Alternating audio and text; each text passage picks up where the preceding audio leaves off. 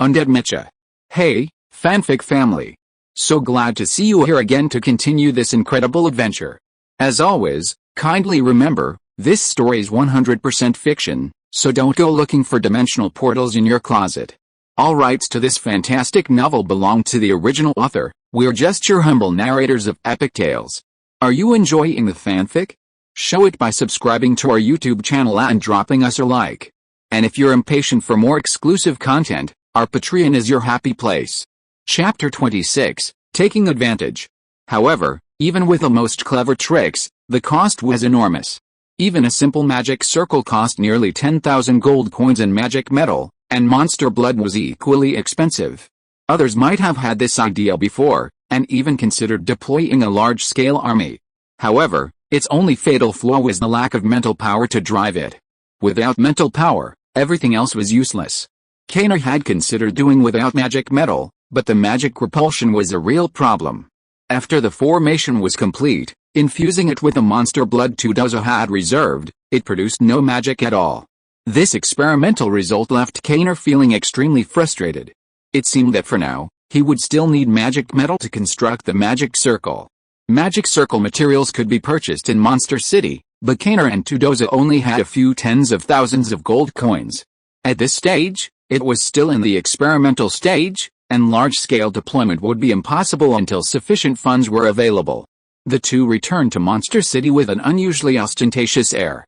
After all, Tudoza's status as a mage was quite high, and most importantly, he didn't yet have the magician's medal and robe issued by the Magician's Guild. Helplessly, Keri could only return the multicolored pendant to him. After all, in comparison, it was more beneficial for Tudoza to hide his strength. This time they did not go to the South District, because the main magic materials were in the North District. Looking at the arrogant magicians around him, Tudoza's eyes were full of disdain. However, he hid it well, and the disdainful look was not noticed by others. He was always hunched over, like a loyal servant. As for Keri, he looked neither humble nor arrogant, dressed like a warrior. Any magician could sense his aura as a mid-level magician. But with his age, he was not a genius, therefore, he did not attract much attention. Tudoza, you've been in Demon City longer than I have. Tell me, where can I find cheap magic metal, and which kind is best? The magic metal is for mech warriors, so of course I have to buy mithril. It's strong and ductile, making it the best choice for magic circles. Then where can I buy it? August Chamber of Commerce, Tudoza said, stopping. Keri looked up and saw the sign next to it was the August Chamber of Commerce. As soon as the two of them stepped inside, a maid approached with a smile. Her expression showed no disdain at all. After all, Keri and Keri, one looked more like a warrior, the other had no magic power and looked more like a servant. They didn't look like they were buying magic items. They were allowed in because of the August Chamber of Commerce's rule that guests could not be turned away, otherwise, they would have been unceremoniously expelled by the guards. What do you two need? We have a wealth of magical props here, from magic apprentices to mages. We'll do our best to meet your needs. The maid was just an ordinary person, and it was hard to tell that Keri was a mid-level magician. Furthermore, Keri's warrior attire gave the illusion of a superior position. Magicians held a higher status than warriors, so they all wore magic robes when traveling. To them, warriors were considered vulgar. We want mithril. Keri wasted no time. Amidst the others' incredulous stares, he produced a magic crystal card containing all his gold coins. As for monster blood, Tudoza still had some in reserve, so there was no need to buy it at this stage. The maid was stunned by the magic crystal card before her. Such direct customers were rare. Usually, even the wealthiest customers would negotiate for a while before buying anything, as magical materials were not cheap. The maids of the August Chamber of Commerce were specially trained. After years of experience, they had seen the world. Respectfully accepting the magic crystal card, she quickly expressed surprise. The amount on it didn't match the two men's attire. However, the maid had a keen eye and easily determined that both Keri and Tudoza were wearing storage rings, meaning they were likely both mages. Hurry up and serve the tea and cakes. Please wait, the mithril is stored in the back. I'll go get it. The maid quickly realized what was happening and asked the attendants to serve them while she quickly left with a magic crystal card.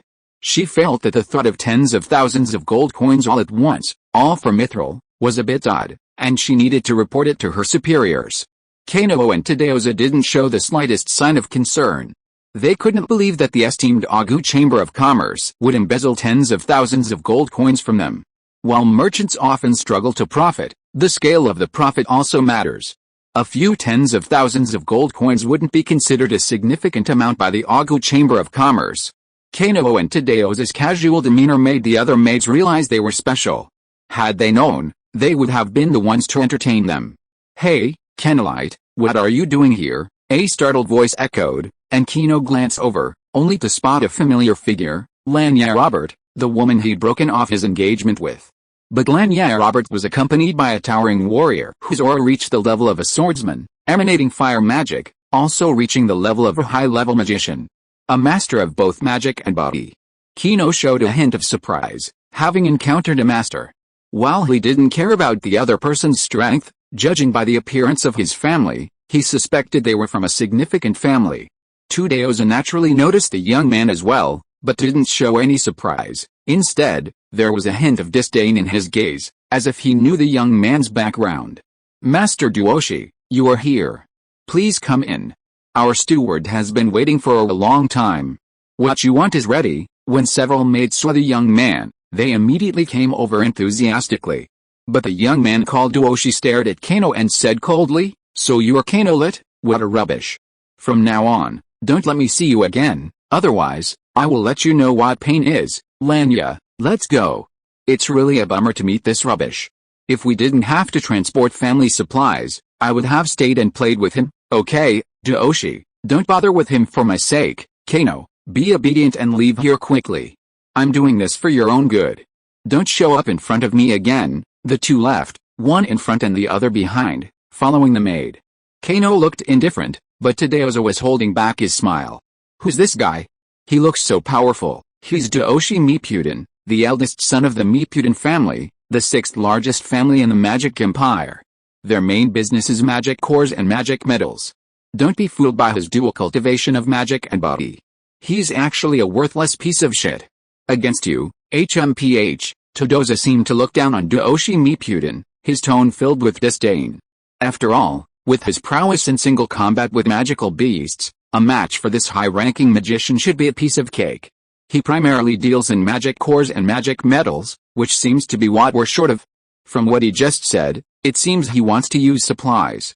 Without a space ring, it seems he's transporting a lot. Using a space ring to transport supplies is an insult to a magician. We're high-ranking magicians, not mercenaries." Tadeoza's expression turned cold, and he retorted bluntly. However, Kano raised his hand and winked behind him. Tadeoza immediately looked over and saw a middle-aged man who looked like a manager approaching with a smile. Behind him followed two swordsmen, each holding a piece of white metal the size of a head. "Greetings, guests. Here's the mithril you requested. Please check the weight. If it's okay, we'll take the gold from the magic crystal card." Tadeoza unceremoniously accepted the mithril, only to have his face darken. He then remembered that the weight was too heavy for him to handle. Fortunately, Kano, standing beside him, reacted quickly and caught the mithril with both hands. Tadeoza coughed awkwardly and smiled. "Not bad, not much difference. You can take all the gold from the magic crystal card." Kano casually placed the mithril into his storage ring, causing the steward's eyes to gleam. But he was also a magician, and he quickly assessed Kano's strength. Intermediate magicians were plentiful in the magic empire, and 16 or 17 wasn't considered a genius. For him, it wasn't much either. Even with the strength of a high-level swordsman, it wasn't much either. But what struck him as odd was that someone with that level of skill didn't seem to have the luxury of gold, nor did they need to purchase all that mithril. And then there was Tadeoza, a man he had never seen before. He was clearly wearing a space ring, but he couldn't tell his true strength. Already a high-level magician, there were only two possibilities for him failing to discern the other party's strength: either they possessed magical items to conceal their power, or Tadeoza's strength surpassed his. He was also curious about what these two strange individuals were doing here. Should he report them and have the family keep an eye on their whereabouts? "Why, sir, do you have anything else to say?" Tadeoza said coldly, noticing something amiss in the steward's expression. His reserved demeanor made the steward feel a little awkward. But the awkwardness faded, and the steward spoke calmly. "Well, Our Chamber of Commerce has some goods to deliver to the imperial capital and is looking to recruit mercenaries to escort them. Seeing you two are quite capable, we'd like to ask for your assistance.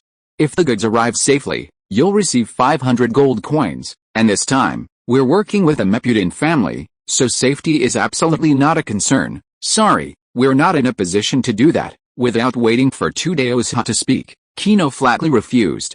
His actions clearly told the steward that he had the final say. Naturally, he resented the steward's probing, but since the other party was stronger, he could only remain silent. However, the fact that the Agu Chamber of Commerce and the US Pudding had joined forces was completely unexpected. If he hadn't had some hidden cards, he would have given up immediately. Tudeosha remained silent, completely agreeing with Kano's words. His servile demeanor perfectly portrayed that of a servant. Chapter 27, First Battle of Mecha. After retrieving the magic crystal card, Kano and Tudeosha didn't linger for long. The vigilance of the Agu Chamber of Commerce members made them cautious. After leaving the Agu Chamber of Commerce, Kano and Tudeosha didn't stray far, instead pretending to wander around, waiting for Duoshi Mepudin to appear. They were simply going to retrieve something, so it wouldn't take long. With Tudeosha's mental power, neither Lanai Robert nor Duoshi Mepudin could detect them. The two didn't stop in Demon Spirit City, but quickly joined the caravan. Naturally, they didn't realize they were being followed, nor did they imagine anyone would dare to target them. It wasn't their arrogance, but their sheer strength. 2 great swordsmen, 2 mages, 50 swordsmen, and 10 high-level magicians. Such a combination of power was definitely not something that ordinary people would dare to attack. Besides, this was the Magic Empire after all, and no matter whether they were thieves or mercenaries, they would respect the Mepudin family. If they tried to rob the Mepudin family, even a few mages wouldn't be enough to stop their revenge. The Agu merchants and the Mepudin family had joined forces, making them even more formidable. Knowing they were transporting magic cores and magical materials, no one dared to steal them. Furthermore, they were taking the fastest route. Their strength attracted smaller caravans seeking shelter, further boosting the prestige. Many even set out early, hoping to capitalize on the combined influence of the two major powers. Initially, their numbers were less than 100, but after leaving Demon Spirit City, they had swelled to over 500. This made Tudeosha grim. Too many people wouldn't necessarily be a good thing for them. However, Kano didn't mind. He feared nothing more than large numbers. While the small caravans were indeed numerous, they were primarily composed of high-ranking swordsmen. Even in the Magic Empire, not everyone could afford a swordsman. Some merchants, to save money, even forego hiring mercenaries, leveraging the prestige of the two major powers. The small caravans relied on the two major powers, and the two major powers, in turn, relied on the small caravans. This disguised cooperation ensured their safety. Kano and Tudeosha had already blocked the caravan's route. They had chosen a commanding position, well above the road, within the mage's range. They were now inside a 2-meter-wide bunker, Kano's secret weapon. Constructed entirely of alloy, it was a foot thick. Although he had never seen a great swordsman in action, he knew the steel bunker could certainly withstand any attack. Such a large space wasn't just for hiding, it contained not only individual heavy sniper rifles, anti-aircraft guns, anti-mass howitzers, a telescope, but also a cannon. This was Kano's limit. With his current abilities, he could only manufacture these. Without this trump card, he wouldn't have had the confidence to take the goods from the Mepudin family and the Agu Chamber of Commerce. This is your secret weapon. Is it powerful? Tudeosha had never seen either an anti-aircraft gun or a cannon, but he felt they were definitely extraordinary. Especially this massive iron shell, it could easily stop a great swordsman. Daoki was powerful, but it wasn't invincible. A group of great swordsmen and mages might be able to destroy the steel bunker, but one alone wouldn't, he was certain of that. Unfortunately, I'm short on time, and I only have 2 shells. But even with these 2, I can show you the true power of high-tech firearms, Kano said, and immediately prepared. This was his first true battle since entering the continent of gods and demons, and the Mecha warriors were only auxiliary for now. Oh, by the way, Tudeosha, you'll also have to try your best to kill those swordsmen later. That shouldn't be a problem for you. Among dark magic, I only know 4, Dark Shield, Dark Spear, Dark Shine, and Dark Binding. They're the most practical dark spells, and they always give me easy victory, Tudeosha said with pride, but Kano looked surprised. his stare making Tudaza uneasy. "You're a wizard, yet you only know 4 types of magic. Will anyone believe me if I tell them that?" Kano was momentarily helpless. A wizard-level magician should know at least a dozen types of magic. Although there was a concept of specialization, 4 was far too few. Tudaosa didn't look like he wasn't studying diligently, it was just that these 4 were too few. "The inheritance I received only contains these 4 types of magic. I haven't had a disciple, nor have I been to a magic academy. But I'm telling you, these 4 dark magics are truly practical. A level 4 magical beast is nothing to me." "Okay, I believe you. I hope to see the despair of those swordsmen later. It would be even better if you could help me hold off the great swordsman." Kano's words startled Tudaosa, who couldn't help but step back slightly. He knew his own strength well. He could bully people of the same level, but it was impossible for him to bully people of higher levels. Look at the Agu Chamber of Commerce and the Mepudin family. They don't even have swordsmen among their guards. Even the weakest are high-level magicians. "How enviable," a sigh echoed from the small caravan, a voice echoing enviously from the bearded mercenary. His strength was only that of a high-level swordsman, and he was filled with envy for swordmasters. Those high-ranking magicians only serve the great families. A small caravan like ours would probably drain all the profits if they hired any. And look at that ruthless businessman. He doesn't even have guards, unafraid of being robbed. Who would dare to rob? The Agu Chamber of Commerce and the Mepudin family are so well known, unless, chew, a strange sound echoed, and everyone looked over. They saw a piece of iron falling from the sky in the distance, heading straight for the Mepudin family and the Agu Chamber of Commerce. "Damn, despicable reptile, how dare you challenge the Mepudin family? I'll show you how petty and foolish you are," a disdainful roar echoed, followed by a stream of silver fighting spirit rising into the air. A great swordsman, unleashing his fighting spirit without hesitation, unleashed a powerful strike at the bomb. Everyone was astonished at the great swordsman's prowess. Silver Dowki was rare, after all. They were also puzzled. The attacker was foolish. How could a piece of iron possibly hurt anyone? If the great swordsman's greatest mistake was his brazen attempt to chop the bomb with his sword, he wasn't the first to make such a mistake, but he certainly wouldn't be the last. Boom, a resounding roar echoed, followed by a mushroom cloud rising into the sky, waves of flame swirling in all directions. Everyone below hadn't taken this ironclad figure seriously, and naturally suffered a heavy blow. Fortunately, those who reacted quickly activated their magic shields and Dowki, but even so, they still sustained significant damage. Almost half were blown away by the shockwave. Those who were weaker or slow to react were severely injured, crippled, or even died. The worst hit was the great swordsman. Even with his Dowki activated, he was instantly rendered incapable of reaction. Damn it! It's a magic crystal cannon. Wind mages, fly up quickly. We'll see where the enemy is and how many there are. Another great swordsman, the least injured, shouted furiously, his fighting spirit shaking off the dust on his body. His eyes bulged, and he felt ashamed to the point of suicide. Just because of a careless mistake, they had lost a great swordsman and 9 high-level mages. These high-level mages were too slow to react, their bodies too fragile, they were unable to block the attack and were instantly killed. One of the wind mages felt pain in his ears and felt dizzy. Then, another cannonball struck, but this time it didn't hit them, but the large caravan behind them.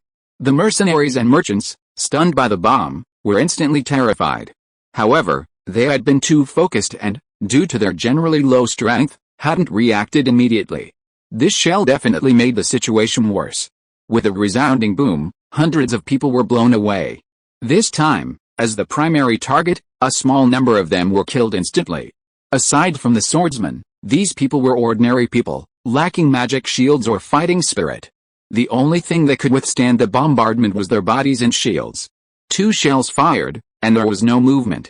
It wasn't that Kano didn't want to fire, but he only had 2. Kano was very pleased with the results, especially the first one, which killed a great swordsman.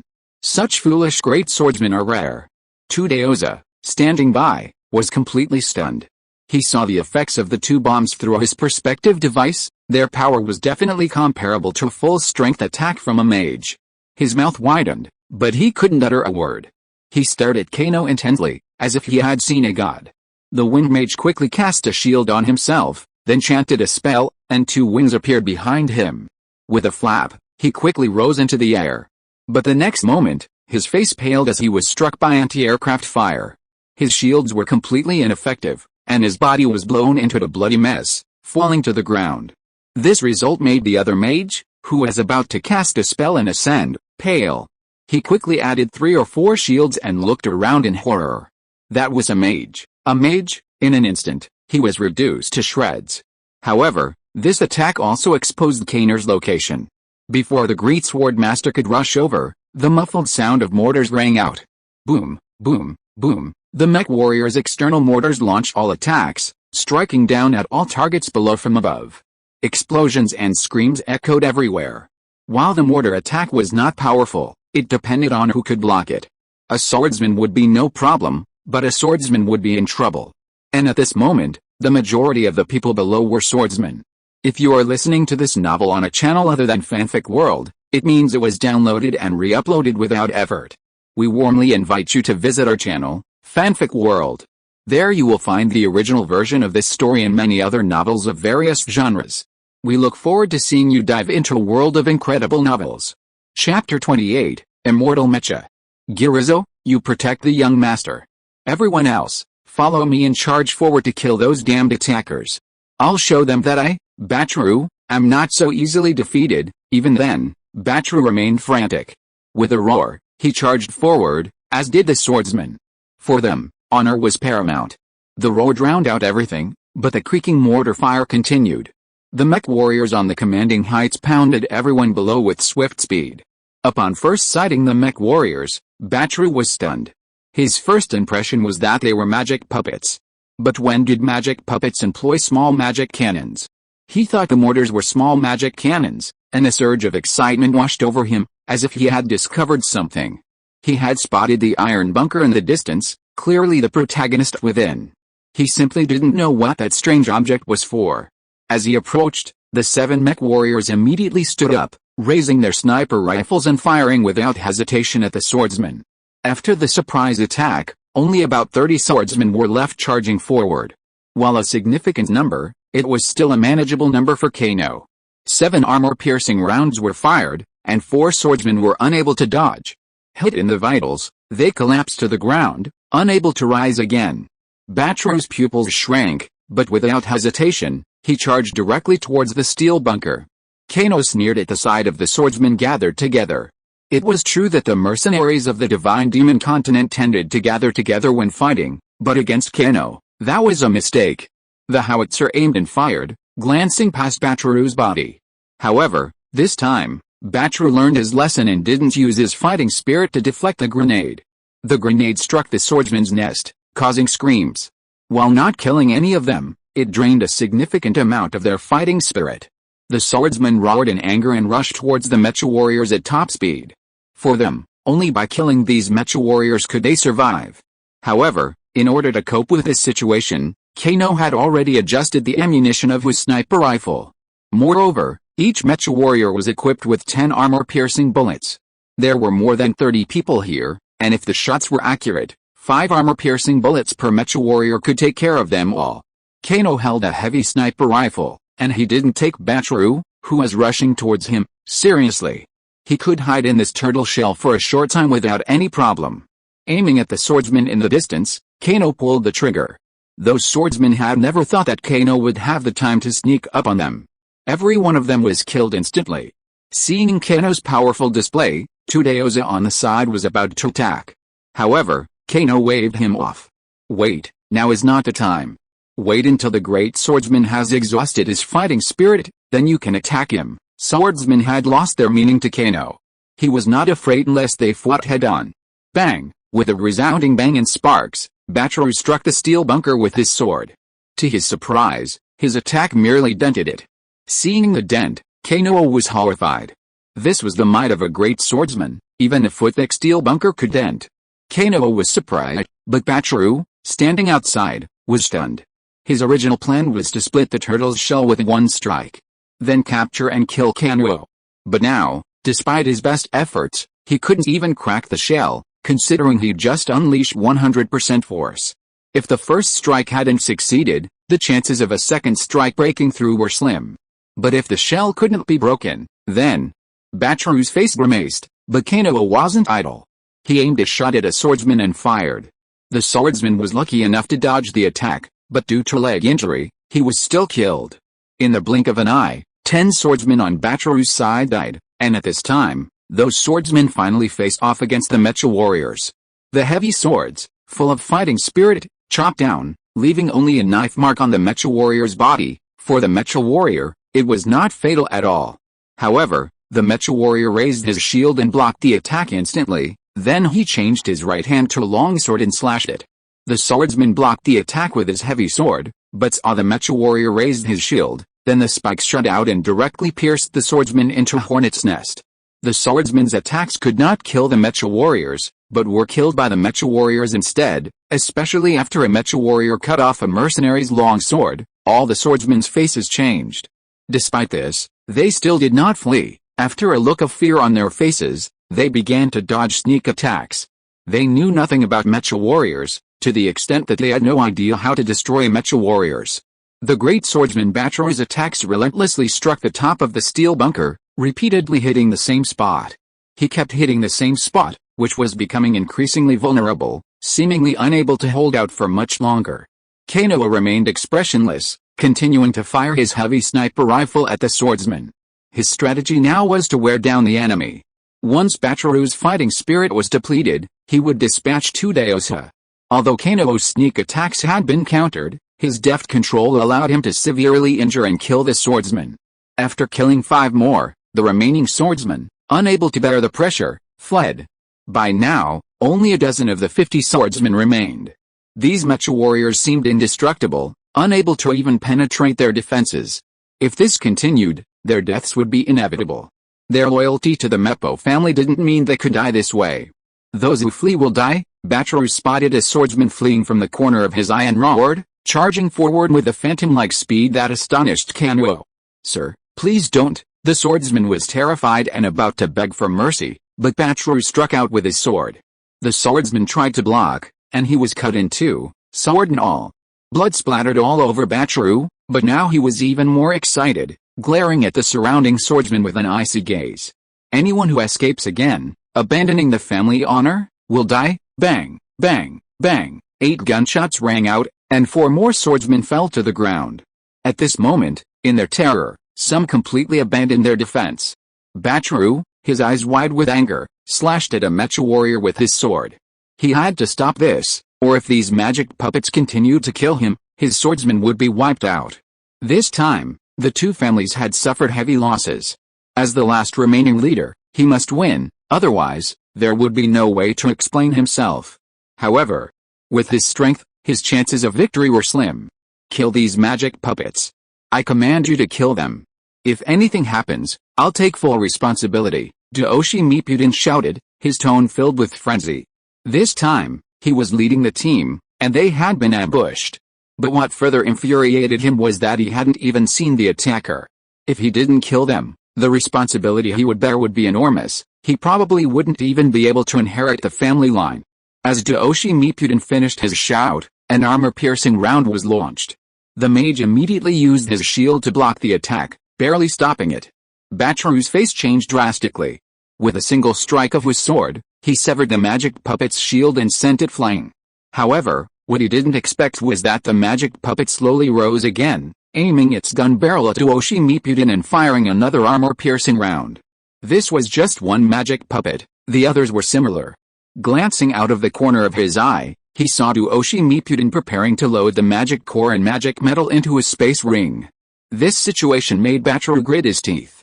It was already this late, and how could this young master still be so disappointing? However, the attacks of the 7 mech warriors also scared the magician and Doshi Mipuden to death. The magician knew his own strength and was no match for the 7 mech warriors' simultaneous attacks. In that instant, Bataru roared and blocked 2 armor-piercing rounds with his sword. The magician also threw Doshi Mipuden to the ground, dodging the armor-piercing rounds as quickly as possible. However, his speed was far too slow compared to the armor-piercing rounds. Their shields were broken in an instant, and then Kano pulled the trigger, unleashing an armor-piercing round. "Ah, my hand!" Doshi Mipuden screamed in pain, clutching his hand, which had been broken by the armor-piercing round. while the magician was terrified. Beside him, Lanya Roberts' face turned pale, his previous composure gone. She hadn't imagined someone would dare attack the Mepudin family and the Wagu merchants in the Magic Empire, killing hundreds of innocent small merchants. Most importantly, aside from a few magic puppets, they hadn't seen any real enemy so far. The mage quickly pulled a scroll from his space ring and chanted a spell. In a flash of starlight, the three figures vanished instantly. A space teleportation scroll. It's actually a space mage. This Mepudin family is truly, after Bachiru blocked 2 consecutive armor-piercing rounds, Kano was furious. After all, a great swordsman was truly extraordinary. His fortress felt a bit impractical, he should build a mecha fighter. Even a great swordsman couldn't do anything about it. However, when Mepudin was teleported away by the space scroll, Kano felt even more hopeless. Space mages were incredibly rare, and those who reached the level of a mage were even rarer. It was estimated that there were no more than 3 space mages in the entire Divine and Demon continent. Chapter 29, Death Battle. Bachiru's long-awaited departure reassured him. At least the young master was safe. No matter how severe the punishment, he wouldn't be executed. After all, his strength was there, and the clan would consider his actions. Everyone, chop these iron blocks into pieces. Concentrate your attack, and chop them one by one, Bachiru shouted, only to find that only 9 swordsmen remained around him. The mech warriors, having exhausted their armor-piercing ammunition, had switched to loy weapons. Kano was searching for an opportunity. The swordsmen could roll on the ground at the slightest sign of trouble, making it difficult to kill them. Armor-piercing ammunition wasn't magic, it wouldn't turn. Even if it could break the fighting spirit, it still wouldn't kill the swordsman if it missed a vital point. All the swordsmen charged at the charging mech warriors, including Bachiru. Neither the swordsman nor Bachiru noticed that as they charged, all the mech warriors, except the one charging, retreated, raising their shields. A great swordsman and 7 or 8 other swordsmen simultaneously attacked with all their might. Even the mech's absolute defenses proved powerless to stop them. At this moment, Kano didn't hesitate, he immediately commanded the soulfire to initiate its self-destruct sequence. The moment their attacks struck the mech, it shattered into pieces. Simultaneously, the self-destruct system was activated. Boom! With a resounding explosion, a massive mushroom cloud rose into the sky, engulfing everyone in flames with a force nearly twice that of a bomb. Both the mech's self-destruction and the bombs used unstable compressed chemicals, several times more powerful than compressed high-powered bombs. It was only because he was short on materials that even a great swordsman wouldn't be able to withstand them. Today's mechas primarily rely on soul fire and magic cores, therefore, Kano has placed compressed chemicals within their interiors. When they encounter a violent attack, the barrier between the chemicals is destroyed, and the 2 chemicals fuse, resulting in an explosion. The mech warriors were annihilated in an instant, and the besieging swordsmen suffered a terrible fate. Despite their utmost defense, 5 swordsmen were frightened to death on the spot, and the others were incapacitated. Only one great swordsman, Bachiru, remained, standing there, clad in black. Silvery white fighting spirit flickered around him, and it seemed he wouldn't be able to hold out for much longer. The remaining 6 mech warriors rushed forward, quickly dispatching the remaining swordsmen. Bachiru watched helplessly, but remained silent. Soon, 4 of the 6 mech warriors went to collect the spoils, while 2 stared at Bachiru. Their approach deepened, and Bachiru's expression darkened. Bachiru knew he could destroy the mech warriors with just 2 attacks. However, after 2 attacks, he would likely be met with a massive explosion. With his current abilities, blocking it once was already the limit. Would he have the strength to do so a second time? He couldn't, because he hadn't seen the enemy yet. Who knew what else they might have in store? He wasn't sure if these were magical puppets, but the person who created them was certainly powerful. Everyone has a few tricks up their sleeves, and if he had them, wouldn't the people in the iron bunker have them too? As he hesitated, 2 mech warriors charged forward. Their ferocious demeanor causing Bachiru's face to change drastically. He had a vague feeling these mech warriors possessed powerful offensive power, they might just end his life right here.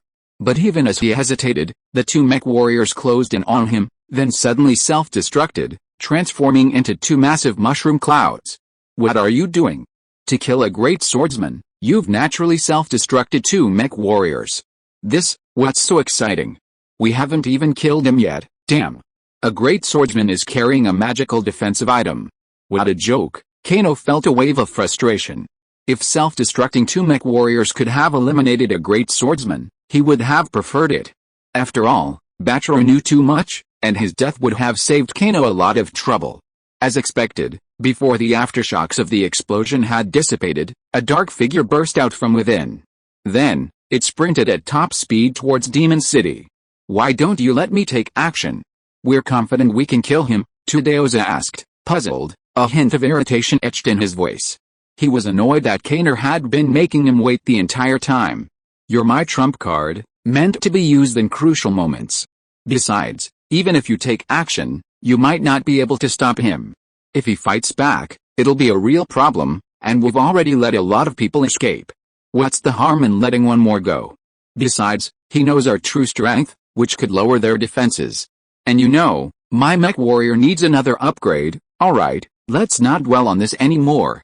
The wealth down here is enough for us to squander for a while. I want to return to the area near Demon City and conduct some thorough research." "You're crazy. It's too dangerous to return to Demon City." Kaner's return to the area near Demon City would undoubtedly be a death wish for Tudeoza. The Wild Flame Squad's reputation wasn't just for show, and that wasn't a mage. "I don't know about that, right? The most dangerous place is the safest place. With something this serious happening, everyone must have assumed we'd fled. Who would have thought we'd return? Besides, there aren't any towns nearby, so our presence there would be too obvious. If we ran into the Wild Flame Squad, we wouldn't even be able to explain ourselves. Besides, who knows our numbers? Has anyone seen our faces? If not, what are you afraid of?" Kano said. After confirming the surroundings with his X-ray machine, he immediately left the steel bunker and descended upon the pile of corpses to begin refining death energy and absorbing soul power. With so many experts, a total of 500, Kano was confident he could reach the rank of high-level mage this time. The battle didn't last long. Even if someone went to Demon Spirit City for help, they would have plenty of time to execute their orders. Kano's storage space was large enough to store all of these items. "You're a necromancer, why don't you want these corpses? Ordinary swordsmen are fine, but swordmaster level corpses can be crafted into silver skeletons." "Forget the silver skeletons. My mech warriors won't cause me any trouble, but undead skeletons will. I don't want to be surrounded and killed so early. If it were a dragon, I wouldn't refuse." With that, Kaner continued to refine death energy and devour souls, while Tudeoza collected the remaining space rings on the battlefield. This time, it was only a mage who escaped. Although Daoshi Mipuden escaped, Kaner had knocked off the arm containing the space ring.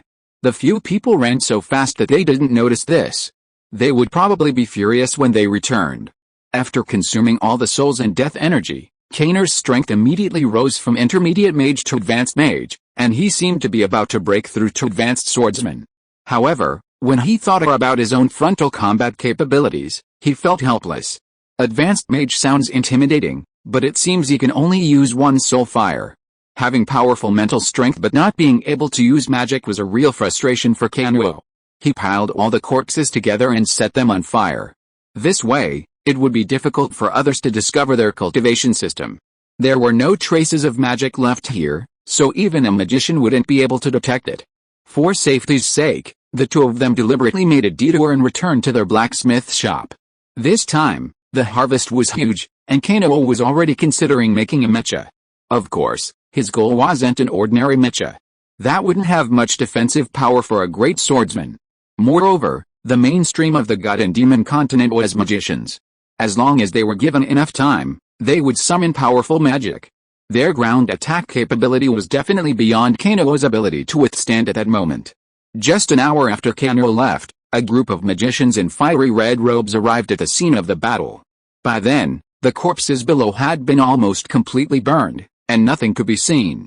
After these people stopped, they looked thoughtful. One of the purple-robed magicians in the front glanced around and said in a cold tone, "There is no magical fluctuation, but there is a scent of violent magic potion. It seems that a magician may be researching his new magic weapon." Hearing this, another blood-robed magician sneered. Those mercenaries who escaped back said that they didn't even see the shadow of the enemy. The things that attacked them were some things that looked like magic puppets, and those guys had long-range, melee and group attack capabilities. The blood-robed magician paused, stretched out his hand, and a dozen iron beads shot out from the ashes and flew into his hand.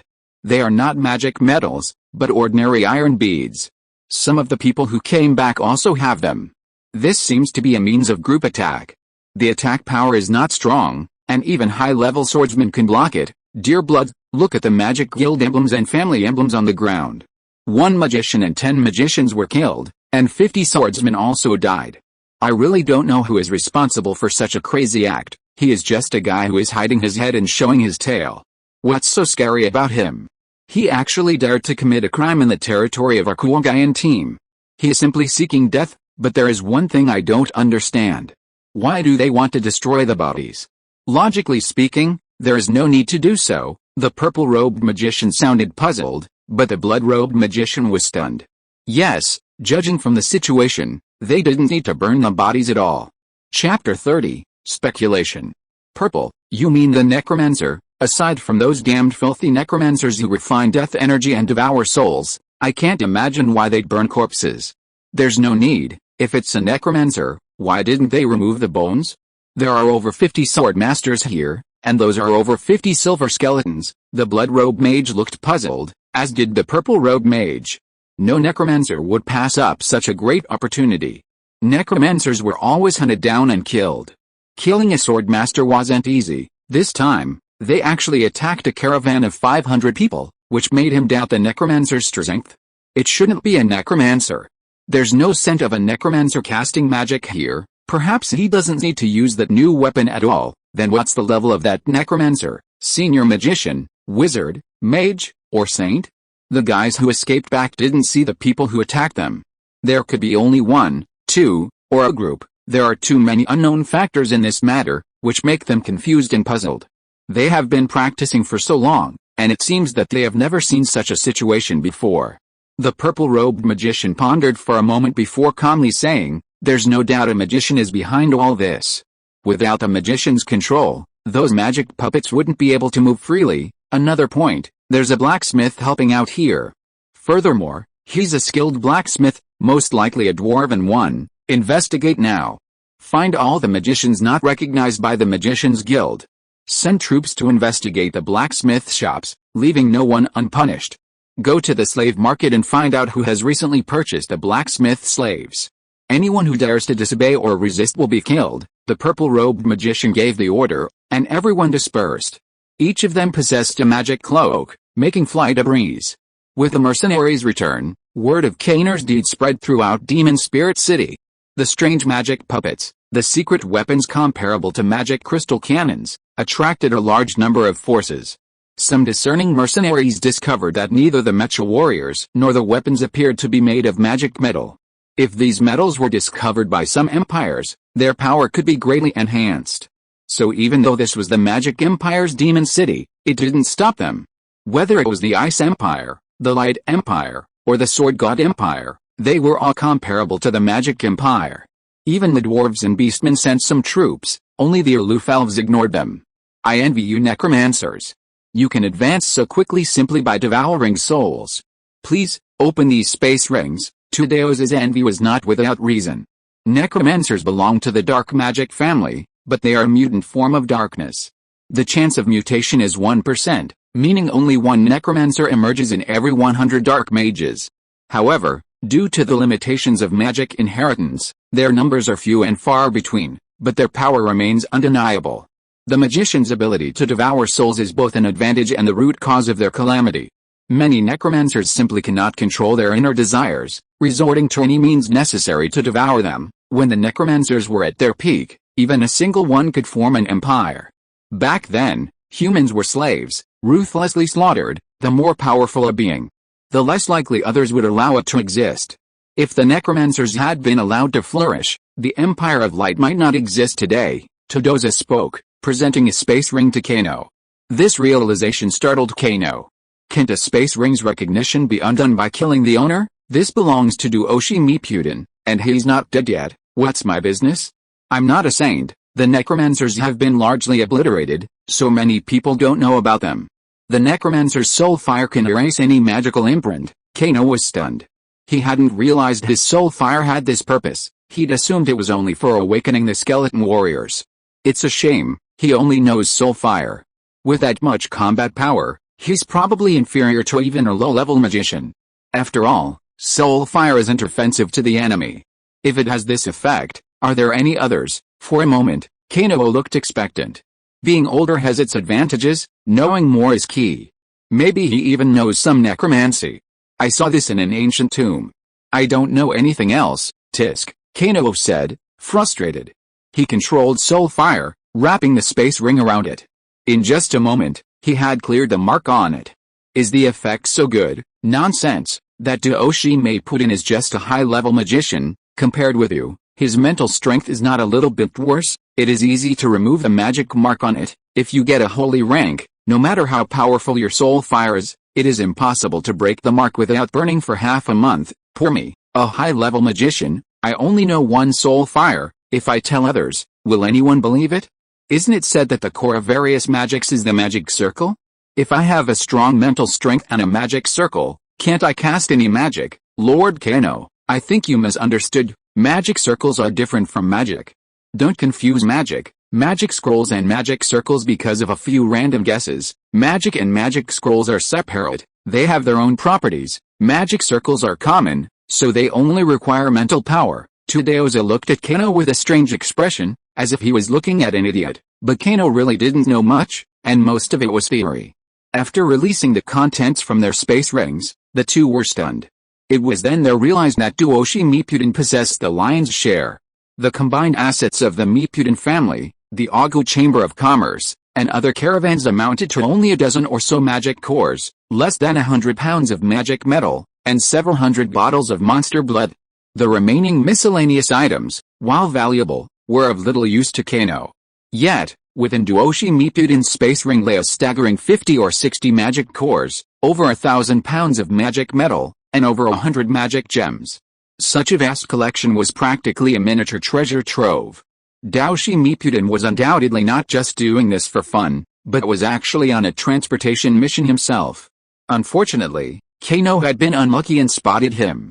Furthermore, it was likely that another member of the Ogu Chamber of Commerce was also involved in the transportation, but he had managed to escape. This puzzled Kano, but he quickly recalled an acquaintance, Lanya Robert. 3 individuals escaped, a mage, Dashime Puden, and Lanya Robert. The mage and Dashime Puden were in cahoots, having lost their special rings. That left Lanya Robert, who apparently served the Ogu family. Kano sneered at this and dismissed it completely. However, he doubted he would let Lanya Robert escape easily the next time they met. Having obtained a considerable amount of magic cores and magic metals, they naturally began crafting them. The development of the magic circle was particularly crucial. He needed to equip the remaining 4 mecha warriors with it as quickly as possible. I'll leave this to you. I'll assist you. After all, I know very little about magic circles. Kano prepared the magic metals and observed quietly. The challenge now lay in integrating the magic cores into the magic circle and then, how to activate it with his mental power. What they needed to create now was a miniature magic circle, which wasn't difficult. There were different ways to embed magic cores. One was to embed them in alternating patterns, and the other was to embed them in the center of a group. After careful consideration, Kano chose the alternating patterns. Tudeoza, the mage, was no exaggeration. He'd crafted a miniature magic circle in a single day. But the price was a real pain in the ass. 10 pounds of magic metal, 6 magic cores, and a vial of Warcraft blood each time. The price was exorbitant. No wonder no one used them en masse. They simply couldn't afford them. Because the miniature magic circle was a foot in size, it could only be embedded in the front and back of a mech warrior. Each mech warrior could only embed 2. After careful consideration, Kano decided to embed 2 magic circles, the rebound and the agility. These were basic magic circles, but they were incredibly useful to mech warriors. Soon, a mech warrior was equipped with a magic circle. Then, Kano briefly tested the mech warrior's strength. Its speed had doubled, and its anti-armor was equally potent. However, the initial activation time was only 100 breaths, a price too high. As the magic circles were crafted one by one, Kano retained some of the magic cores and continued crafting mech warriors. Meanwhile, Kano reinforced the steel bunker and increased its bomb reserves. Mech warriors equipped with magic circles were like special forces. While they were necessary, increasing their numbers would be equally effective. Furthermore, mech warriors were indeed expensive. requiring recharges once their magic cores ran out of mana. Time passed, and Kano and Tudazi were constantly busy. It wouldn't be long before they reached their production target, significantly increasing their strength. As for the mech chariots, Kano couldn't yet produce them due to time and technical constraints. After all, it would take too long, and it wasn't safe here. He could only focus on their construction once he reached the Savage Plains. Chapter 31, Exposed. As more and more people joined, the entire Demon Spirit City became bustling with activity. The arrivals came from diverse factions, and naturally, many experts were present. They were mostly great swordsmen and mages. Even the princes of the Ice Empire, the Light Empire, and the Sword God Empire arrived one after another. Naturally, all of them were concentrated in Demon Spirit City, which was completely sealed off by the military, preventing anyone from leaving. This time, diviners from the four great empires almost simultaneously divined, concluding that Kano and his companions were still near Demon Spirit City. This news spread like wildfire throughout Demon Spirit City. The Magic Empire's army was almost fully deployed, searching every blacksmith shop. Any smithy found to be problematic would be apprehended. Whether they were legitimate or not was not the army's business. Kano had not anticipated that the Wild Flame Squad would target a blacksmith shop. Leaving at this point seemed unwise. 2 months after arriving at the smithy, a dozen soldiers arrived. Although Kano had prepared a large supply of hose and iron pots, anyone who checked would readily discover that the shop had been closed for a long time. A dozen soldiers entered and immediately surrounded Kano and Tudazi. Leading the group, a senior swordsman captain, stared at Kano and Tudazi, his cold gaze radiating across the smithy. The captain approached the iron pot and hoe, carefully feeling them for dust. If they weren't newly forged, they'd surely be covered in a thick layer of dust. I hear your smithy is busy from morning till night. What are you forging? The captain must have inquired about their situation. They hadn't bought anything, yet smoke billowed from the chimney day and night. As for the sounds of iron work, they were naturally inaudible. The captain dared to ask, confident in his own abilities. A senior swordsman seemed quite capable, since both Kano and Tudazi looked like ordinary men. Kano was a necromancer, shielded from other mental forces. Unless he encountered a mage, his abilities were completely hidden from others. Your Excellency has misunderstood. We primarily refine iron ore and sell it to Demon Spirit City. You can find this out by checking. These pots and pans are merely incidental items. It's just too far from town, so no one buys them, Tudaoza humbly explained, quickly producing a dirty gold coin and respectfully offering it. The captain snorted and sent the coin flying. The next moment, he stared at Tudaoza's hand, his expression stiffening and paling. Kano glanced casually and saw 2 space rings on Tudaoza's hand. It seemed the captain was quite knowledgeable, even familiar with space rings.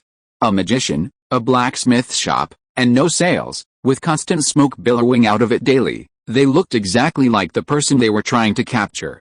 However, the captain knew that if they truly encountered the real culprit, these 2 men would undoubtedly be formidable, far beyond their reach.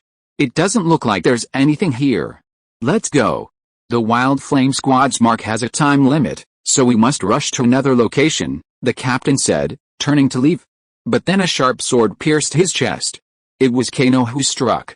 If you hadn't said anything, I might have let you go. But since you've told me, it means you don't have the mark at all. I wouldn't have been sure if I hadn't taken action. But think about it, no matter how powerful the Wild Flame Squad is, they can't mark you all. The longsword was pulled from the captain's body, blood dripping onto the ground. The other soldiers' faces were extremely grim, knowing they had encountered their nemesis. Run, everyone who can run, a soldier shouted, and then Kano's longsword pierced him. The other soldiers, already reacting, ran in all directions at top speed, some even breaking through the wall. Attack! Kano had just opened his mouth when Tudaoza struck. He had been holding back for a long time, and his first strike was a flash of darkness. After the dark flash spell was cast, the fleeing soldier's vision went black. Kano charged forward, slashing and wiping out the soldiers. Hey, this dark flash is a low-level spell, but it's quite useful. Low-level spells all have a flash. Especially the light flash. A wizard against a magician can almost blind them for a few seconds. A few seconds, what a concept, sounds amazing. If we could use it, Kano's lips curled with excitement as he came up with an idea. The simplest one would be the old sun lamps and the electric welding machine. If used properly, a flash of light could even blind a great swordsman. After killing these people, we've probably been targeted. Staying here isn't a wise move. Nonsense. Do you take me for an idiot? I thought it was safe to stay, but now it's too dangerous, Todoza warned, naturally worried that Kano would say the most dangerous place is the safest place. If they encountered the Raging Flame Squad, they would be no match for them. This was also due to Kano's inexperience. Who knew the Crazy Flame Squad was so clever? Without fingerprints, genetic information, or surveillance, they could still find the target with such accuracy?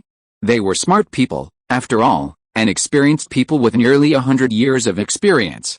Don't worry, we have a way to escape. Here are the clothes I have prepared. No one will ever track us down. Kano waved his hand, and 2 sets of light knight armor appeared before them. These were ordinary light knight armor, but because of the relationship between the Light Empire and the Magic Empire, no one would track them down. After all, the Light Knights of the Light Empire were known for their arrogance. And with the relationship between the 2 countries at stake, even the Crazy Flame Squad had to keep a low profile. Light knight armor?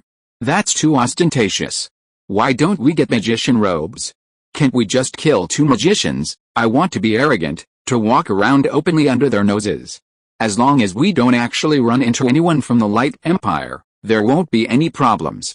Besides, magic metals all recognize their master, so they can be easily identified. And with us in light knight armor, ordinary people wouldn't dare to track us down, Kano said, and immediately donned the light knight armor. His spirited appearance was indeed very similar. But in comparison, Todoza wasn't like that. Even with his feigned coldness, he lacked the aura of a knight of light. Luckily, their armor wasn't of a high enough level, so others couldn't discern their true strength. Even their special rings were obscured by the gloves. Finding 2 random white horses, the 2 of them galloped out of Demon City with a dignified air. For them, this place was indeed unsafe. In the past 2 months, Kano's mecha warriors had barely grown to 10. 4 of which had been equipped with magic arrays, but their attack power hadn't increased much. He didn't want to fight unless necessary. Fighting was pointless, and there was no guarantee they could win. Since this place had become a hotbed of conflict, it was best to leave quickly. The 2 men walked openly, encountering several groups of soldiers, but were not questioned. The reason for this was precisely their identities. The Empire of Light was so powerful that it was considered the foremost among the human race. Even the Magic Empire wouldn't be provoked without need. Kanner's blacksmith shop was quickly discovered, and the Blood Robe Mage and the Purple Robe Mage both arrived. However, their faces were grim, their fists clenched in fury. It was the aura of a dark mage, and his strength had reached that of a mage. These soldiers were all blinded and killed by the dark shine. The other man was a swordsman, and his sharp sword easily killed them.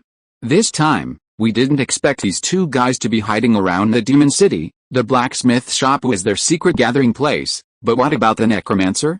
These soldiers' souls weren't devoured, which is strange. It's possible that the necromancer wasn't here, or didn't take action. That means there were at least 2 of them, possibly 3. By now, they must have escaped. The Blood Robe Mage spoke calmly, analyzing the situation.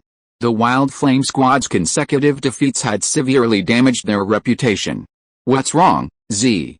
What are you thinking about, puppeteer, dark mage, swordsman, blacksmith, necromancer, among them? Could there be someone who practices both magic and martial arts, or perhaps the puppeteer, swordsman, blacksmith, and necromancer are the same person? If that's the case, then that person must be quite old, and their skin must be very dark. But what if they were genius? Even if they were genius, they'd probably be in their 30s. Genius doesn't skimp on effort. Clearly, the Blood Robe Mage disagreed with the Purple Robe Mage's words. After all, even for a genius, mastering several abilities simultaneously is incredibly demanding.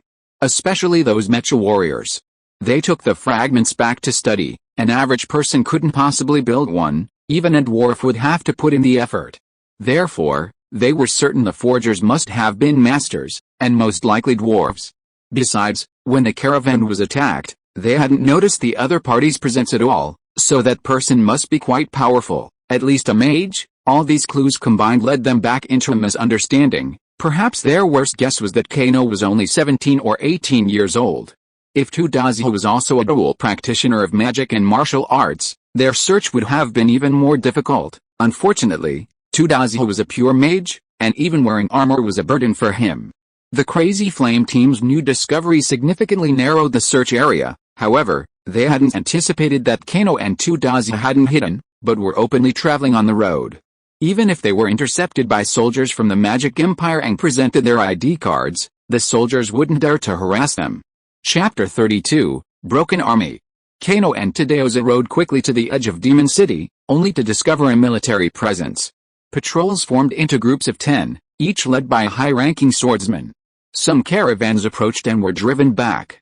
Clearly, the entire Demon City was sealed off. Although they didn't see any magicians or swordsmen, they were convinced they were there. There was even a possibility of a mage manning the position. What should we do? Just charge in? Our current identities probably won't be enough. No problem, we'll lure the enemy away. They're looking for a bomb, right? Give them one, Kano sneered, then galloped off in the other direction. Tudoza was startled, but quickly realized what was happening and rode off as well. What's this? It looks complicated. A timed bomb, set to go off at a set time. We'll run over there, and when it explodes, all the soldiers will be drawn in. Once we leave, things will become much easier. Kano then assembled the timed bomb, set it to half an hour, and buried it in the ground.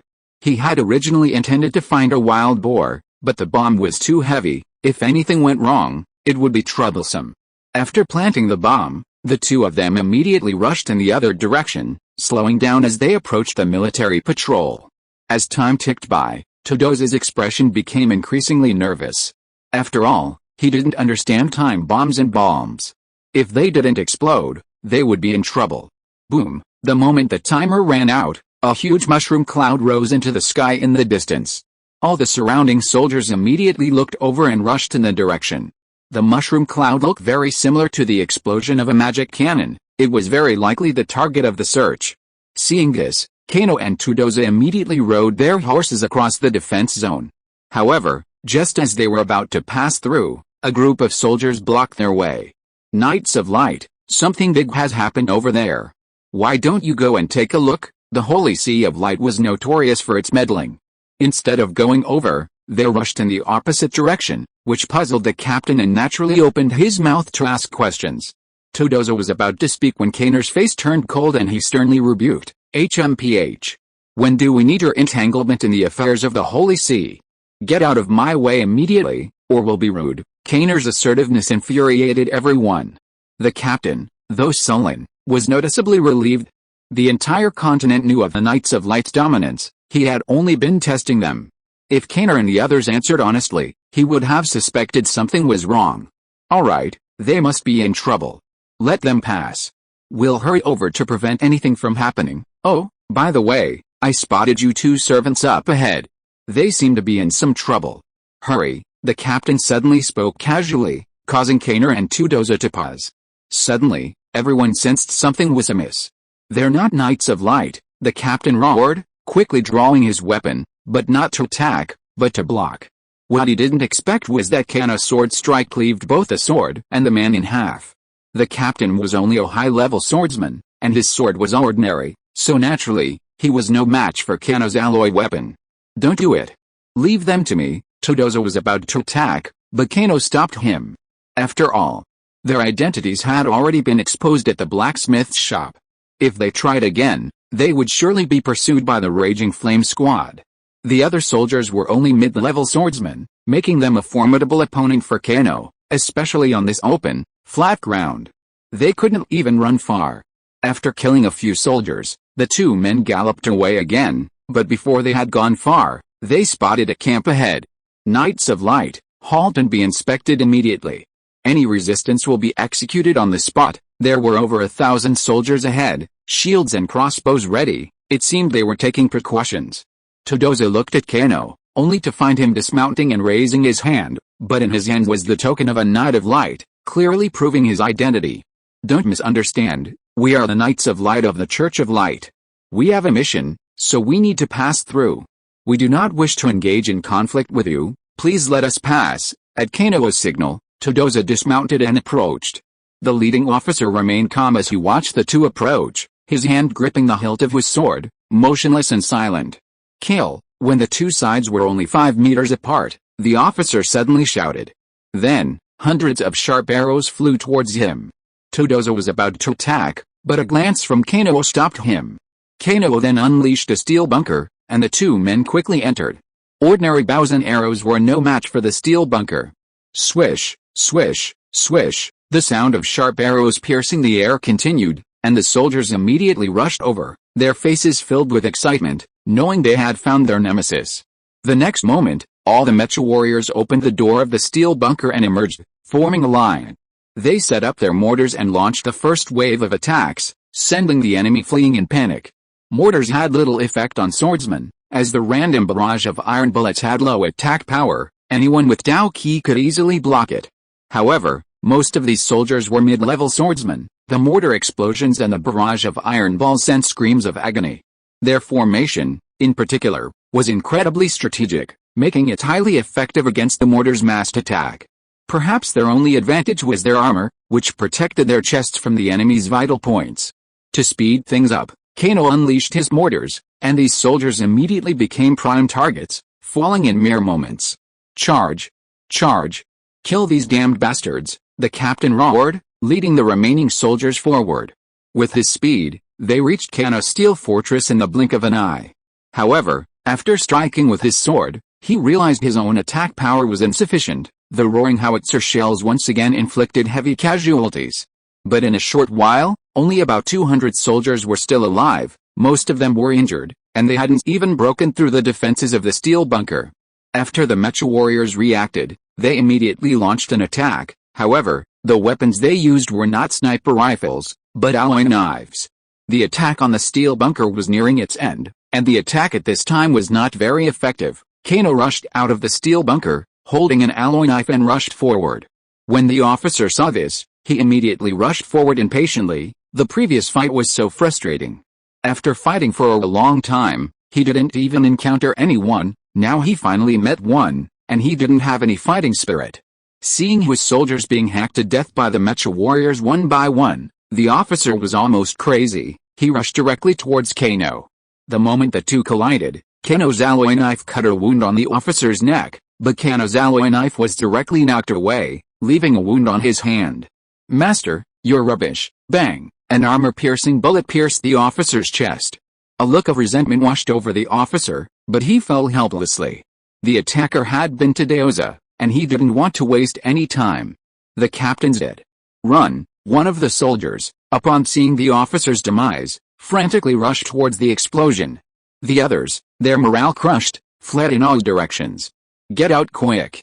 We need to leave. The Raging Flame Squad will be on us soon, okay, but this Knight of Light armor is too conspicuous. We need to change into something else. It's already ready. Mercenary uniforms.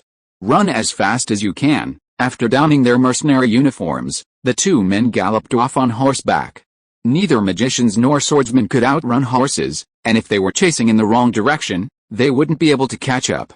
In a matter of moments, a group of people converged on the border of Demon Spirit City. Among them were soldiers, knights of light, and magicians. Each of them stared thoughtfully at the corpse with a sullen look. What happened? Explain it to me clearly. You missed a word and you will be punished by military law. The officer grabbed the terrified soldier and shouted angrily. There were 1,000 elite infantrymen, and more than 900 of them were killed in just a few moments. Such a huge loss was entirely his dereliction of duty. The soldier looked around in horror, swallowed his saliva, and said hurriedly, Our 1,000-man brigade was ordered to intercept here, but we found 2 Knights of Light. The captain felt something was wrong and asked them to dismount and check. Later, the captain suddenly found that there was something wrong with the 2 Knights of Light, so he immediately attacked. Who knew that at this time, the 2 Knights of Light directly released an iron box, and then 10 magic puppets attacked us. Yes, they are indeed traitors of our holy sea of light. Please assist us in this matter, Grand Knight Commander Will. Those people are just fake Knights of Light. We are all smart people and everyone knows this. Magician Clark, what I want to make clear is that whether they are imposters or not, they are all hostile targets of our holy sea of light. Therefore, we must take those 2 people back. Grand Knight Commander Will, what you said is totally untenable. Don't those 2 people need to be held responsible for killing so many of our soldiers? Stop arguing, I think we need to find them first.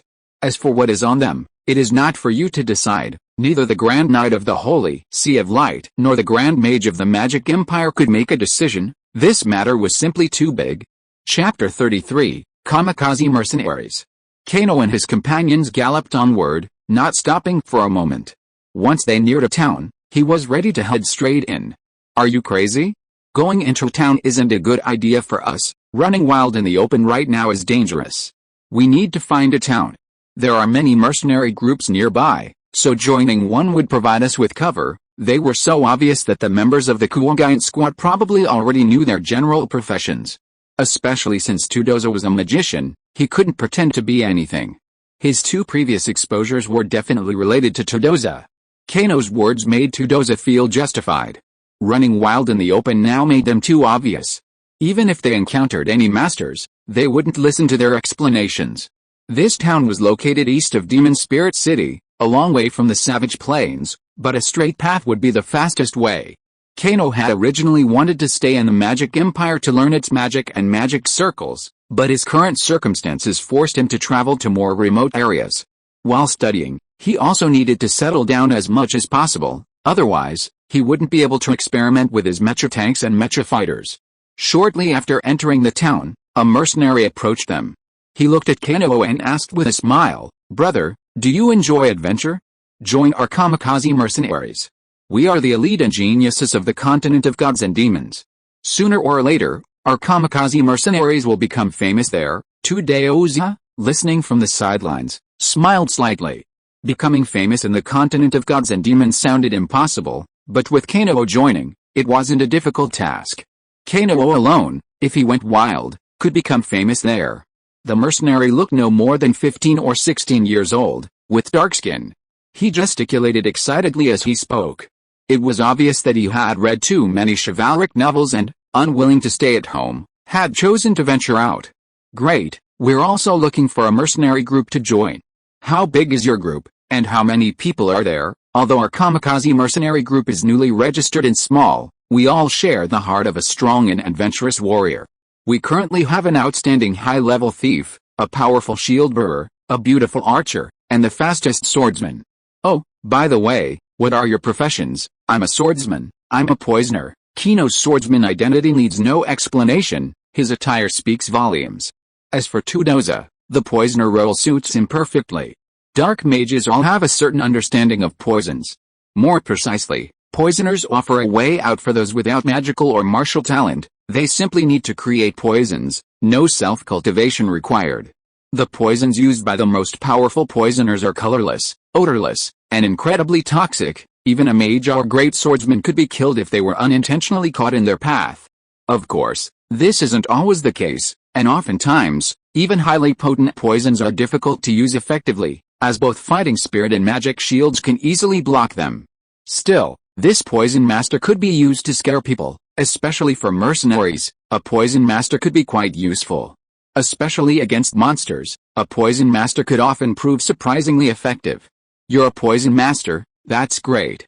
If you apply poison to my swift sword, I'm confident I can kill anyone below the rank of swordsman. Oh, by the way, my name is Luo Ling. Our shieldman is Samshida, our thief is Mo Yi, and our beautiful archer is Jesha. Now with you, our numbers have grown to 1, 2, 3, 6. Luo Ling counted on his fingers, his face brimming with excitement.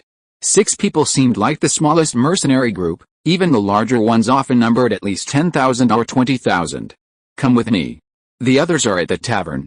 The beer here may be a bit inferior, but it's still quite good. Kano followed Luo Ling to a simple tavern that looked like a converted farmhouse. Inside, a few people sat sparsely, indicating that business was not very good. Arriving at the tavern, Luo Ling immediately rushed inside. He leaped onto a table, arms outstretched, and roared, "Brothers, I'm Luo Ling back.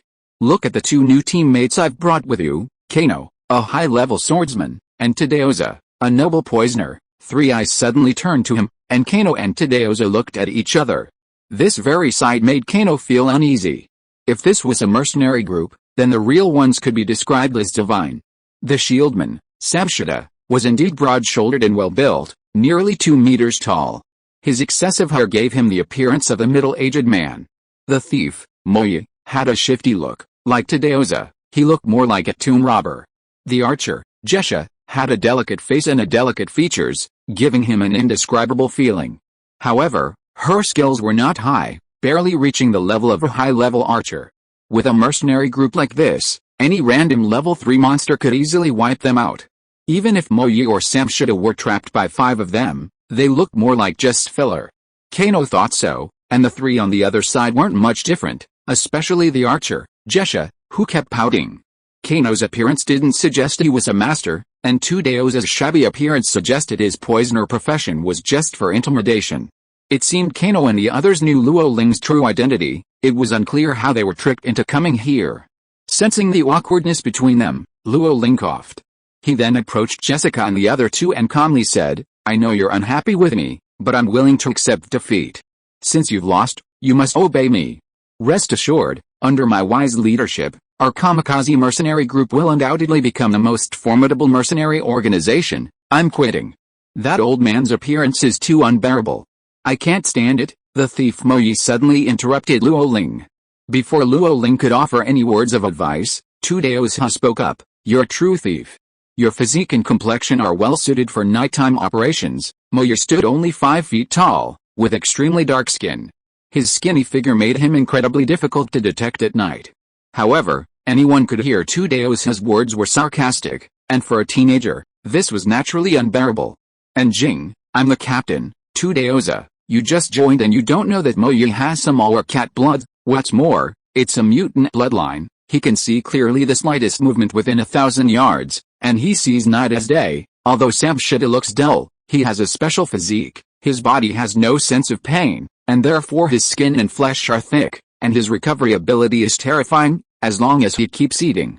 He can almost be said to be immortal." Jessica is a natural archer, and she can hit the target within 100 yards. She once killed 10 grassland magic wolves alone, and such a record is definitely not fake. Luo Ling finished describing the situation of the 3 people in one breath, and Kano and Tadeoza were stunned. They really didn't expect that these 3 freaks actually had this ability. They really couldn't tell by just looking with the naked eye. "What about you, Luo Ling? Your fast sword should not be just fast, right? There is a move on a big rock at the head of our village, which involves drawing the sword and stabbing it hard. I have been practicing this move since I was able to stand up. Now, I have already gotten a glimpse of the basics." Luo Ling looked embarrassed, which made Kano think. That move must not be simple, otherwise Luo Ling would not have let these 3 geniuses follow him willingly. "We've all finished introducing ourselves, now it's time to talk about you. If you don't have any special skills, we won't let you join the kamikaze mercenaries." Jesha's expression was cold, as if she was the captain of the mercenary group. This made Luo Ling look a little embarrassed, but he quickly explained to Jesha, "Jesha, believe me, my vision is not wrong, they are definitely extraordinary." Luo Ling, shut up. Have you forgotten what you promised me before? If new members join, we must all agree. I'm sorry, I really don't have anything special. To be honest, my martial arts skills are very poor, and I've never fought with anyone. Although I'm a poisoner, I don't know much. I can't expect to deal with powerful monsters. It's okay, it's okay. It doesn't matter if your martial arts skills are poor. I can teach you the one I have. It should be easier for you to learn if you haven't learned other martial arts. It's not a problem that you don't know many poisons. We can train you. Besides, we are going to the Savage Plains this time, mainly to deal with the goblins and ogres, and poison is very important to us." Luo Ling winked at Jessica and the other 2 while speaking to Kano and the other 2. When Jessica was about to speak again, Luo Ling's eyes turned cold, as if he didn't want to give in any more. Under the cold gaze, Jessica and the other 2 actually remained silent. This surprised Kano a little. It seemed that there were still many secrets here that he didn't know. Luo Ling was probably lying to the other 3, as he could tell from what he just said. However, these people did have some skills, but Kano and Tadeoza were still outsiders, so it was not convenient for the other 4 to show them. You should have the intention to harm others, but you must be on guard against others. Kano didn't feel anything in comparison. If these people were extremely enthusiastic when they met, that would be a strange thing. Chapter 34, A Stab. Don't worry, I have the final say over the kamikaze mercenaries. From today on, Kano and Tadeoza, you're all members of the kamikaze mercenaries. We'll be famous throughout the continent of gods and demons in no time. Let's talk nonsense later. You just spent 2 silver coins. Pay now." At that moment, a deeply discordant voice rang out. It was none other than the owner of the tavern. He was built like a dwarf, with short, thick legs and a long, dirty beard. His fingers drummed repeatedly on the table. Luo Ling's words immediately embarrassed him. It was clear he didn't have 2 silver coins on him. Mercenaries earned money by taking on missions, earning fees based on the mission's level. If they considered themselves strong enough, they could hunt monsters in the monster forest or serve as bodyguards escorting cargo. However, judging by the professional coordination of Luo Ling and the others, they seemed to specialize in killing monsters. However, with their strength, even a level 3 monster, let alone a level 4 one, would be a challenge. "Boss, our kamikaze mercenary group is heading to the sinister and savage plains, searching for lost civilizations and ancient ruins. Countless riches await our harvest there. Would you like to make an upfront investment? Boy, you're truly despicable. You don't even want to pay for drinks, and yet you expect me to? Stop the nonsense. Aren't you 2 new recruits? I don't believe they don't even have 2 silver coins." The boss stared at Tadeoza. A man in his 50s or 60s, a regular on the road, and a poison master himself. It's impossible for him to not have 2 silver coins. Kano glanced at Tadeoza with a faint smile, but Tadeoza immediately nodded and shook his head bitterly. "I'm truly sorry, but my research is costly and I really don't have any income. How about I use this poison to offset it? It's definitely worth more than 2 silver coins." Tadeoza fumbled in his arms and pulled out a packet of poison from his space ring. As a mage, he naturally looked down on it, but it was definitely worth more than 2 silver coins, 20 gold coins, to be exact. "How can I ask you to pay? 2 silver coins. Most poisons cost more than 2 silver coins to prepare." Everyone knew this.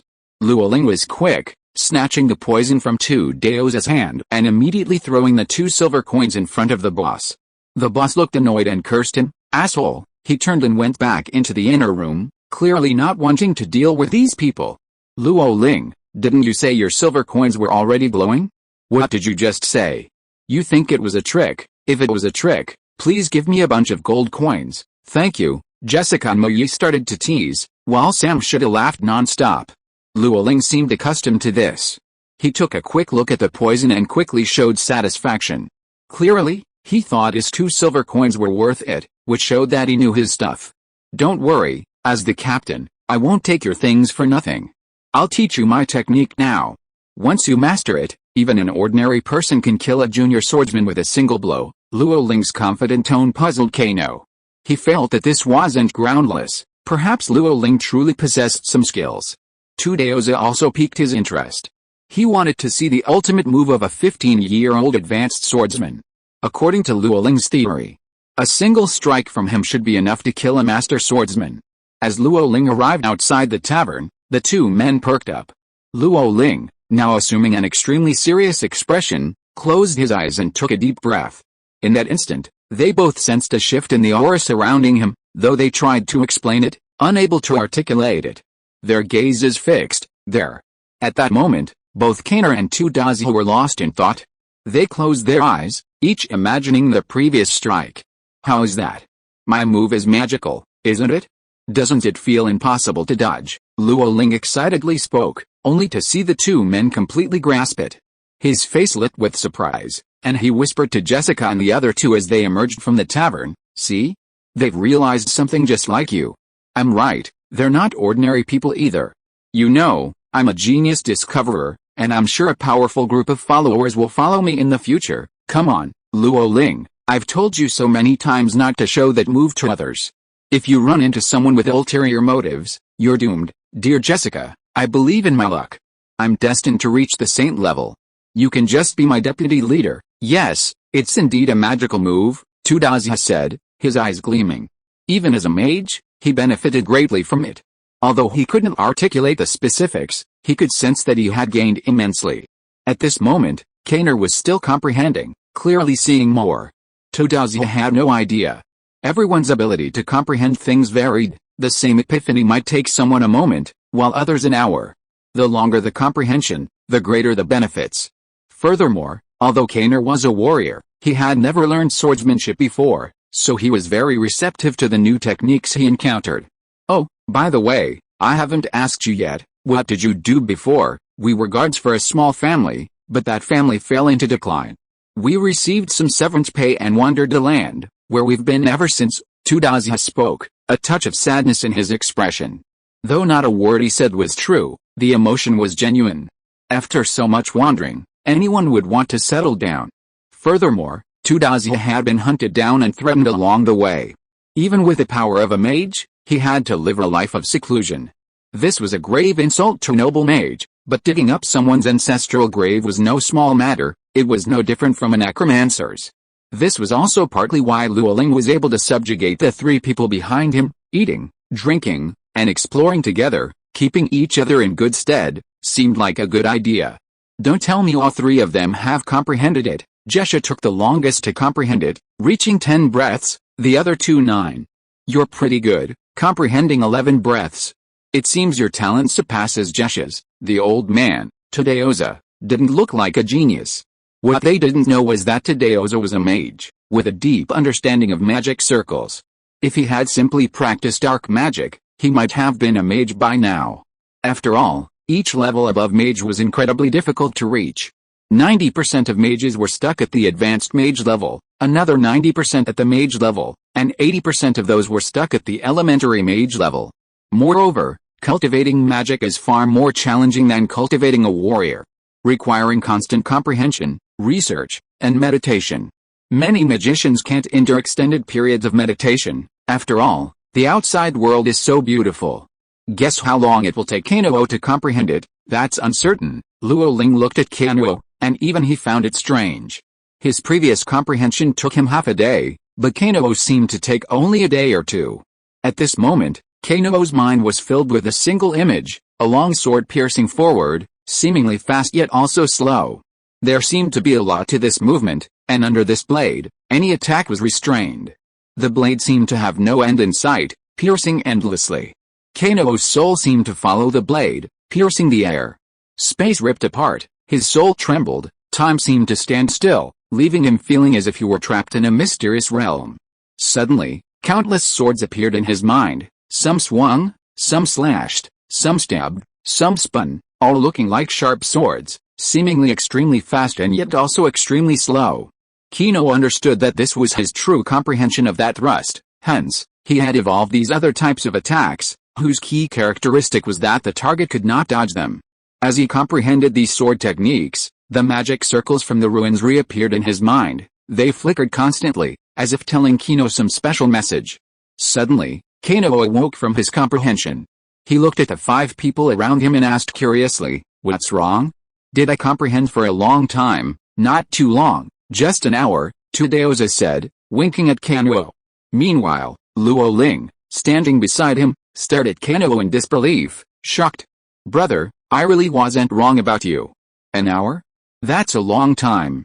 Even I only comprehended for half a day. Are you praising me? It doesn't sound like it. I think you're a genius. While not as good as me, you still have the potential to become a great swordsman." Luoling looked excited, as if he was a future saint-level expert. Kano and Tadeoza didn't care. At this rate, Tadeoza and the other 2 would be at best a swordsman, but Tadeoza was already a mage. So there must be other factors involved. Luoling simply didn't know.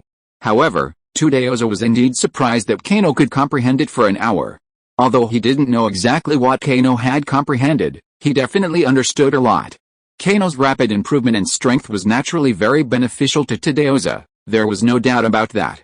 If you are listening to this novel on a channel other than Fanfic World, it means it was downloaded and re-uploaded without effort. We warmly invite you to visit our channel, Fanfic World. There you will find the original version of this story and many other novels of various genres. We look forward to seeing you dive into a world of incredible novels. Chapter 35, Warning. The heavy clatter of hoofbeats echoed throughout the town, and everyone leaned out to see what was happening. A moment later, a group of knights and magicians on majestic horses appeared. These were none other than the search party searching for Kano and Tadeoza. This was the nearest town after the previous battle. While they didn't expect Kano to be so foolish as to settle here, their horses needed a rest. All his soldiers had been dispatched, and they bore markings. They would be the first to sense any danger. If they discovered their whereabouts again, they would definitely not let them go. Kano would be chased to the very end. Wow. That's the Knight Captain of Light, the Raging Flame Squad from the Magic Empire's Demon City, the Ice and Snow Divines from the Ice Empire, and the Golden Warriors from the Sword God Empire. Oh my god, how did they get here? Seeing so many powerful beings appear simultaneously, Jesha exclaimed in amazement, her envy filling the surrounding crowds with fear. They might never see such beings again in their lifetimes. Moya and Samshita were equally excited. Anyone here possessed the strength of a mage master swordsman, a goal they were striving for. While reaching the saint rank was also a goal, it remained somewhat unattainable. Jessica's voice was soft, but those people's hearing was unmistakable. Naturally, they heard it all clearly. For a moment, the group grew even more confident, as if they truly were the almighty gods. You don't even know this. You're so out of touch with the news. These people are here for someone. I don't know who they are, but they're definitely not a simple character, a person. I heard it was a group, but I haven't heard who they were. Is that so? I heard they were looking for enemies. It seems they killed Imperial soldiers. Luoling, Daza and Kaner spoke up one after another, leaving Jessica and the other two skeptical. After all, with these people's strength, no one but a saint rank would dare to provoke them. Even one or two, if they were truly saint rank, would be nothing more than a trap. Besides, this was the Magic Empire. It was impossible for saint rank to act recklessly. Do you think they have some kind of agreement? How can they be allowed to move freely within the Magic Empire? The Ice and Snow Empire and the Sword God Empire are fine, but the relationship between the Light Empire and the Magic Empire isn't exactly good, who wouldn't say? Perhaps there's some grand bargain going on. They can hear us, Kano whispered, and everyone's faces suddenly changed. They shrank back, and began to return to the tavern. Are you a mercenary group? But at that moment, a cold voice echoed, and a stunning young woman appeared before them. She exuded an icy aura that sent a shiver through Luoling, even from a distance of 10 feet. The young woman exuded a breathtaking beauty, like a lotus flower amidst the snow, pure and untouched, sacred and inviolable. Of course, this beauty wasn't just beautiful, her strength was undeniable. Unlike other lands, the Ice and Snow Empire was home to numerous magic swordsmen, masters of both magic and martial arts. While their strength might be somewhat reduced in other locations, those of the same level usually have the upper hand when practicing both magic and martial arts. This is also why the Ice and Snow Empire's Ice and Snow Temple, while not as powerful as the Holy Sea of Light, has remained unscathed. Being questioned by a beautiful swordsman-level magic swordsman, Luoling was instantly overwhelmed with excitement, dancing with joy and not knowing what to do. Could it be that you're not a mercenary? No, esteemed master magic swordsman, I'm a mercenary, also the leader of the Kamikaze mercenaries. These are our members, and they're all excellent mercenaries. In that case, I'd like you to do me a favor and find some people. Respected master, please tell me. No need to call me master. My name is Louise.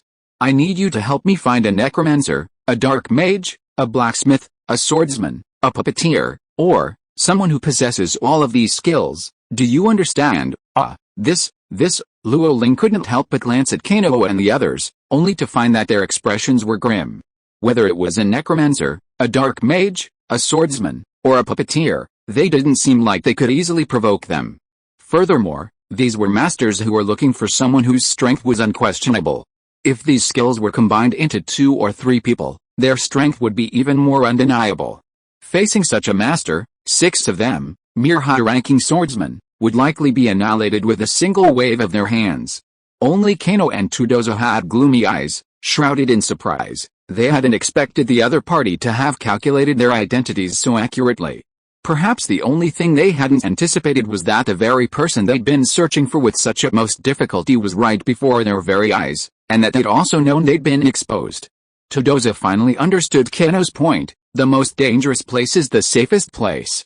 His back was drenched in sweat, and the pressure of facing this group of men who could kill him at any moment was immense. While I don't want to refuse your request, I'm sorry we can't. We've already accepted a mission to the Savage Plains. The journey is too long and tight, and we must hurry, Luoling explained nervously. He didn't want to offend Louise, but he didn't want to offend the necromancer even more. He might survive if he offended Louise, but he would surely perish if he offended the necromancer. The others also looked resolute. They knew the power of necromancers. A necromancer who warranted a wanted order would have to be at least a wizard, or even a magister. Since you're unwilling, I won't force you. But what about your irresponsible remarks about us just now? Talking about the clergy was no small matter. The mere charge of disrespecting the gods was enough to punish them with death. No one would stand up for the kamikaze mercenaries. Kano and Tadeoza retreated, knowing they shouldn't intervene at this moment. If anyone saw through their actions, they would be ripped to pieces. Jesha was completely stunned by Louise's threat, but Moya and Samshita approached Luo Ling, their faces cautious, showing no sign of giving in. This made Jesha feel ashamed.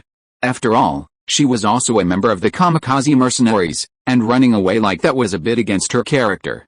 So you're two fools, no wonder you're acting like this. Since you want to die, then Louise finished, and a crystal-clear ice sword condensed in her hand. The chilling aura it emanated made Luo Ling and the other two tremble. Jessica hesitated, wanting to move forward but afraid to. Who knew if she would be mercilessly killed the next moment? Stop. They're from the Magic Empire. You can't just kill them. Besides, they're not blasphemous. That's right, you can't. Jessica bravely rushed forward, but was frightened back by Louise's look. She hid behind Luo Ling, not daring to say a word. Really? But I think they are blaspheming the gods. What do you want? Please remember that this is the Magic Empire. The Magic Empire does not believe in any gods, and will not let others act recklessly in front of them. Kano suddenly spoke, without a trace of fear in his expression, bringing up the Magic Empire at this time. He did not believe that the Magic Empire's Kuogain squad and the military would not come out to stop it. If that happened, their Magic Empire would lose all face. As expected, as soon as Kano finished speaking, the expressions of the Magic Empire's military and the Crazy Flame squad suddenly darkened. However, before they could say anything, Louise smiled and said, "Don't worry too much. I was just joking. Although your strength isn't great, you're quite united. I feel that if you're willing to help us find the evil necromancer and his gang, we can definitely find him. To repay you, I'll give you 10,000 gold coins. How about my method? Is it okay?" 10,000 gold coins, Luo Ling exclaimed, his whole body trembling. 10,000 gold coins might not seem like much to Kano and Tadeoza, but to Luo Ling and the others, it was a huge sum. They'd spent so much time talking about 2 silver coins for beer, but 10,000 gold coins was simply too much to describe. But they also knew that 10,000 gold coins would be hard to come by. It would be difficult for the other side to kill these masters, but it would be too easy to kill them. As long as they had that idea, they could easily take them with them. I'm truly sorry, we're very busy. In that case, forget it.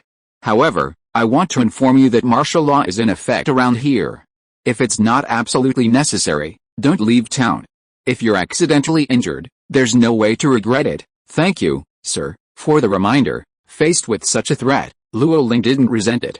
Although he wasn't mature yet, his life was at stake, so he couldn't afford to slack off. Moreover, the performance of the kamikaze mercenaries had greatly exceeded his expectations. At least they weren't afraid of power and spoke up for him in front of the terrifying Louise. Under their watchful eyes, Louise and the others headed outside the town, but didn't leave. Instead, they stopped and set up camp, apparently waiting for Kano and the others to show up. Since they had been told not to wander around, Kano naturally wouldn't be so foolish as to run into them.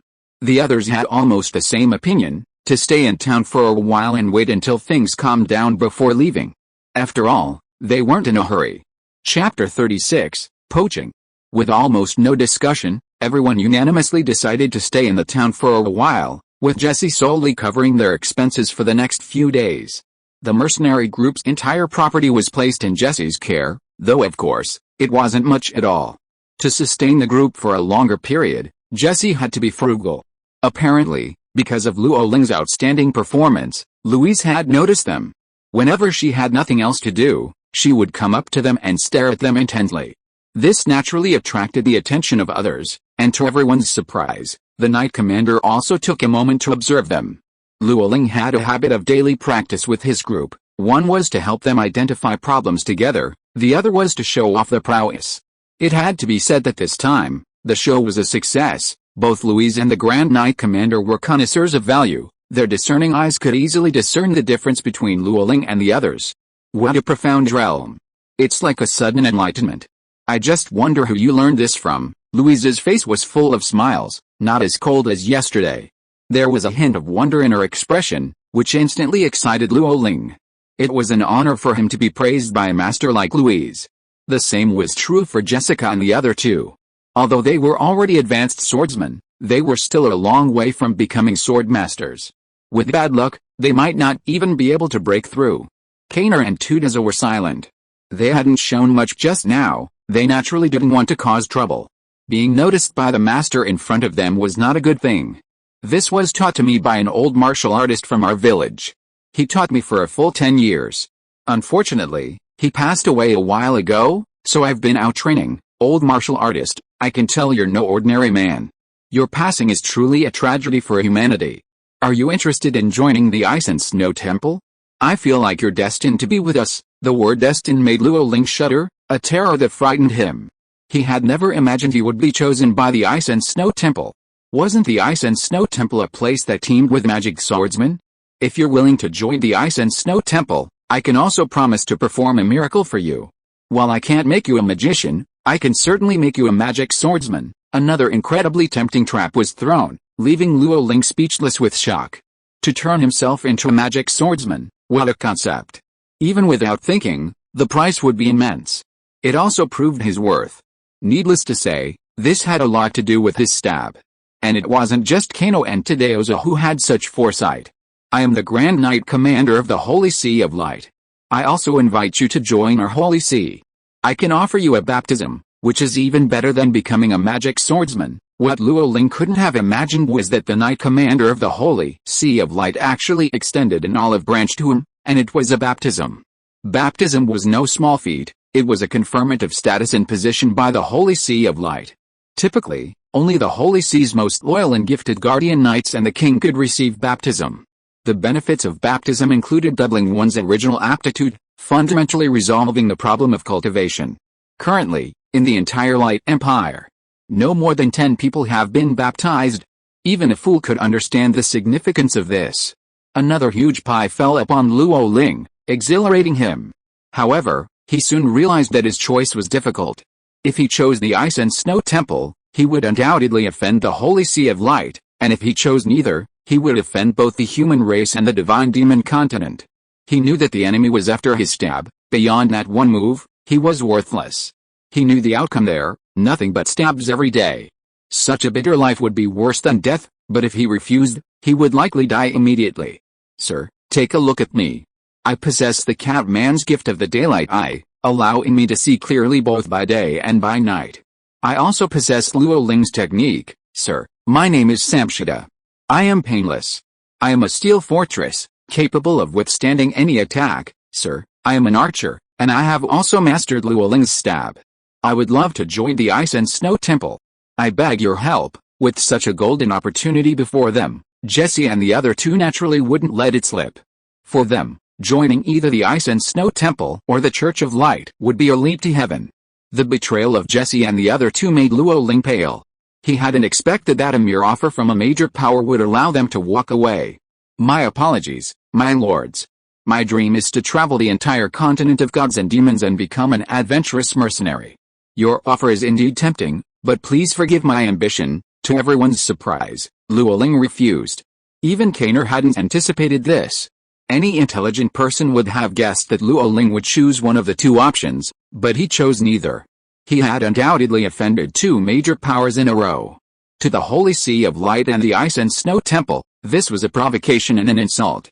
Jesha and the other two were stunned, then looked at each other in bewilderment. For a moment, they didn't know what to do. This situation seemed somewhat unexpected. Very good, young man with integrity and ideals. I support you and hope you can soon venture to the continent of gods and demons. If you're so inclined, come to our Holy Sea of Light. The doors of the Holy Sea of Light are always open to you. Before Louise could speak, the Grand Knight Commander, with a calm expression, patted Luo Ling's shoulder and said with a smile.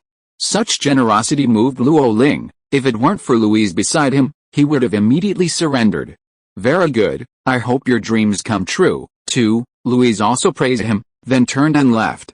The Grand Knight Commander smiled gently, then said, Don't worry, that guy is just like that. Remember what I said, you're always welcome in the Holy Sea of Light. We'll be staying here for a few days. Come find me when you've made up your mind." The two men's departure left Luo Ling feeling relieved, while Jesha and the other two felt somewhat disappointed. They had missed a rare opportunity. Kano and Tadeoza exchanged glances, their expressions filled with gloom. If the Holy Sea of Light and the Ice and Snow Temple were so easygoing, could they still rule an empire? Kano wasn't aware of the Ice and Snow Temple, but he was aware of the Holy Sea.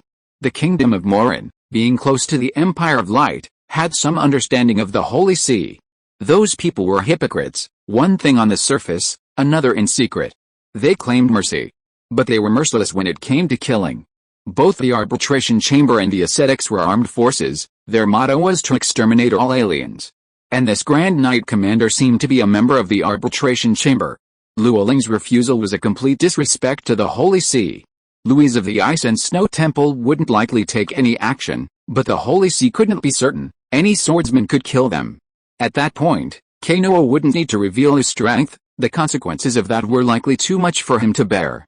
"You three are trying to betray me." Luo Ling's face darkened, and he immediately confronted Jessica and the other two. At that moment, the three of them flinched and took a quick step back. Then, as if realizing something was wrong, they took a large step forward. "Who betrayed you? They invited you so warmly and even baptized you. We thought you would agree. As a whole, what's wrong with us going with you? Who could have thought that you would cruelly refuse? You're such a fool." Jessica spoke confidently, and what she said seemed reasonable, but it sounded more like specious arguments. However, after hearing what she said, Luo Ling was speechless. Faintly, there was still a hint of excitement in his heart. Being favored by both the Holy Sea of Light and the Ice and Snow Temple was already very telling. "Well, it's an honor for you to follow me. As long as you follow me steadily, our kamikaze mercenary group will one day become famous in the continent of gods and demons, then we'll find a place to establish our own country. Perhaps it won't be long before we can establish a kingdom." Luo Ling was excited and imagined the future. Jessica and the other two looked nonchalant, but there was some anticipation in their expressions. "Don't think about the future, you'd better think about how to save your life." Kano's words poured cold water on the originally excited Luo Ling. At this time, Jessica and the other two were full of confusion, and couldn't help asking, "Save our lives? Who can be a threat to us? The Holy Sea of Light? Do you really think they are so kind? The Holy Sea of Light advocates the elimination of dissidents, and all those who oppose them must be eliminated. What level of masters do you think you can withstand?" But the Grand Knight has already let us go, and said that he hopes Luo Ling will find him in the future. "Don't these count?" Jessica was a little bit unbelievable. If what Kano said was true, they were completely vulnerable. It was impossible for them to survive. How could that be? "He's the Grand Knight Commander. He's already given you time to consider it before he leaves town. If you don't make a choice, you'll probably end up dead." After Kano finished speaking, he stopped talking and looked at Tadeoza. The Grand Knight Commander and Louise, who were walking away, could hear what he had just said. Now he was gambling that the Grand Knight Commander would not take action against him for the sake of his face. Chapter 37, Divine Wind Power. What are we waiting for? Let's go now. I'll buy some fast horses. We'll run as far as we can before the Grand Knight Commander reacts. Luo Ling finished, quickly pulling a magic crystal card from his pocket. This surprised Jessica and the other two. "Damn you, Luo Ling. You're actually hiding some hidden money? We can't even afford an egg, and the wine we drink is the worst quality, and you actually have a magic crystal card." "Dear Jessica, I'm just in case. Otherwise, how would we have the money to buy fast horses?" Seeing Jessica's rage, Luo Ling immediately ran behind Kano, then looked helpless, thinking about the mercenary group. "Stop talking nonsense and hand it over. We should all abide by the rules. All financial revenue belongs to me. You promised us that long ago. It's really embarrassing for a grown man like you to be in charge of the finances. Besides, you don't know how to use the money well." "Okay, so be it. But Jessica, we need 6 fast horses. We have to take turns on the journey. We can't stop." "6? Don't they have them? You have to let the horses rest, and there's Samshita, who's that size." "I understand. I'll buy 7. Luo Ling's helplessness made Jessica realize the importance of the matter. You know, Luo Ling used to be so playful. Although the town was small, it had everything. 7 horses were quickly purchased. Then, the 6 of them rushed out at top speed. Their lives were their own. They couldn't rely on others. On the continent of gods and demons, perhaps the lives of mercenaries were the least valuable. Along the way, they encountered no so-called interceptions. Even if they were spotted, they were merely questioned and allowed to pass. This made Luoling and the others both happy and uneasy. They were pleased to have a smooth journey, but they also felt a sense of unease. The four empires maintained such stringent inspections, how could they simply question and dismiss any military encounters? It wasn't until they reached the edge of the trial forest that they finally understood the answer. There, two sword-master level knights of light were waiting for them. The trial forest was a boundary territory, separating the human race from the alien races. Beyond the trial forest to the east of the magic empire lay the savage plains, while beyond the trial forest to the north of the sword god empire lay the elven beast forest. The trial forest was home to numerous monsters, but they were generally low level, at most level 6. Even a sword master level warrior could easily escape if they couldn't defeat them. Generally speaking, as long as they didn't encounter a large group of monsters, they would be fine. The fact that two Knights of Light were waiting at the border of the Magic Empire was self-evident. The Holy Sea of Light had no intention of letting them go. They had been allowed to pass all the way, intending to finish them off here. You're really slow. We've been waiting here for ages.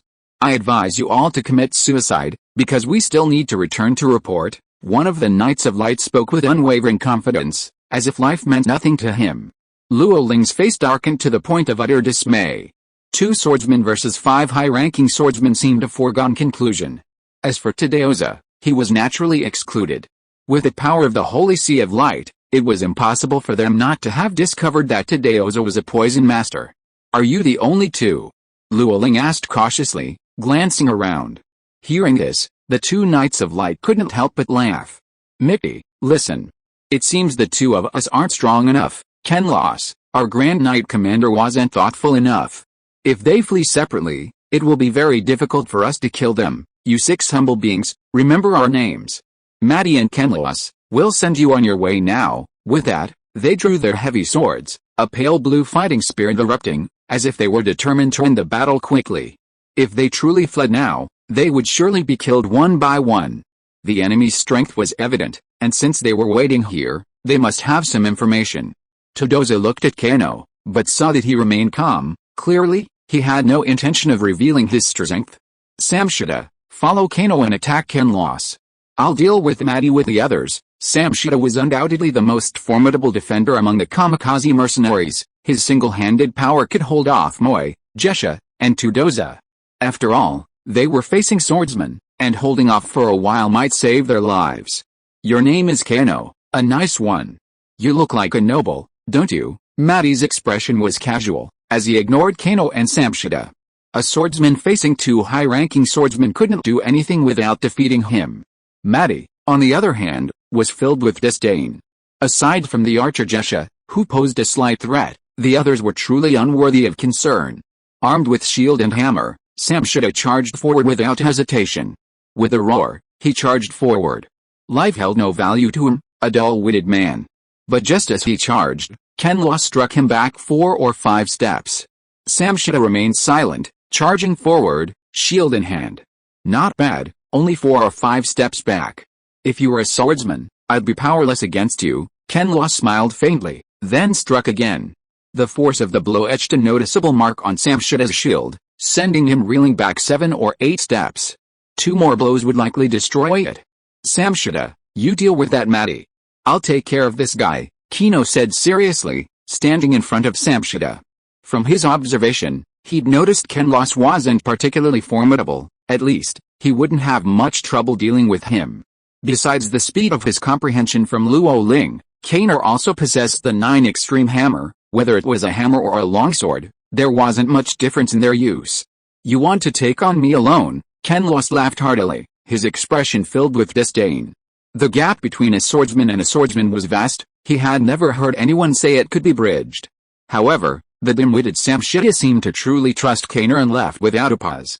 Looking for death, sensing his dignity challenged, Kenolite was instantly enraged.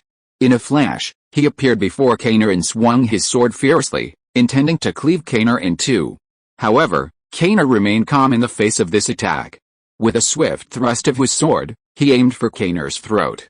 Despite his powerful fighting spirit, a successful strike would undoubtedly be a profound humiliation. Kaner swung his sword, aiming for Kaner's sword. However, as if Kaner's sword had eyes, it easily dodged his attack and stabbed him in the throat again. Kenolite's expression suddenly paled. He flinched back, dodging the attack. But now, his gaze toward Kaner was filled with disbelief. He had never imagined that a high-ranking swordsman's martial arts could be so terrifying. A single blow had forced him to retreat. "I suddenly don't want to kill you anymore, you're so arrogant." Hearing Kenolite's words, Kaner sneered. Although he had never challenged a swordsman in a one-on-one duel, he was fully aware of their level.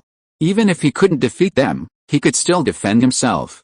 Otherwise, he wouldn't have challenged Kenolite in a one-on-one duel. Besides validating his own comprehension, he also sought to gain combat experience. Even he hadn't anticipated the sheer power of this fast and slow sword technique, capable of both rapid attack and swift evasion. Although Kenolite was caught off guard, that couldn't overshadow its dominance. In a battle of his own caliber, Kaner's prowess was undeniable. HMPH, I'll give you one last chance now. Join the Church of Light or die. Which do you choose? I choose your death. Without further ado, Kano thrust his sword at Kenolite again. This time, Kenolite's face darkened, and he didn't retreat. Instead, he roared, his fighting spirit surging. He then aimed his sword at Kano and struck him fiercely. It was clear that Kenolite was prepared for a head-on confrontation. And considering Kano's strength, he was undoubtedly no match for Kenolite. His fighting spirit was undeniable. Facing Kenolite's head-on confrontation, Kano frowned. Continuing to attack seemed pointless. Without hesitation, he took a step back, dodging the blow. However, Kano seemed to have anticipated his retreat and stepped forward, following closely behind Kano, seemingly determined not to let him go. Watching the falling sword, Kano's face darkened. He had little time to react, so naturally, he couldn't come up with any good ideas. Hastily, Kano parried Klaus's longsword with his sword, attempting to deflect it. However, the overwhelming force jarred Kano's arm, causing a sharp pain and a trickle of blood to flow from his knuckles. Even so, Kano couldn't completely avoid Kenolite's attack. He was struck in the arm, leaving a cut. Intense pain rippled through his body, but Kenolite chuckled. Kenolite's caution had saved him from harm earlier, but now, his lack of caution had nearly cost him his life. Boy, our strength is on a different level. In strength, agility, and defense, I'm far superior to you. Indeed, there's a vast gulf between swordsman and swordsman. This has been unchangeable throughout history. If you truly tried to kill me, I'd be no match for you. Although he hated to admit it, the truth was the vast difference in strength that couldn't be offset by superior martial arts. He had already lost in that encounter. Chapter 38, Mayi's Death. Meanwhile, on the other side, McGrady was alone against 5, yet handling the fight with ease. Samshita had strong defense, but weak offense and limited mobility. Moya and Jesha had weak offense, and even a sneak attack wouldn't have done any damage to McGrady. Tudeoza, the only strong opponent, concealed his strength and didn't want to attack. Luoling had decent defense, but expecting to injure McGrady was a pipe dream. At best, he'd only be able to drain his opponent's fighting spirit. McGrady handled the fight with ease, even teasing the others whenever he felt like killing 5 was a piece of cake. That's a good strike. No wonder the Grand Knight Commander values you so highly. It's just that the power isn't strong enough, and your speed is a bit slow. Archer girl, don't lock onto my eyes. I definitely have the highest defense against them. Still charging here? Get back. Are you trying to sneak attack me? Good idea. I'm just tickling you. The disdainful sneer made Luoling and the others look grim. Though furious, they were powerless. They also knew the difference between a swordsman and a swordsman, especially since the opponent was a knight of light clad in armor of light. Kano, stop wasting time. Perhaps the Church of Light has reinforcements. We need to enter the monster forest and reach the savage plains as quickly as possible. Tudeoza's voice transmission made Kano look strange, but Kenolite noticed something was amiss. Looking at Tudeoza, who stood there, his expression gradually darkened. The swordsman wouldn't notice the mental power Tudeoza used in his voice transmission, but the swordsman could sense it. Suddenly discovering a being on the level of a mage, it would be strange for Kenolite not to be cautious. Maddie, stop playing with him. Get this over with. Sensing something was amiss, Kenolite urged Maddie immediately. His tone was a bit hurried, surprising Maddie. But after working together for so long, Matty knew something might be amiss. With a cold snort, he unleashed his fighting spirit to the limit, slashing at Luo Ling. "Don't hurt Luo Ling," Sam Shida roared, charging forward with his battered shield raised. Matty snorted and struck without hesitation. The blow was already pushing the shield's limits, splitting it in two almost instantly. But at that moment, Luo Ling and Mo Yu rushed from both sides, stabbing Matty in the crotch and neck. Swish, the sound of arrows pierced Matty's ears, but Matty ignored them. With a fierce thrust of his sword, it pierced Mo Yu's chest. "Dare to insult me, this is the outcome," Matty sneered, his cold gaze sweeping across the other three. Their expressions suddenly darkened as his anger was shattered. "Be careful, that old man is a magician," Kenolite suddenly shouted. But before Matty could react, a massive black chainsaw had already wrapped around him, instantly immobilizing him. "Dark mage," Matty's face darkened as he uttered the words with difficulty. If he were in his prime, he wouldn't have worried about his condition, but at this point, his fighting spirit was nearly depleted.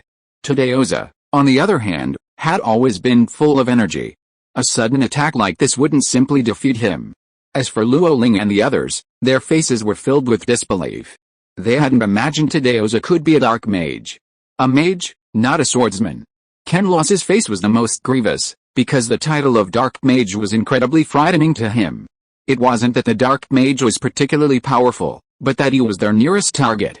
Puppeteer, dark mage, necromancer, blacksmith, Tadaoza had come right under the Grand Knight's nose, yet even the Grand Knight, a peak great sword master, hadn't noticed anything unusual. This clearly demonstrated just how well Tadaoza concealed himself.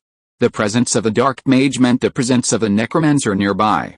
Looking at Keri before him, he bore no resemblance to the necromancer. Kenolite had the good fortune to have seen one once before. He was emaciated and radiated a deathly aura. "You figured that out," Keri suddenly spoke, his tone filled with surprise. As expected of the Knight of the Church of Light, he had instantly connected their identities. However, since Tadaoza had revealed his identity, Keri naturally sought a quick resolution. Reaching the savage plains as quickly as possible was the most important task. "Are you the puppeteer? Want to see what you think the puppets are?" "Very much so," Kenolite, his face filled with caution, stared at Keri with his sword. The next moment, Keri waved his hand, and 3 mech warriors appeared before him. "Are these magic puppets?" "No, they're mech warriors." Kenolite's mind raced, and 3 mech warriors immediately launched an attack with armor-piercing rounds. Even though Kenolite's Dao Ki wasn't significantly depleted, facing 3 simultaneous rounds instantly drained over half of it. "Mech warriors, nothing special," Kenolite sneered, but the next moment, 3 more armor-piercing rounds hurled their way. He dodged them with ease. He simultaneously took 2 steps to the mech warrior's side and brought down a sword strike. With a thud, his attack bounced back. Magic circle, anti-armor, clever, 2 armor-piercing rounds struck Kenolite, leaving him with a scowl. Although he outwardly expressed confidence that he could withstand the armor-piercing rounds, the Dao Ki drain was immense. Furthermore, these so-called mech warriors were far too durable, and with the anti-armor magic circle, he knew he couldn't break them. His only option now was to kill Kenolite. Luo Ling and the other 2 had already retreated to the side, watching the powerful display of Keno and Tadaoza, momentarily at a loss for words. The mecha warriors didn't know what it was, but anything that could block a swordsman's attack was undoubtedly a formidable weapon. And Tadaoza, despite being a mage, had managed to hold his own against Matty, a swordsman, a true testament to his prowess. Matty, in his heart, was overcome with grief. He hadn't expected Tadaoza's magic to be so swift, and his entire attack consisted of dark binding and dark spear, one trapping spell, the other attacking. He also attempted to rush Tadaoza, but a shield and a dark flash dealt him heavy blows. By the time he recovered, Tadaoza had reappeared 100 feet away.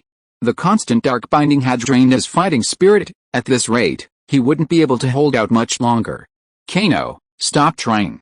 Let's end this quickly, got it?" With another casual wave of his hand, 7 mech warriors appeared around Kenolite. If Kenolite could handle 3 mech warriors, then these 10 made him despair. Without a second thought, he turned and fled as fast as he could. He was a swordsman, not a great swordsman. He had no confidence in fighting 10 alone.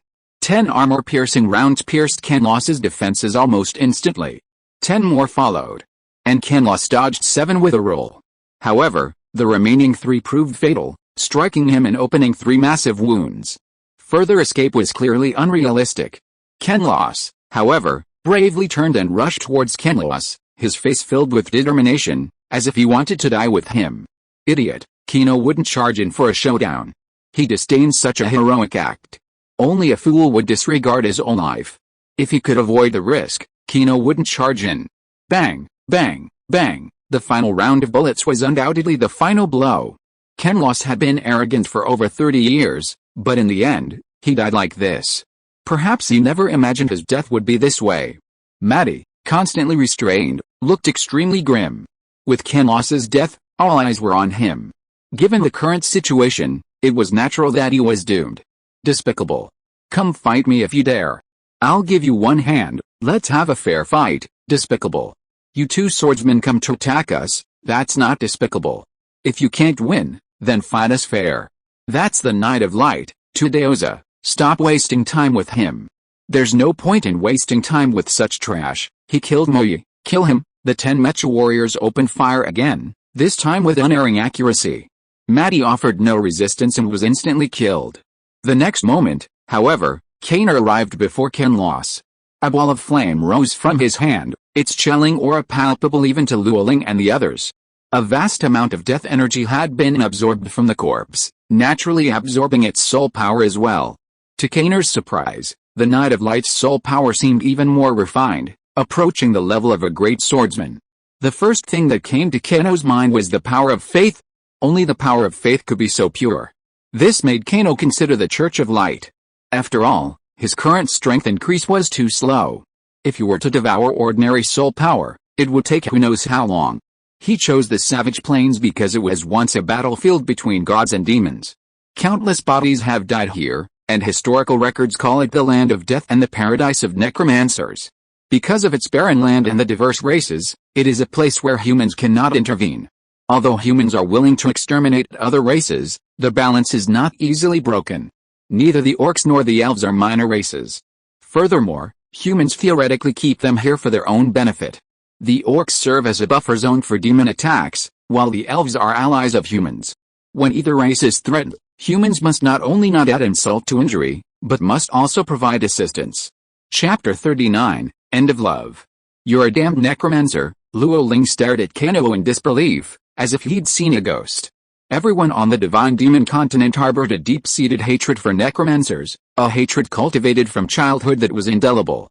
Yes, I am a necromancer. Are these 2 Knights of Light here to hunt you? Jesha, there are things you can't say. They're here to hunt you. If they were here to kill us, it definitely wouldn't be these 2 frail swordsmen, Jesha began, shifting the blame onto Keno. This frustrated Keno somewhat, as these men weren't really here to kill them. 2 great swordsmen wouldn't be enough to deal with them. Tudoza, irritated by Jesha's expression, froze in shock. He said bluntly, you know, if it weren't for us, you would have been killed by these 2 Knights of Light. They're not the kind of men who are supposed to be good. Tudoza didn't want to explain, but he also didn't want to bear the responsibility for Moyi's death. In fact, if it weren't for them, Moyi wouldn't be the only one to die. But no one appreciated his words. Both Jesha and Luoling gave them cold looks. If you say so, should I thank you? Luoling's expression was filled with sarcasm, completely unconcerned about the life-saving favor he had just given her. Jesha raged beside them, and only Samshita remained silent. Seeing that Keno and Tudoza remained silent, Jesha spoke coldly. At this moment, she looked completely victimized, as if she had truly suffered a great injustice. What? You still want to kill us? Come on, I'm not afraid of you, Keno. Our identities have been exposed. They can't be spared, Tudoza said, his face grim. Although he had gained some benefits from Luoling, they had no real connection. So when it came to killing, Tudoza didn't hesitate at all. His words finally brought the 3 of them to their senses. Samshita stood between Luoling and Jesha, his face filled with determination. Luoling held his sword in silence, while Jesha hid behind him. Jesha knew her threats were merely superficial. If a real fight broke out, either Keno or Tudoza could kill all 3 of them. Neither the Dark Mage nor the Necromancer were easy targets. Their moods were unpredictable and they could take lives at will. Forget it, go. What Tudoza hadn't expected was that Keno's expression seemed somewhat lost, and he waved his hand calmly. Then, he suddenly looked up at Luo Ling and said seriously, "Luo Ling, I believe in you. There's a future for you. As long as you persevere and don't give up, I believe you will achieve the saint rank." Kano didn't pause after these words of encouragement. Truth be told, he truly admired Luo Ling's talent, but it was a shame that Luo Ling's view of necromancers was too extreme. As such, they were destined to be unfriended.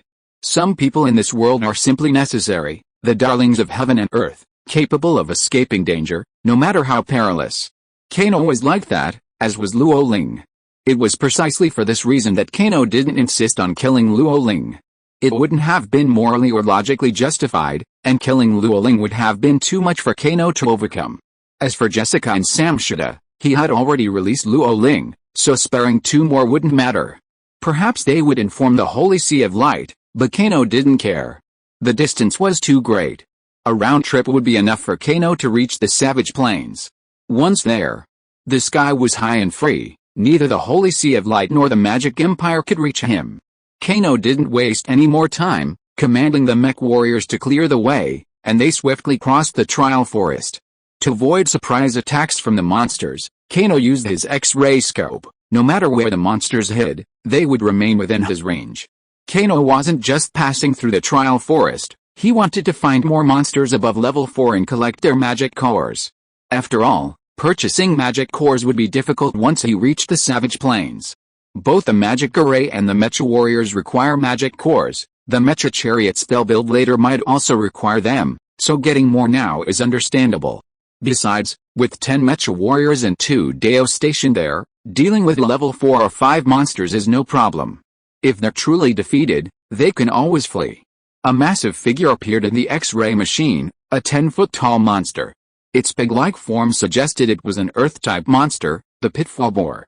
These monsters typically reach level 4 when fully grown, so Kano naturally wouldn't let them go. The monster's physical strength was only comparable to that of humans. At the same level, humans, whether using fighting spirit or magic, possessed superior defenses to those of monsters. The only difference was that once humans' fighting spirit and magic were depleted, their defenses were lost, while the monster's defenses were permanent. Gurgle, the pitfall boar's voice echoed, followed by a trembling ground. In a moment, the 10-foot-tall creature had knocked over a large group of trees and charged forward with unstoppable force. Kano's mind moved, and 10 mech warriors immediately launched an attack. 10 armor-piercing rounds were fired simultaneously at the boar's head.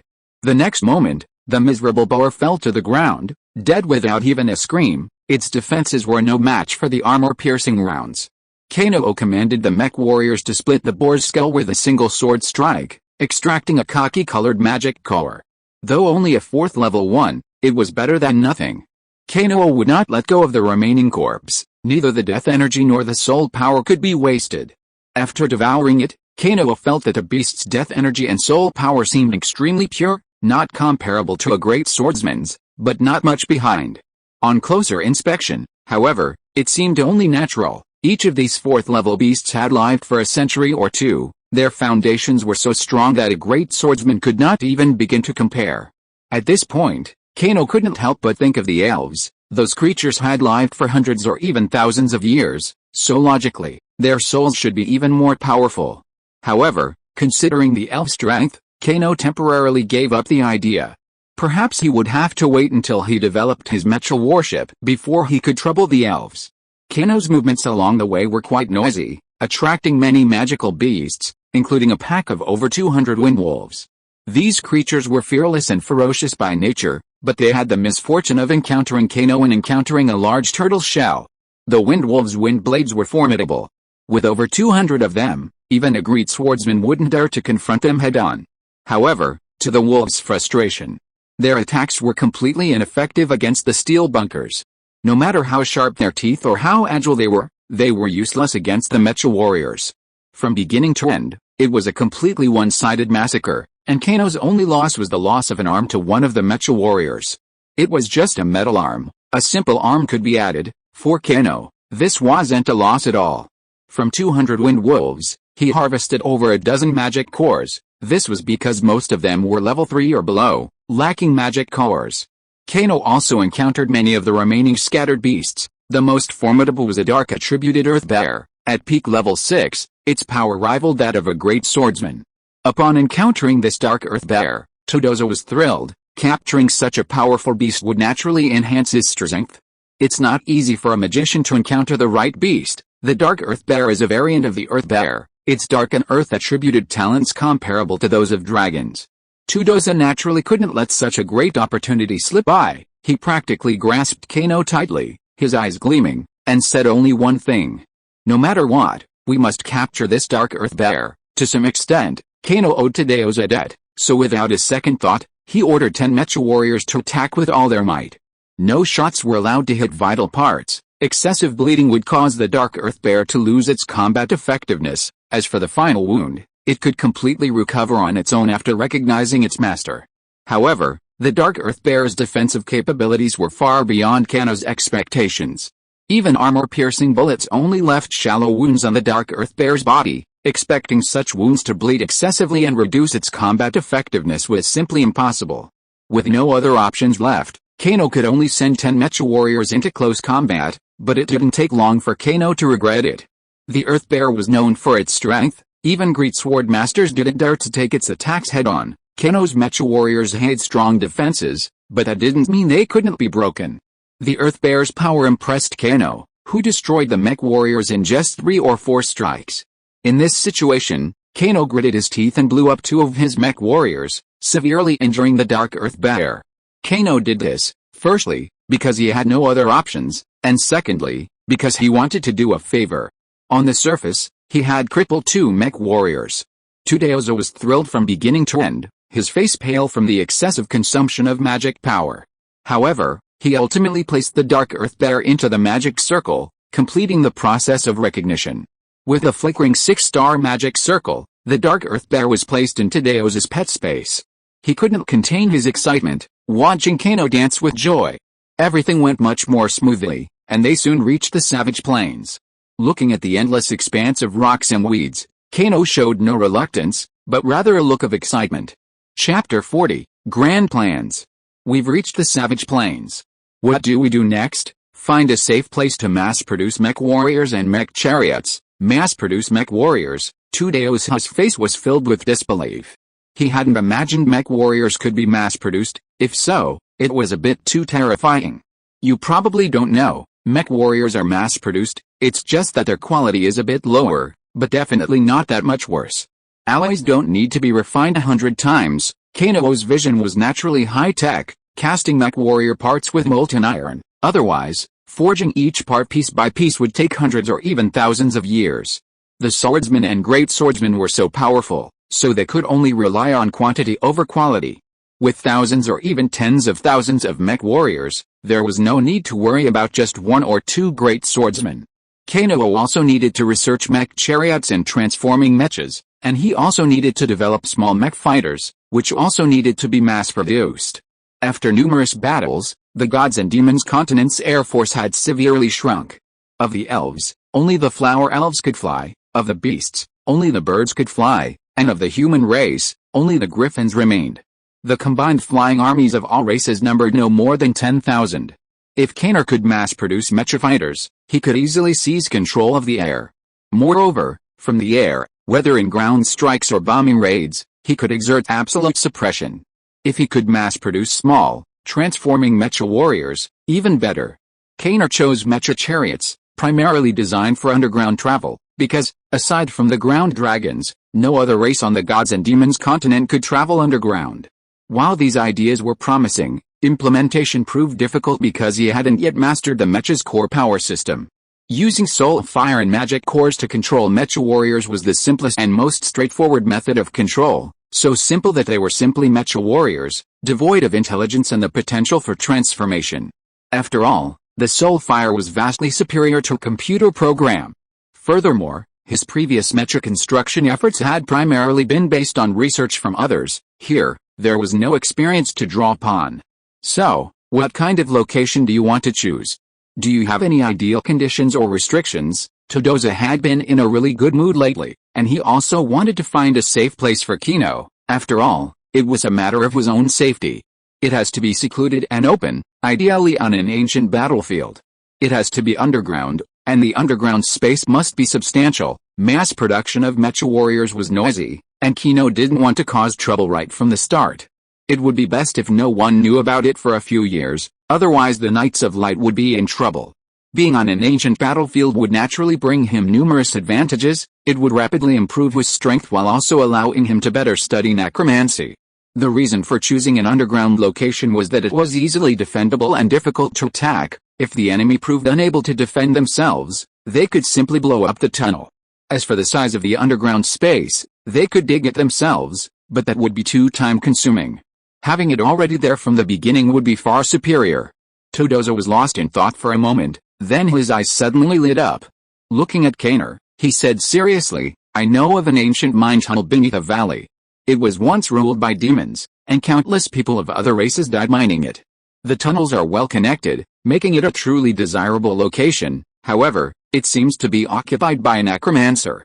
Because the undead legions he commands are formidable, no one has set their sights on him, making it a good option. The necromancer Todoza was referring to was likely the same one Keri mentioned. After all, there were only a handful of necromancers, and even fewer who were renowned. If he could truly defeat him, not only would he gain control of the valley, but he could also inherit the necromancer legacy. For him, what better way to win than to take it? What level is that necromancer, and how many undead armies does he have? It's been rumored for a long time that he's a mid-level mage, with nearly 10,000 undead troops. Although most of them are ordinary skeletons, there are also 1,000 skeletons comparable to swordsmen, and 100 silver skeletons at the swordsman level. Therefore, no one usually bothers him. Because of his great power, many bandits in the savage plains have also joined him. There are at least 100 ogres, 1 or 2,000 goblins, and 300 or 400 dwarves. That guy calls himself the Undead Empire, one of the major forces in the savage plains. He's also very cunning. He fights when he can, and escapes through the passage when he can't. That's why he's lived a leisurely life to this day. Todoza thought for a moment, then continued, because of his bad reputation, the Holy Sea of Light has come to encircle and suppress him 2 or 3 times. But in the end, they suffered heavy casualties. In the end, they didn't even see the real culprit. It's said that during their most powerful campaign, the Holy Sea of Light sent a mage and 5 great swordsmen, only to have them go into hiding for 5 years. Even the goblins and ogres took refuge in the mines. They're well equipped to handle emergencies like this. Keno listened with growing excitement. Everything here was just what he wanted. If he could capture this place, he'd have nothing to worry about. Whether it was hiding or escaping, they'd done it perfectly, saving him a lot of trouble. The goal of 15,000 soldiers certainly sounded intimidating, but for Keno, at the pinnacle of technology, it was no problem. Cold bombs, poison gas, or any other technological weapon could wipe them out. With Keno's strength, it was easy. No matter how powerful those skeletons were, they wouldn't be able to move in the freezing temperatures. If Keno just poured some water into them, the outcome would be certain. Keno, the goblin ogre, didn't care, ready to capture him whenever he wanted. The savage plains was devoid of other things, but it was teeming with goblin and ogre tribes. However, there weren't many dwarves in the savage plains, especially early on, and he was desperately short of dwarven craftsmen. He had to find a way to keep all of them. Dwarves were stubborn, and they wouldn't surrender to the necromancer without reason, unless the necromancer threatened to kill their loved ones. Living in the savage plains, these dwarves had likely lost their kinship. No matter what, they couldn't die in humiliation. Perhaps Keno could subdue the dwarves first, then destroy the necromancer. We can use mortars. They have a wide destructive range and are quite effective. When the undead army charges, they all cluster together without any organization, and the ogres and goblins do the same. No, let's lure the dwarves out first, then use cold bombs. By then, all the undead, ogres, and goblins will be frozen solid, making their destruction a breeze. The savage plains are poor, so poor they can't even afford clothes. Fortunately, the savage plains is hot, so they usually only need to wear shorts. Then, we can pour some water in, then fire a cold bomb. Ogres and undead alike won't be able to withstand it. After the freezing, it's all up to chance. Then, Keno can attack, and everything will be resolved. Of course, before that, Keno must subdue the dwarves. Even necromancers can bend, so their bottom line must be very low. With a promise of benefits, there'll be no problem.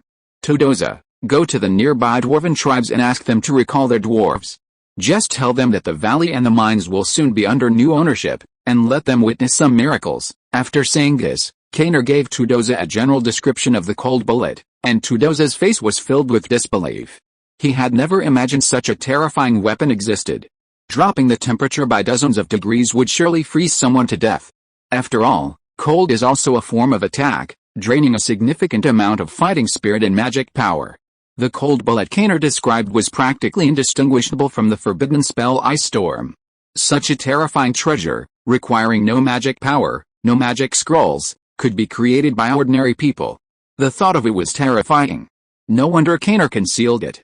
If ordinary people truly mastered it, all magicians and swordsmen would become meaningless, and ordinary people would be on equal footing with magicians. This was unacceptable to warriors and magicians alike. Magicians would absolutely vehemently suppress it, and the ultimate result would likely be the demise of both magicians and warriors. After all, ordinary people are simply too numerous, endless and everywhere. Unlike warriors and magicians, they don't require any talent.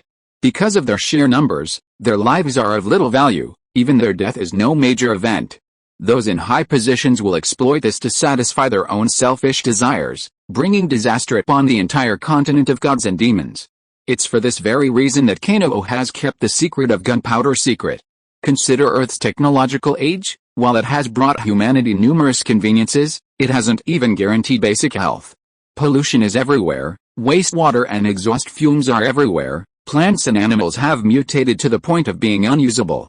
Perhaps Earth was once a place where fighting spirits and magic flourished, but they eventually died out, and the world was ruled by the most ordinary and cruel humans. Kano doesn't know if he can keep the secret of gunpowder secret, but he will do his best. If possible, he will destroy some powerful organizations in the process. Chapter 41, Persuasion. Kano had originally considered heading to the Valley of the Dead to investigate, but after some thought, he decided to deal with the dwarf issue first. Tudoza's methods were somewhat ruthless, and if things went wrong, it could lead to complications. The main concern was the potential impact on their relationship. After all, everything he did at this stage required extreme caution. Finding a dwarf tribe wasn't difficult, just catching any of them would reveal it. If there was one thing that was most abundant on the savage plains, it was undoubtedly the goblins. These rat-like creatures, while also walking upright, were green in color, had small heads, and were inherently ungainly. Goblins were the most despicable creatures on the continent of gods and demons, synonymous with meanness and ugliness. Besides their appearance, they never bathed and ate everything, including the corpses of their own companions. In fact, long ago, goblins were also extremely powerful. The Goblin Empire once even surpassed the Elven and Orc empires. Goblins are incredibly intelligent, capable of discovering nothing they cannot. They have their own levels of cultivation, sages, and saints. They rule the goblin race, commanding obedience wherever they go. However, since the death of the goblin's only saint, humans have turned their knives against the goblins. Nearly all the sages and saints were slain, leading to the destruction of the goblin race in a matter of months. These green-skinned goblins now exist only in tribes on the savage plains, gathering together to prey on the weak. Even so, a large proportion of the goblins starved to death. Despite their lost wisdom, their fertility is unparalleled. Kano and Tudoza didn't even need to seek out the goblins, they were already being targeted. These barely clothed creatures, armed with bronze artifacts and wooden clubs they had unearthed from nowhere, rushed towards Kano and Tudoza with a look of excitement. Goblins are notorious for bullying the weak and fearing the strong. They won't attack those who are outnumbered or seemingly powerful, but they won't hesitate to charge at the side of even one or two goblins. There were a dozen or so goblins in this group, and Kano and Tudoza frowned at the sight of them. They were so filthy that even from a distance, Kano could clearly smell their foul odor. Forget it, let me practice my sword skills. Kano casually pulled out a tacky iron sword from his space ring. It was the worst of the worst, because after the fight, he didn't want it anymore. Kano rushed forward, sweeping his sword casually. Though the attack looked ordinary, it raked 4 goblins' necks. The next moment, sticky blue blood spurted from the wounds, but Kano showed no sign of stopping, charging forward and easily killing all the goblins. A goblin in the distance rushed over excitedly, his face filled with disbelief. He shuddered, and his lower body lost control. Damn it, my dodging skills still aren't good enough. A drop of blood actually got on my body.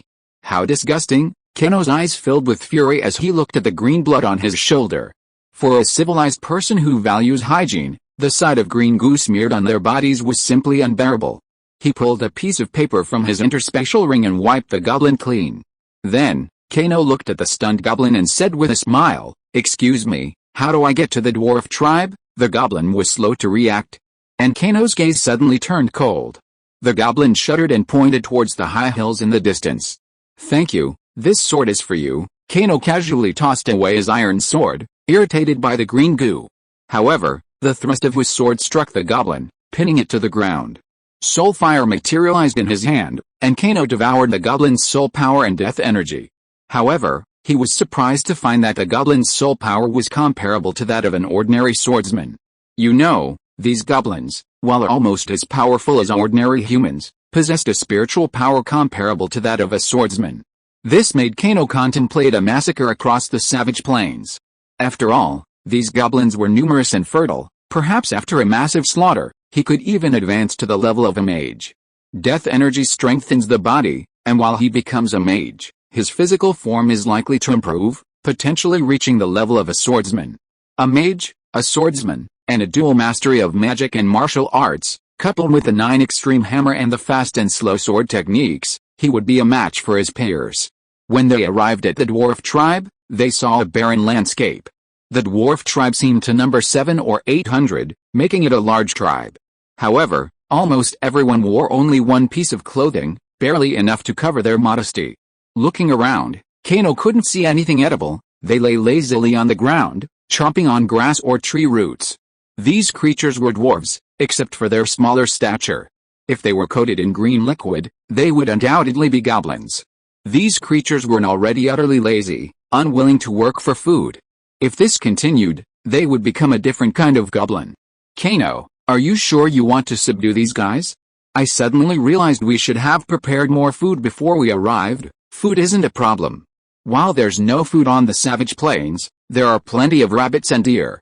Just because others can't catch them doesn't mean we can't." Dealing with animals was no problem for Keno.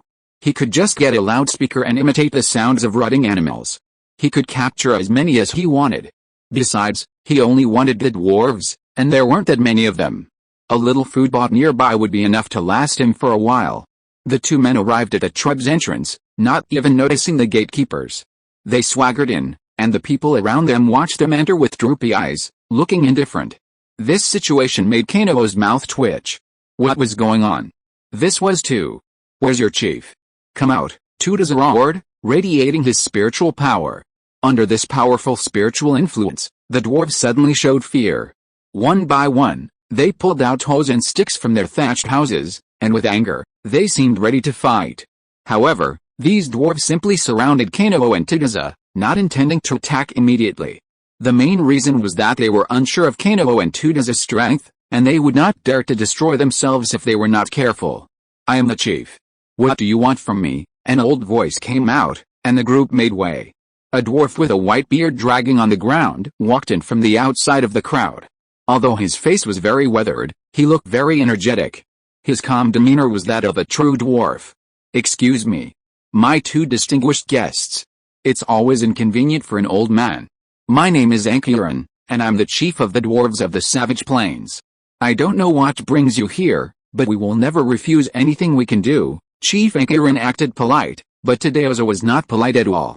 He stepped forward, looked at Ankiran and said coldly, "We want to destroy the Valley of the Dead, and would like to ask for your cooperation." "The dwarves? It's ridiculous for just the two of you to destroy the Valley of the Dead." "That's right. Do you know how terrifying the evil existence in the Valley of the Dead is?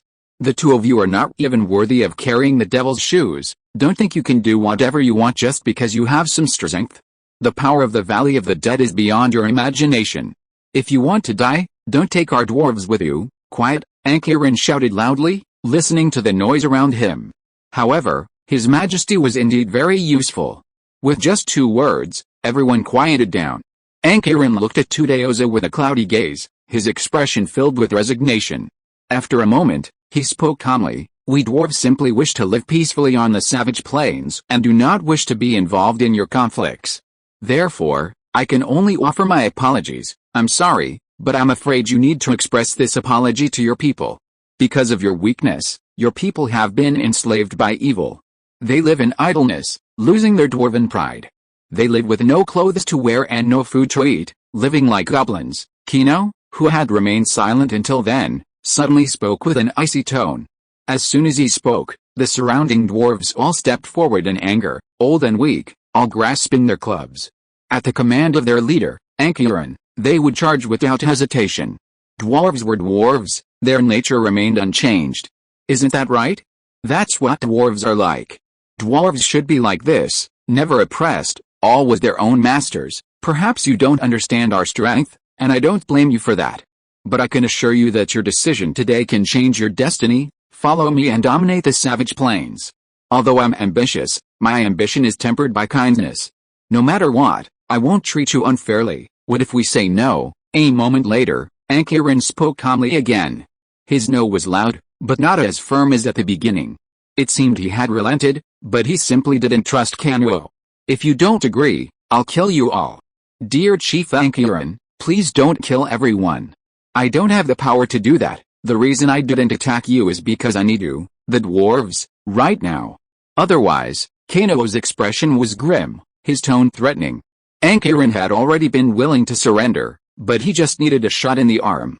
If you are listening to this novel on a channel other than Fanfic World, it means it was downloaded and re-uploaded without effort.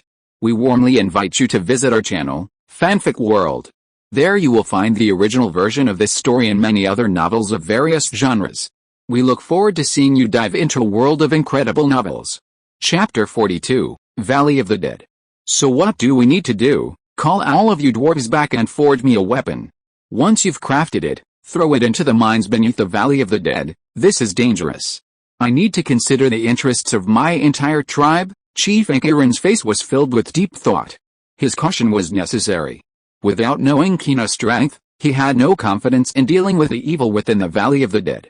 If the Valley of the Dead truly attacked, Keno and his companions would simply flee without a fight.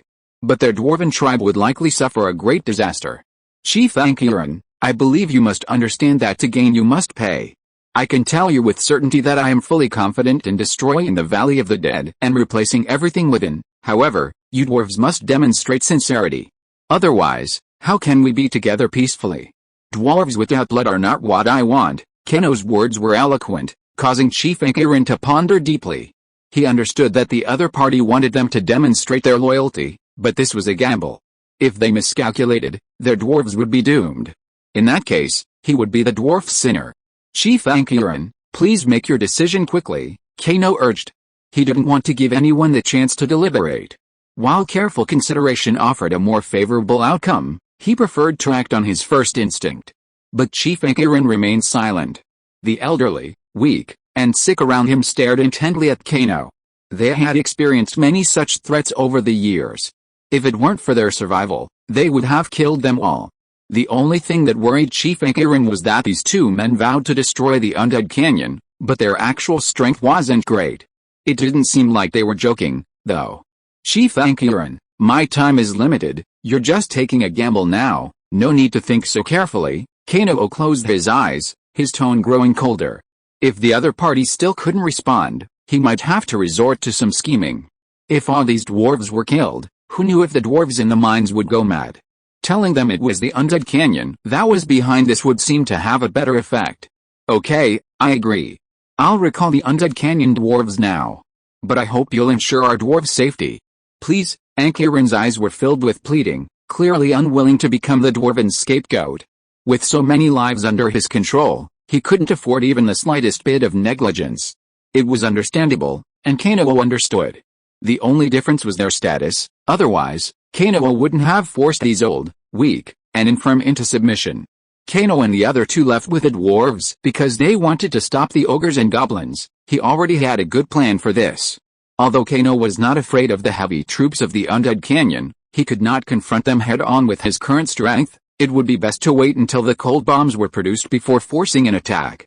The dwarf tribe was not far from the Undead Canyon, and the dwarf soon called out all the dwarves in the Undead Canyon. Because the dwarves had so many festivals, usually everyone left, so the guards of the Undead Canyon did not care about this.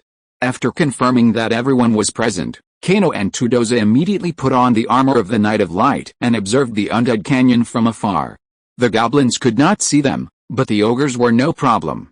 Soon, the Undead Canyon exploded, thinking that the Knight of Light had attacked again. After all, such things happened from time to time, so after a commotion, the goblins all moved into the underground mines. Seeing the effect, Kino returned immediately. This appearance was intended to intimidate the Undead Canyon, forcing them to panic and fear going out. It also served to demonstrate that the dwarves were colluding with the Knights of Light and were completely plotting a rebellion. After all, the dwarves and the Church of Light had a relatively good relationship. The dwarves had just left when the Church of Light appeared. Who would believe that there was no relationship between the two sides? At this time, in the dark mines of the Undead Canyon, a figure in a black robe sat on a black stone chair. However, this figure was petite, looking like a child of 13 or 14. In his hand, he held a golden bone staff, which he kept turning. Although he made no sound, the icy aura he exuded made the ogres below tremble with fear. There are only 2 Knights of Light, and they're the lowest-ranking bronze knights. They showed up briefly after the dwarves left, then left. What does this mean? Is the Holy Sea's army approaching? The savage plains are so empty. Are you blind? It's impossible for the dwarves to be colluding with the Holy See. Dwarves wouldn't be that stupid. They know the Holy See will eventually leave. Now it looks like someone else is plotting against us. The necromancer's brief analysis surprisingly reconstructed the situation completely. If Kano were here, he would definitely reassess his decision. However, compared to ordinary necromancers, this one spoke clearly and had a pleasant voice. Kano would be even more surprised because this necromancer exuded a faint fragrance. Necromancers are usually associated with the cold aura of death and the stench of corpses. Kano is an absolute exception, and now, it seems another exception has appeared. We have to hide, just in case. The important people will enter the mines, while the others will continue to guard the Undead Canyon. Send someone to check if there are any Holy See troops stationed nearby. If not, immediately attack the dwarf tribe. Make an exploratory attack to see if they resist. Keep an eye on the Knights of Light and determine their exact numbers to prevent them from stationing and launching a surprise attack. We can mobilize forces to attack the dwarf tribe from elsewhere. We can directly recruit the goblin tribes. If they dare not send troops, kill them. We must be vigorous when we go, and make them return quickly, otherwise, I will destroy them. With these words, the necromancer waved at the ogres below. Immediately, several ogres, relieved, quickly retreated. Meanwhile, the necromancer rested his hands on his chin, lost in thought. He sensed a sense of danger in this matter. Although the situation was still unclear, he was certain that an external force was intent on attacking him. But who was that opponent, and why did they have the audacity to take on Undead Canyon? After all, no matter how skilled or outnumbered they were, it seemed they couldn't conquer Undead Canyon. This was supported by numerous historical facts. The strength of the Holy See of Light was unquestionable, having attacked Undead Canyon more than once, but never once had they managed to injure their vitals. In fact, from beginning to end, they hadn't been seen. The Magic Empire had also come to show off their might, but the results weren't particularly good either. They unleashed a riotous array of large-scale magic spells, but failed to harm their fundamentals. The Sword God Empire also joined in the fun, with dozens of great swordsmen chasing and intercepting them in the mines, but in the end, they still hadn't seen him. After years of caution, he had never been afraid, but this time, he sensed something was amiss. While it was possible to divide his forces, his primary battlefield was in the mines, where he was surrounded by a skeleton army of tens of thousands. Even without the help of dwarves, goblins, and ogres, his strength was unquestionable. Attacking the dwarves was a test. He wanted to see who those guys who were hiding their heads and showing their tails were. At this time, all the dwarves had returned to the dwarf tribe, more than 200 adult dwarves, but due to severe malnutrition, except for their greater strength, the others were not comparable to adult dwarves. When they learned the truth of the matter, they were furious. After all, maintaining the current peace with the Undead Canyon was not easy. They went to the Undead Canyon just to work. The Undead Canyon did not overexploit them, but provided them with food. However, all of this was broken by Kino. Facing Kino and Tudoza, who were only 2 people, they immediately surrounded them with hammers. Kill him and hand him over to the Undead Lord. He will forgive us. This is all the fault of those despicable humans. Indeed, how could the 2 of them possibly defeat the Undead Valley? Are they more powerful than the Church of Light or the Magic Empire? They are despicable. They want to use us against the Undead Valley. We must show them that we, the dwarves, are not to be trifled with. The dwarves roared frantically. They were not old, weak, or sick. Though malnourished, their strength was undeniable. In the Undead Valley, they spent their days forging iron. With so many men, even a great swordsman like Kano wouldn't be defeated. Moreover, the clan leader had already known from the beginning that Kano and Tadeoza were at most wizards. Die, a cold voice rang out, followed by a sharp sword piercing the dwarf's throat. Dwarves were not a special race, a single blow to the throat would surely kill them. This scene shocked all the dwarves. Even clan leader Ankirin hadn't expected Kano to dare to attack. The two men attacked before the entire dwarven tribe, even the necromancers of the time hadn't done so. He gave them ample time to think. I'm a kind-hearted man. If you all wish to die, I can grant your wish. Don't doubt my ability, otherwise, I wouldn't have set my sights on the Valley of the Dead. Soulfire danced in his hands, and Kano showed no reservations. After devouring the slain dwarf's soul and deathly aura, he poured a large pile of corpses from his special ring. These were the corpses of the monsters he had slain along the way through the trial forest.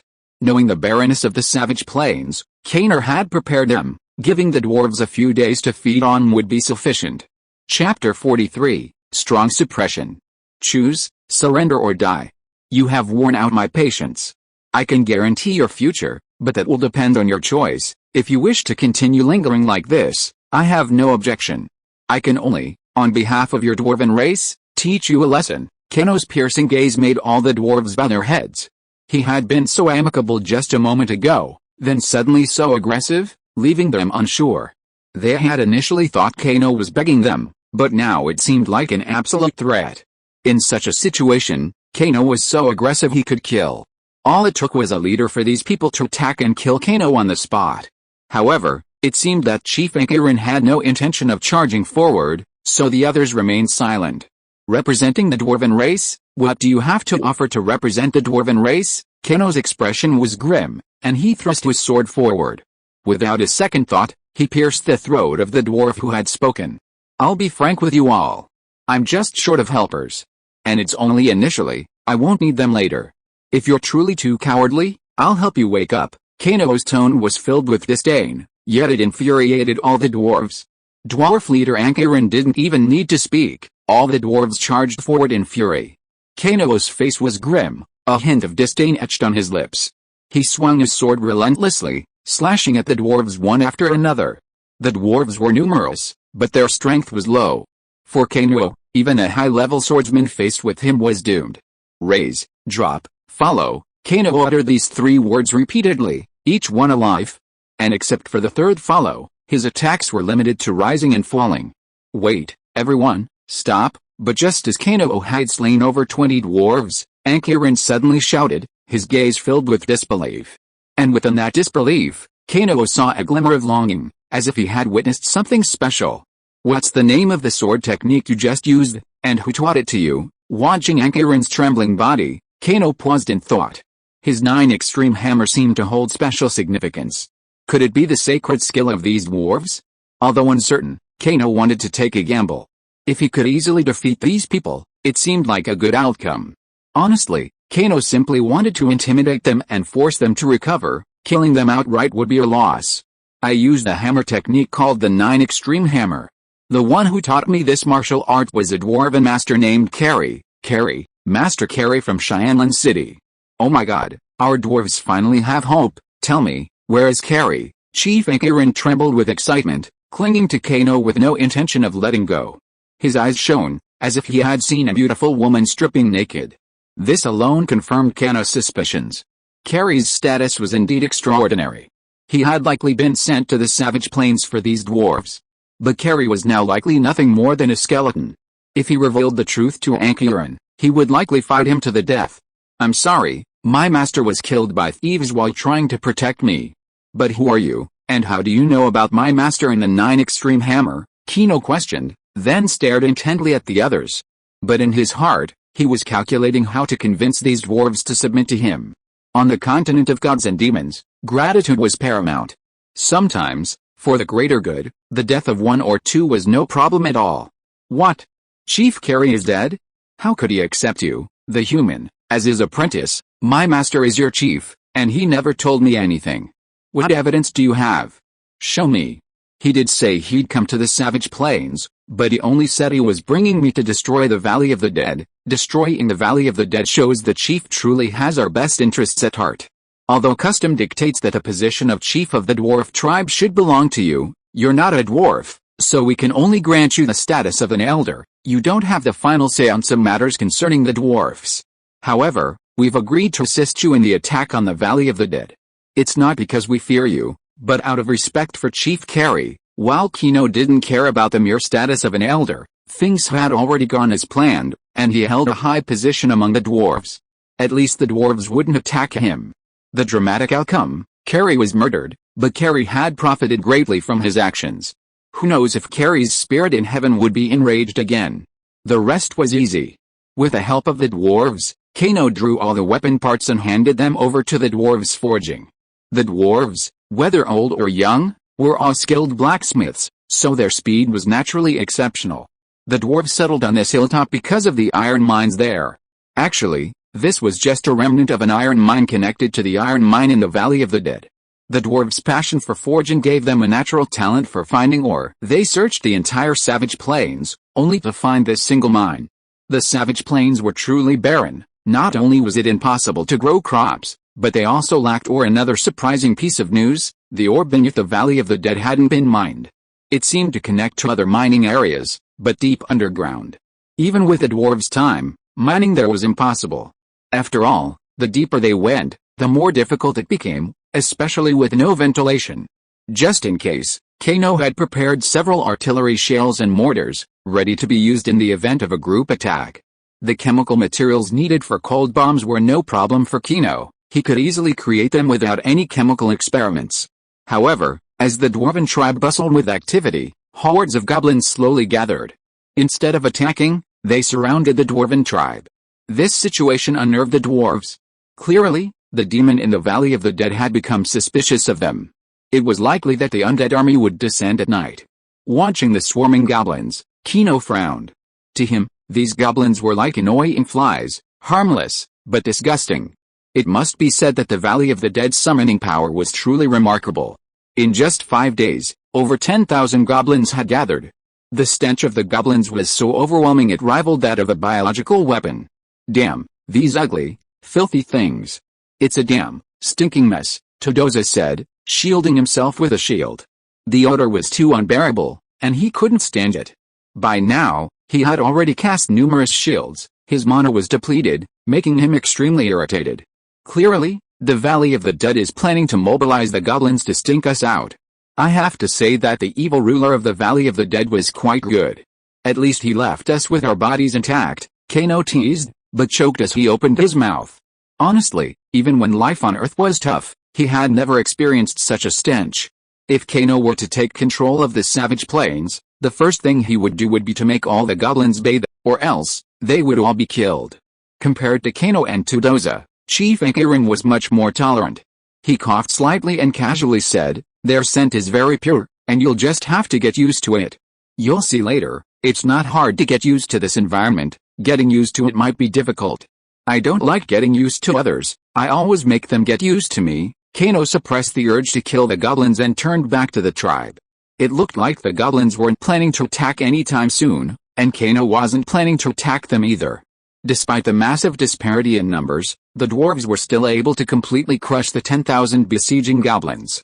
Their strength was there, while the goblins could only fight with the wind at their backs. The goblins waited, gathering reinforcements, and so did Keno, needing more powerful weapons. Due to his limited technological capabilities, the cold projectiles Keno crafted had only the power of a single bomb, but their range could reach 1,000 meters. The undead canyon he was attacking had a network of mines, so it would be best to attack from outside the mines, but the territory of the undead canyon also stretched 10 miles. Another advantage of the undead canyon was that it was easy to defend and difficult to attack. The surrounding valleys formed a natural barrier, making it difficult even for swordsmen to climb. This made it a perfect target for Keno. If he could draw out the undead and ogres and launch a barrage, he could easily eliminate them all. It seemed he would have to wait a little longer. When the demon in the Undead Canyon could no longer wait and rallied the undead army, that would be the perfect time for him to strike. At that time, he had to demonstrate his strength, clearly tell them that he had no Knights of Light on his side, and, moreover, convince the necromancer. With a space ring, rapid mobility was no big deal. This battle would fully demonstrate the horror of firearms, and these goblins and undead were the perfect test subjects. 10 days later, the number of goblins outside the dwarf tribe reached 20,000, a variety of which made Kano nauseous. This wasn't because they stunk, but because they were so mad. Due to the lack of food, the goblins were brutally killing their own kind to satisfy their hunger. Kano was filled with nausea and had only one thought in mind: to kill them all. Chapter 44, Understanding Lightness. Killing each other to satisfy their hunger naturally couldn't solve the problem, so the goblins set their sights on the dwarf tribes, their eyes gleaming with endless greed. Goblins are the ugliest race on the land of gods and demons. Even they consider their own women ugly. They mate solely to produce children and strengthen their race. To goblins, women of other races are beautiful, and dwarfs aren't much worse. This is similar to ogres, who also favor women from other races, but only use their own women for reproduction and strength. Seeing the goblins swirling across the mountains about to charge, all the dwarves grew nervous. They had already rushed into the mines. To them, the houses outside were just for show. The mines were the best and safest place. Long ago, the dwarves lived entirely in underground cities, their daily routines consisting of forging iron and drinking wine. For them, such a life was content. Later, some dwarves focused on enjoying the sun and wine above ground. They emerged from the underground cities, slowly changing their taste for the good. While most dwarves still live above ground, some still adhere to tradition. Their numbers are dwindling, as everyone loves sunlight. Defeat these goblins, and we'll suffer heavy losses. Chief Keri spoke with a solemn tone, his intention clear: to demonstrate Kano's strength. After all, 20,000 goblins is neither too many nor too few. If a real fight breaks out, the dwarves will suffer heavy losses, and for Kano, the loss will be disproportionate. Kano, with a look of resignation, sighed, and said, "No problem, I'll take care of this junk, but the production of those parts must continue, and the pace must be accelerated. The battle scene is a bit disgusting. It's best not to let your people see it." Kano's words puzzled Keri, but he still ordered everyone to stay in the mines and not come out. He himself followed Kano, eager to see what kind of disgusting thing he was doing. Now is not the right time to act. If we attract the Church of Light, it'll be even more troublesome. Todo's expression was tinged with worry, and he was telling the truth. Who knew if there were any spies from the Church of Light in the Savage Plains? If word got out, the Knights of Light would surely swarm in. And by then, it wouldn't just be the Knights of Light who would arrive, but also the Magic Empire, the Sword God Empire, and the Ice Empire. Kano's foundation wouldn't be stable at that point, so would he be able to stop them? The result was undoubtedly unstoppable. While those forces were few in number, they were all swordsmen and great swordsmen, with a significant number of mages and sorcerers. After Kano was exposed, he needed to seize the Undead Canyon as quickly as possible, destroy all entrances, and then retreat into the darkness of the mines to build his vehicle. He could only emerge when the time was right, otherwise, even one or two great swordsmen could storm his base and completely destroy him. And now, as Todoza had said, wasn't the best time. Without his weapons, Kano would have to deal with these goblins on his own. "You should return to the mines and guard the entrance. I'll go play with them. If the undead army shows any signs of gathering in the canyon, we'll immediately escape and destroy them." Todoza's dark earth bear remained in the Undead Canyon. Through its soul recognition mark, it could relay messages at any time. Moreover, with its level 6 magical beast strength, it could easily escape even if it couldn't defeat them. Kano drew his longsword from his special ring and strode forward. He now treated the 20,000 goblins as mere targets for practicing his fast and slow sword techniques and the 9 extreme hammer. He suspected that after this battle, his comprehension would likely be greatly enhanced. Seeing Kano approaching alone, sword in hand, the goblins erupted in excitement. Facing an entire dwarf tribe, they might have been wary, but facing a mere human, a mere teenager at that, was nothing to fear. All the goblins roared, looking at Kano as if he were a delicacy. They rushed forward recklessly, their saliva drooling, their sausages swaying. This made Kano particularly uncomfortable. No matter how poor their living conditions were, they at least had clothes. Without even a loincloth, It was no wonder goblins were considered the ugliest and filthiest race on the continent of gods and demons. Keno took a deep breath, feeling a pang of frustration. He didn't take these goblins seriously, they were simply disgusting. In terms of attack power, defense, and endurance, these goblins were no match for Keno. Their strength was only comparable to that of a novice swordsman, relying on their sheer numbers. Stronger goblins were equivalent to advanced swordsmen, and their numbers were extremely limited. With Keno's current offensive power, all the goblins were killed in a single blow. He was targeting only the neck, severing the aorta was enough. Aside from the swordsman's full-body Dao-ki defense and the magician's full-body shield, the neck and heart of other races were vital points, and the neck, in particular, had no defense at all. Of course, there were exceptions for those with two heads, like the two-headed ogre. Even if one head was completely destroyed, there would be no problem. The moment the two sides made contact, Keno's longsword slashed through the necks of the three goblins. Now he needed to control his strength, as he was engaging in a protracted battle that would require greater energy. The skillful slaying of three goblins did not frighten the others, their bodies were almost instantly toppled, and the goblins behind them swarmed forward. Keno wielded his sharp arrows, harvesting lives like grass. Any goblin who came near him would almost certainly have their throats slashed in an instant. Life after life was lost at Keno's hands, and he constantly dodged the spray of blood. Despite this, his body was still stained with blood, a deep frown on his face and a growing rage. Each strike of his sword employed the three techniques of the 9 extreme hammer. As time passed, he slowly felt his wrist losing control, but he was overcome by a strange sensation. The longsword instantly lost its weight, then returned to its original state. This sudden change shocked Keno. In that moment, he seemed to experience a state of lightness. However, he quickly calmed his excitement, closed his eyes, and once again harvested lives. A large pile of corpses lay at his feet, at least 2,000 in number. The surrounding goblins stared at Keno in horror, but dared not charge again. Demon, he's a demon, he's the embodiment of death, invincible, everyone, kill him together, kill this demon. The goblins kept shouting, but no one dared to charge. They clearly sensed Keno's strength, that of a high-level swordsman. However, his swordsmanship was so uncanny that no matter how many rushed forward, they would all die. The goblins shoved and jostled, but Keno stood quietly among the corpses, his eyes closed, as if lost in a special state of mind. A goblin was pushed close to Keno, and Keno frowned slightly. With a sweep of his longsword, the powerful force slit the goblin's throat. Energy. How could it be energy? Tudeo's face was filled with shock in the distance. Keno had never learned Dao-ki, and his sharp sword hadn't even touched the goblin, yet it had actually killed it. Meanwhile, Keno still stood with his sword, unaware of the sword energy. He felt his blood and essence ignite, his entire spirit bursting forth at an incomparably rapid rate. A breakthrough. Keno was ecstatic, but he found his current realm seemed indestructible. Even though he had grasped the lightness of the 9 extreme hammer and his spirit power had doubled, his physical body wasn't up to par, preventing him from advancing further. Fuck. No breakthrough. Is this my fault, or yours? Keno said angrily, opening his eyes. Then, in a flash, he arrived in front of the goblins and swung his sword.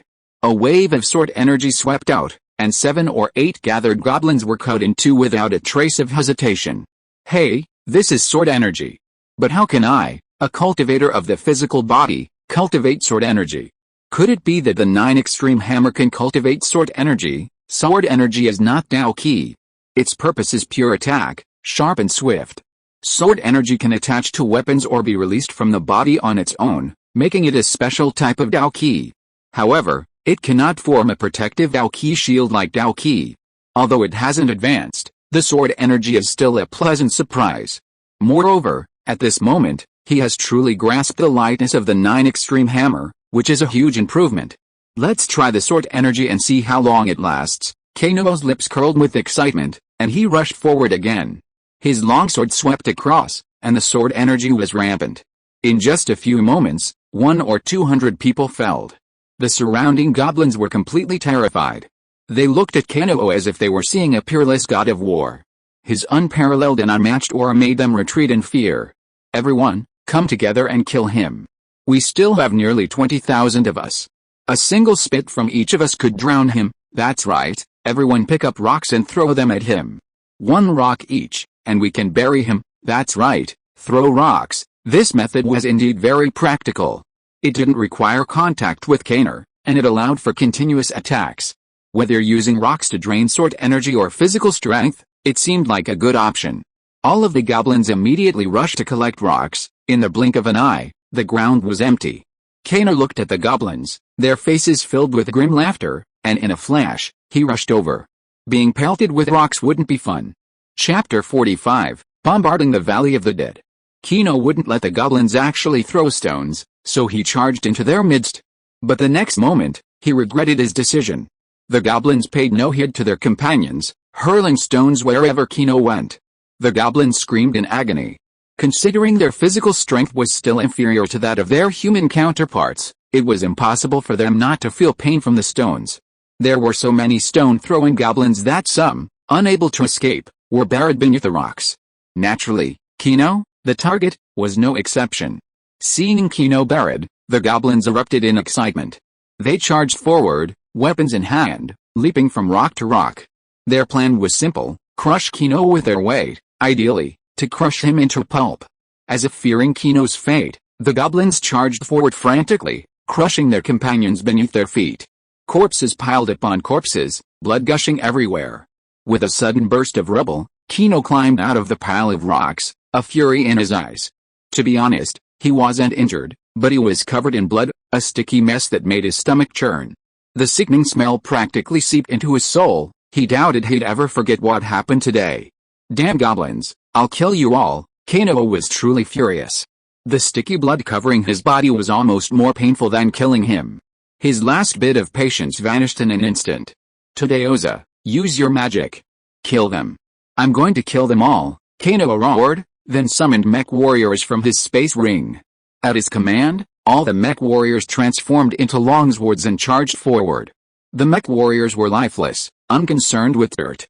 As they charged into the goblin horde, they unleashed a killing spree without hesitation. Neither the goblin's strength nor their defensive abilities could withstand them. Their attack was a one-sided massacre.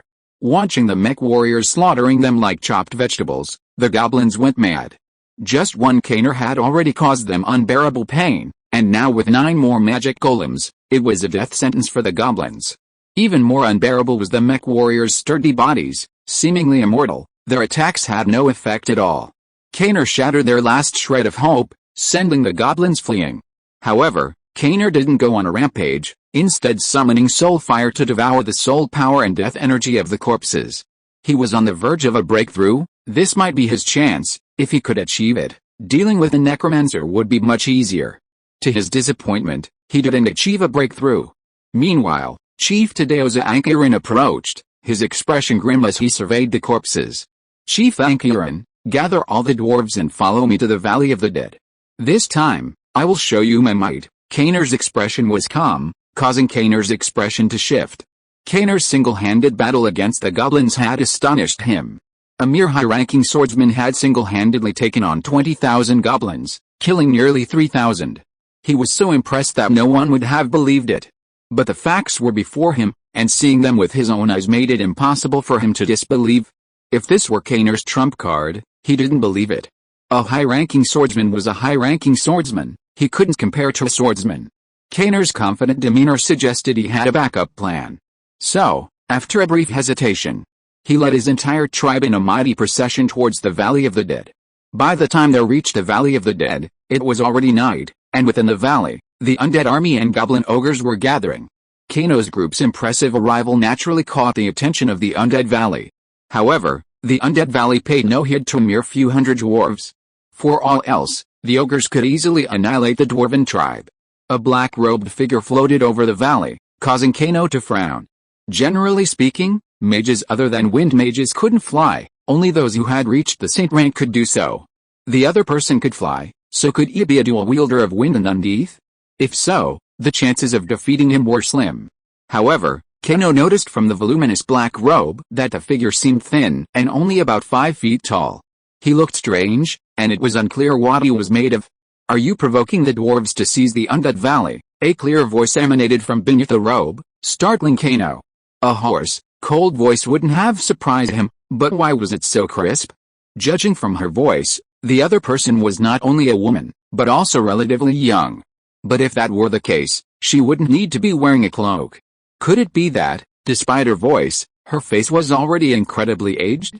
Kano pondered maliciously, but he stared directly at the figure in midair. Beyond anything else, the other person's mid-level mage's prowess was undeniable. Respected necromancer, we are merely homeless travelers, weary and seeking a place to rest. Therefore, please cede your precious valley. I promise to return it once we've rested. Oh, what guarantees do you have? Just you, my fellow necromancers? Or do you think you can influence my undead army, my ogres and goblin warriors? The black-robed figure scoffed harshly, but Kano remained impassive. Even his own reasoning felt disgusting, so how could he expect anyone to agree? But when it came to making crooked arguments, Kano was no less capable than anyone else. If he put his mind to it, he could never defeat anyone. Respected necromancer, I come here in friendship. Please don't let me unleash my wrath. Don't keep calling me necromancer. My name is Jingbeo. I don't like nonsense, and you're ugly. With shifty eyes and rat-like ears, you're even worse than our goblins. Jingbeo's words nearly made Kano vomit blood. He hadn't yet shaken off the nausea of being touched by goblin blood, and now, at the mention of him again, his rage instantly surged. Especially shifty eyes and rat-like ears, are those words used to describe him? Granted, he wasn't exactly handsome, but those words definitely didn't apply to him. Alright, since little Jingbeo is so charming, I'll let you experience my secret weapon, Kano said, and with a wave of his hand, he unleashed the iron bunker. Then, he entered, loaded the cannon with cold ammunition, and aimed at the assembled army in the Undead Canyon. Is that a magic cannon? It doesn't look like one. Not only is there no magical vibration, it's not even made of magic metal. As Jingbeo finished his words, Kano pulled the trigger. Immediately, with a resounding boom, a cannonball shot out. Everyone except Tadeoza was startled by the sound. Even if Jingbeo wanted to stop it, he didn't dare. The cold cannonball exploded upon landing, but instead of a strong flame, an icy aura emanated. Just as everyone was puzzled, the temperature around them plummeted, dropping below freezing in a matter of moments. Such a situation was utterly impossible on the continent of gods and demons. To alter nature was a sheer miracle. But Kano wouldn't waste time talking, nor would he give them time to think about escaping. As each cold cannonball launched, the entire Undead Canyon was enveloped in ice. The savage plains was notoriously arid, its sun perpetually scorching. Whether goblins or ogres, they wore nothing more than a pair of trousers, not even clothes. The temperature plummeted, dropping to over 10 degrees below zero. It would be a wonder the goblins and ogres could withstand it. Even the undead legions froze, their soul fires extinguished. The sudden change slowed everyone's reaction. The goblins and ogres were horrified, while the dwarves were pleasantly surprised. Even Chudoza had no idea Kano had such a weapon. It would have been a perfect tool for performing miracles. He didn't know, however, that cold bullets were the pinnacle of human technology, invented in 2020 to mimic ecological changes. Their primary purpose was to counteract the melting of Antarctic glaciers, but their effectiveness was remarkable. To achieve greater innovation and breakthroughs, humans universalized technology. Kano had naturally researched it, but he had no better ideas. Despite the bitter cold, the goblins and ogres didn't freeze to death instantly. Determined to survive, they ignored the instructions of the oracle and charged relentlessly towards the Undead Canyon entrance. The dwarves there all grasped their weapons in an instant. Facing the ogres and goblins that were about to rush over, they were not completely sure that they could stop them. However, at this moment, 9 mecha warriors under Kano came out. They stood in a row and set up their mortars. In the shocked eyes of the surrounding dwarves, they fired the mortars and shells one by one. The roar continued to be heard, and the goblins and ogres that rushed over were instantly blown away and screamed in pain. The exit that was originally easy to defend and difficult to attack now became a corridor of death. Jingbeo, who was floating in the air, swung the golden bone staff in his hand and wanted to attack, but how could Tadeoza, who was standing beside her, let her do as she wished and interrupt Kano's arrangement? Dear Miss Jingbeo, your opponent is me, although my strength is lower than yours. I really want to have a fight with you. Chapter 46, Black Robe Identity. Who are you, and why are you targeting me? If you think you can defeat me by destroying these goblins and ogres, you're wishful thinking, Jingbeo shouted in midair, but neither Kano nor Chudoza paid any attention. Chudoza's goal was to hold Jingbeo back, while Kaner unleashed a barrage of attacks. 10 mech warriors formed a life or death line, with Kaner providing support from the sidelines. The gap was only about 10 meters, and the goblins and ogres couldn't escape. Jingbao's main force of silver skeletons numbered nearly 100. Naturally, they wouldn't be destroyed immediately by the cold bullets, but they became Kaner's primary target. If the mortars weren't enough, he'd resort to bombs. Immediately after the bombs were launched, the silver skeletons were toppled over, with more than half shattered to pieces. They were fortunate to be able to walk. Compared to the goblins, the ogres suffered much less damage. Although their strength rivaled that of swordsmen, they lacked fighting spirit. Their bodies were formidable, and their resilience was terrifying, but they were no match for the mortars. A horde of ogres rushed out, gathering at the entrance and falling prey to Kano's targeting. A cannonball fired, inflicting heavy casualties. A bomb wasn't a mortar, only a great swordsman could block it. However, the cold inside the undead rift forced them to rush out. Those who rushed too slowly were frozen to death while trying to maintain their momentum. In a matter of moments, the undead army, goblins, and ogres suffered heavy losses. Their utter destruction wouldn't be long. The dwarves were all excited, dancing with joy. They hadn't anticipated Kano's terrifying power. If they could possess it, they could do whatever they pleased. "Stop, you damned, vile reptiles. I swear, if you don't leave this place, you'll stay forever," Jingbao, still in midair, shouted incessantly, his tone bordering on madness, a stark contrast to his earlier composure.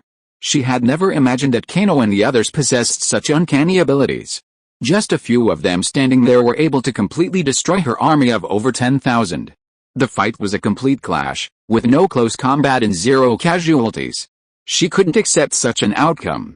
What infuriated her most was that, although Tudoza wasn't as strong as her, he was able to suppress her for a short period of time, leaving him no time to deal with Kano. Otherwise, even if Kano survived a few necromancy spells, he wouldn't have been able to operate so smoothly. "Miss Jingbao, are you threatening us? I want to see what other tricks you have besides this trash. Don't regret it. If you regretted it, I wouldn't have come to attack you in the Undead Canyon." Tudoza didn't care. He was confident in himself. Although he was only a junior mage, he had extensive combat experience and wasn't likely to be defeated by a mid-level mage. Furthermore, a mid-level mage had limited strength. Even a necromancer could only dominate at the mage level. Completely overwhelming him was unlikely. But the next moment, Tudoza regretted his decision. With a casual wave of his golden bone staff, the mid-air Jingbao suddenly opened a massive black hole above his head, and a dragon's roar emanated from it. The sound was so deafening that it deafened everyone's ears, and their faces turned utterly pale. The owner of this voice was unmistakable, a legendary dragon. While they still didn't know what kind of dragon it was, their power was undeniable. A newly hatched dragon possesses the strength of a beginner swordsman. During their larval stage, their strength rises to that of an advanced swordsman. Once they reach adulthood, their power rivals that of a great swordsman. At maturity, they are second only to the saint level, capable of rivaling several advanced great swordsmen. Dragons cultivate both magic and martial arts, and their dragon language magic is incredibly powerful. Their bodies possess a certain degree of magical immunity, making them easily suppressed by both magicians and great swordsmen. Generally, only adult dragons enter into contracts with others. Coercion is impossible, as the dragon race's dominance prevents members of other races from becoming magical familiars. But this very point puzzled Kaner. How could a high-level necromancer have the power to contract a dragon pet? If the dragon was a bone dragon, then it would be simple. The necromancer had, by chance, cobbled together a bone dragon and then transformed it into a necromancer. However, the dragon clan always hated this kind of thing. If this were true, even a leak of information would likely lead to her being hunted down and killed by the dragon clan. But if it was a summoned dragon pet, the consequences would be more intriguing. A mid-level mage would have no chance of defeating or subduing a dragon pet, which meant the other party was a powerful force or had deep connections. The dragon in the black hole roared for a long time, but only extended a single black, scaly claw. Judging by its enormous claw, this creature was at least 10 feet in size. And now they were all certain that this dragon pet was a mature black dragon, the most defensive and physically powerful of the dragon clan. All the dwarves were terrified, their faces pale. If it weren't for the suppression of clan leader Enkiran, they would have fled long ago. Even Tudoza was trembling all over. If this black dragon were truly summoned, there would be only one outcome for them: death. Kano was no better. He had never imagined that a mid-level mage could summon a giant dragon, and a black dragon of such power. Time was running out, and Kano didn't hesitate. He immediately aimed his sniper rifle at Jinbeo and fired directly. Jinbeo, in mid-air, seemed so confident that he didn't even activate his defensive shield. Kano's sneak attack undoubtedly hit the vital point. With a bang, the armor-piercing bullet hit Jinbeo, but he stumbled and swayed violently, unexpectedly blocking the bullet. Kano's pupils shrank at the sight. What kind of body was this? Could he be wearing inner armor? Judging from the black robe, there didn't seem to be any inner armor underneath. Another possibility was that the other party's body was powerful. Even without activating his Dao Ki, he had reached the level of a swordsman. Only dragons seemed to possess such powerful bodies. Beyond that, only magical beasts and powerful warriors could do the same. But just as they were stunned, the black hole in the air suddenly vanished. Jinbeo stumbled again, falling directly from the sky. Magic backlash. Such an obvious occurrence left Kano and Tadeoza in disbelief. This situation seemed far beyond their expectations. A single bullet failed to injure Jinbeo, instead causing her magic backlash. However, Kano reacted quickly, dashing forward in an instant. Falling from 100 meters, even a giant dragon would be crippled if it landed on the ground. Fortunately, he was fast enough to rush forward and embrace Jinbeo. The other person wasn't very heavy, but the moment he embraced her, he was aware of a body fragrance. This scene stirred his heart, and he immediately lifted his black robe. However, his mouth twitched, and he froze in his tracks. The sutra in his arms had a human-like body and skin, but a single white bone horn sprouted from its head, giving it a distinct appearance. Although the horn was small and delicate, the presence of this extra horn gave Kano a tinge of disbelief. Oh my god, it's an undead dragon. Meanwhile, Tadeoza, who was standing behind him, rushed over to see what was happening. Upon seeing the sutra, his face changed drastically, his expression filled with disbelief. At the mention of the word undead dragon, Kano's expression shifted, as if he had received a pleasant surprise. Undead dragons are mutants of the dragon clan, more precisely, of the dark dragon clan. Although they belonged to the same family, undead dragons were exceptional. Their bodies weren't powerful, at least not by a hair's breadth compared to their peers. Furthermore, they had only one bone horn, not two. However, mutations were still mutations, and the power was undeniable. Among other things, undead dragons possessed a profound mastery of necromancy, and the white bone horn, in particular, served as an amplification of their spiritual power. Undead dragons have tiny bodies and only a third of the defense of giant dragons, but their mental power reaches 3 times that of ordinary dragons. This is truly unimaginable. To be precise, undead dragons grow rapidly. Even as larvae, their strength rivals that of wizards. Once they reach adulthood, they reach the holy rank. However, such powerful beings are destined to be annihilated. This is not due to any other reason, but rather their ability to control the undead. No race on the continent of gods and demons can tolerate undead magicians, including dragons. Compared to other races, dragons are more conservative.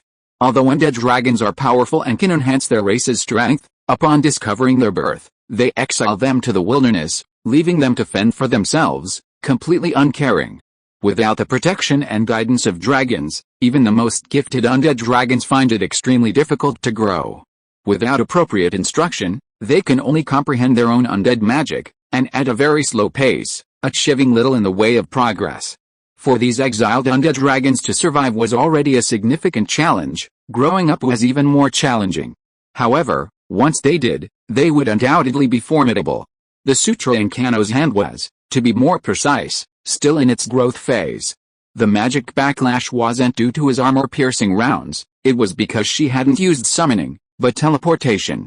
It was simply her lack of ability, her insufficient mental and magical power, that caused the backlash. Otherwise, if she had tried to escape, Kano wouldn't have been able to stop her. Chapter 47, Master Recognition and Advancement. An undead dragon.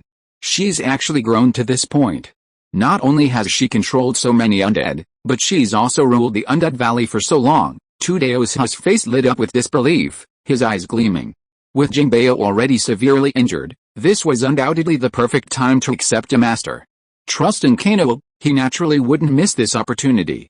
A dragon pet is a once-in-a-century sight. Even in the current god and demon continent, only 2 or 3 possess dragon pets, all of whom hold high positions and possess formidable power. If Kenolite could take her as a magical pet, her power would undoubtedly surge, making it easier to defeat enemies or escape. Dragons naturally possess the ability to fly, even in human form. While speed isn't their forte, they're still faster than flying magical beasts of the same tier. Furthermore, after accepting a master, the owner can absorb some of the magical pet's soul power and essence. Even as the magical pet's power grows, the owner will also benefit. In this way, Kenolite's power could potentially reach the level of a mage or swordsman immediately after accepting a master. Who could refuse such an advantage? What? You don't want to acknowledge me as your master, do you? Tudeoza looked at Kenolite, his eyes filled with confusion, for at this moment, Kenolite seemed to have no intention of taking action. I want to acknowledge you as my master, but I don't know how to set up magic circles. Besides, Jinbeo is only a mid-level mage, so shouldn't his mental power be at the peak of a high-level mage? If I force her to acknowledge me as my master, won't she retaliate? My lord Kenolite, her magic has backfired. Her mental power is weak right now, so this is the perfect time. Other high-level mages might not be able to do this, but you are a necromancer, with formidable mental power. You and Jinbeo are both necromancers, so you have a strong rapport. Similarly, her resistance to you will be minimal, so the chances of success will naturally be even greater. Kenolite was instantly excited upon hearing this. He had truly gotten a dragon pet for free, and an undead dragon at that. How could he possibly refuse? A 6-star recognition magic circle was quickly set up, and Kenolite, holding Jinbeo, entered it. As Tudeoza activated the magic circle beside him, a ball of white light enveloped the two of them. The auras of Kenolite and Jinbeo merged, and undead magic flowed continuously through both of them. Kenolite felt his body suddenly filled with explosive power, and even his mental strength surged. Suddenly, the strange magic circle from the ruins reappeared in Kenolite's mind. Then, another magic circle continued to expand and expand before Kenolite. Kenolite felt like a tiny bacterium, while the magic circle was a vast starry sky. As the magic circle magnified, Kenolite was shocked to discover that it was composed of countless densely packed mysterious characters. These characters were so strange that Kenolite was sure he had never seen them before, but he couldn't help but wonder about their origin. Some of them resembled ancient Chinese characters, while others resembled the magical characters of the divine demon continent. He wasn't sure, but he knew he had found a breakthrough in the magic circle. Perhaps these characters held special meaning. Kenolite studied the characters intently. Once he was sure he had memorized them all, he immediately looked at the other magic circles. But they were still blurry and Kenolite couldn't make them out clearly. Damn it, Kenolite cried out in anger, only to find himself awake.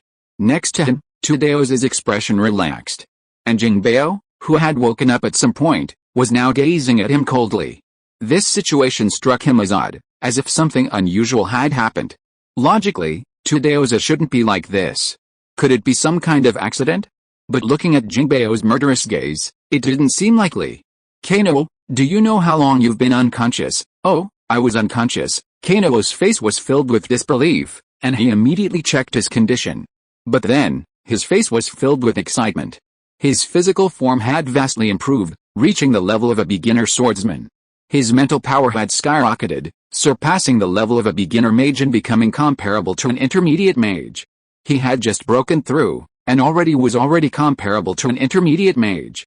Such terrifying mental power was undeniably worthy of a necromancer. He had undoubtedly taken advantage of Jinbeo, signing a soul contract with him and achieving a direct upgrade. He had no idea of the specifics of the upgrade. He had even forgotten how to subdue Jinbeo. His mind was now preoccupied with a magic circle, a circle composed of countless strange characters. He wanted to create a small one as quickly as possible. At the very least, he needed to understand its purpose. So, after regaining consciousness, Kenolite ignored Jinbeo and immediately stood up, looking around. He wanted to find a safe place to conduct his experiments. Don't say anything now. Give me a place to experiment. I'm going crazy now. Crazy, that's the least of the problems. The real problem now is that you're going to die, Jinbeo roared, then flashed to Kenolite's side and punched him in the stomach. The undead dragon's slow speed was comparable to that of ordinary dragons. For a human, its speed was undeniable. Even with its weaker physique, It was no match for Kano, a newly advanced swordsman. After being punched in the stomach, Kano felt his internal organs and intestines tangle together. His face turned grim as he was sent flying. Bang! Kano landed on the ground, stirring up a cloud of dust. Looking at the humanoid Tyrannosaurus before him, he felt as if he had made a fatal mistake. Jinbeo flashed and reappeared before Kano, striking him in the stomach again. Pain washed over him. Tadeoza, stop her, Kano, you must understand. She's your dragon pet, and she's fully recovered now. With my strength, I'm no match for her, especially in close combat. I want to tell you, you signed a contract of equality with her. Tadeoza was helpless. The sole contract between Kano and Jinbeo wasn't a master-servant contract, but an equal one.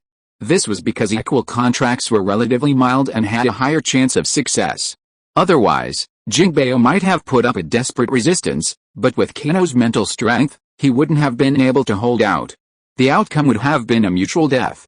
This equal contract naturally had very little restraint. At least, it couldn't be forced upon the familiar. Both parties were equal, and everything was voluntary. Damn it, is she the familiar or am I?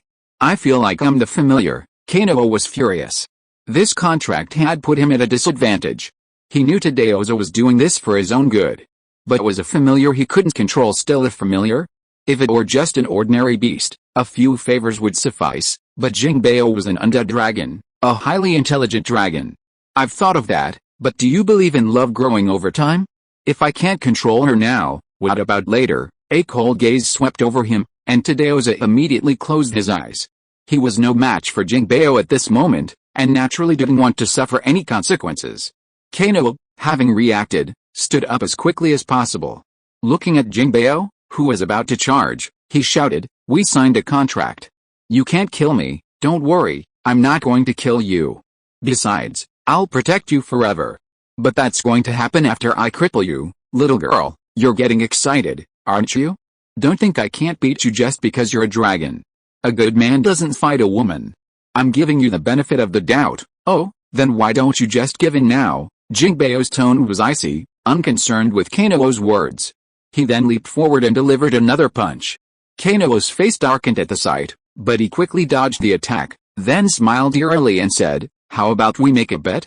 If you can defeat me, I'll do whatever you want from now on. But if I defeat you, you'll have to do what I want." "No, watch." Another punch came, and Kano's fury burned. With his Aya Long Yu before him so unyielding, outsmarting her was unlikely.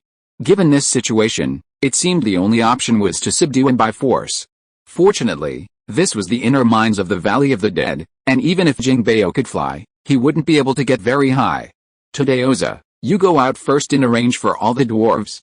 Store the corpses for me, I'll absorb their soul power and death energy. Keep an eye on the outside. If any powerful masters arrive, destroy the entrance immediately." Kano finished his arrangements in one breath, and Tadeoza tactfully retreated. He knew Kano's strength and assumed his methods were not very impressive, otherwise, he wouldn't have sent him out. "What do you want to do?" Jinbeo noticed something was wrong and immediately looked at Kano cautiously. Although she didn't believe Kano could defeat him, she felt it was necessary to be on the safe side. "Nothing, brother, I'm in a bad mood right now and want to spank you. First, let me ask, what material are your clothes made of? Are they rip-resistant, you rascal, you scoundrel? I'm a dragon, you can't do this to me." "Dragon, you may have forgotten your current identity. Undead dragon, if humans knew of your existence, do I need to tell you the consequences? It's true that my current strength is not strong, but I have a countless powerful methods. It won't be long before I become the overlord of this savage plane. Following me won't be a big loss for you." Kano's tone was so cold that it calmed Jinbeo's anger. Apart from anything else, Kano's guns and cannons had already amazed Jinbeo.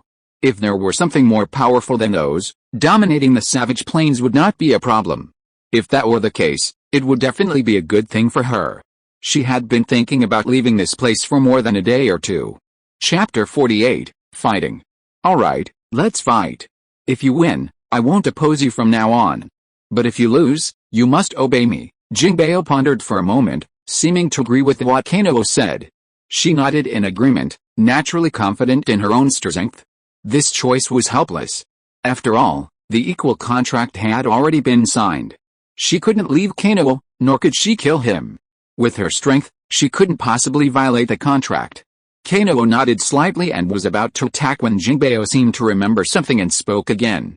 But let's set the rules first. You can't use those weapons. Otherwise, not only me, but even a magician would be no match for you. I won't take advantage of you either. I won't use magic. If you can truly win, I will definitely obey you from now on. Jinbei's eyes flashed with cunning. Even without magic, her physical strength was unquestionable. Moreover, her dragon body made her immune to ordinary magical attacks. He knew Kano was also a warrior, and using magic in close combat was impractical. In that case, it was better not to use it. Without his weapon, Kano's strength was significantly reduced. Hoping for victory was undoubtedly a pipe dream. Yes, that's a good idea. It's all to your advantage. I hope you won't regret it. Kano's expression was calm, full of confidence. It wasn't that he was sure to win, but rather that he absolutely couldn't lose, both for the sake of his manliness and to maintain control of the contract. Drawing his longsword from his interspatial ring, Kano's face suddenly became solemn. Jinbei, on the other hand, wore no weapon at all. Your longsword is quite good. It doesn't look like ordinary black iron. It's an alloy, with superior properties to black iron. If we get hurt, we can't bear grudges. Are you so hard-hearted that you can't show any mercy? If I showed any mercy, I'd be dominated by you for the rest of my life. Kano spoke, then rushed forward, his longsword aimed at Jinbei's neck, thrusting without hesitation. Faced with Kano's simple attack, Jinbei didn't show much surprise. His hands flashed with black light, and he grabbed the longsword. The next moment, her expression changed as she was surprised to find the longsword dodged her claws and continued its thrust towards her neck. Her pupils shrank at the sight, but she reached out again without hesitation, naturally believing she had missed. However, her second attempt also failed. The sword, like a spirited snake, perfectly dodged her attack. Only then did she realize there was something special about Kano's swordsmanship. It wasn't as simple and casual as it appeared. If that was the case, defeating him would be difficult. However, she didn't take it too seriously. After all, even the most powerful swordsmanship requires mastery, and Kano, still young, wouldn't have much experience in direct combat. The next moment, she blocked her neck with one hand, and then Kano's longsword pierced her hand. Just as she relaxed, the force of the sword's impact intensified.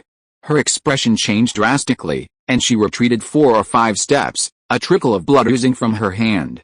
Kano retracted his sword, a faint smile playing on his lips. After becoming a mage, he felt his control seemed to have greatly improved. When he mastered the 9-pole hammer to the light level, it even gained a quadruple attack.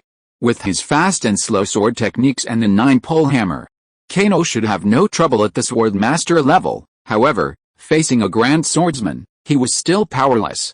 Furthermore, after reaching the level of mage, Kano discovered that his soul fire had also mutated. Its nature seemed to have changed, becoming somewhat aggressive. While this was strange, it wasn't entirely surprising. After all, he had inherited the legacy of a saint-level necromancer, and that level of power was beyond the reach of ordinary people. Yes, that's quite unusual. In that case, you should be careful. I'm going to get angry. Jinbei looked angry, his whole body radiating a thick aura of death. He instantly transformed into a demon of the abyss, which made Kano feel a little uneasy. However, Kano wasn't without a backup plan. Just to test the power of his soul fire, a ball of soul fire emerged from his left hand and swiped across his longsword, instantly coating it in a layer of soul fire. This scene made Jinbei look peculiar. She had never heard of soul fire attached to ordinary weapons. Even more unsettling was the sense of threat she felt from Kano's soul fire.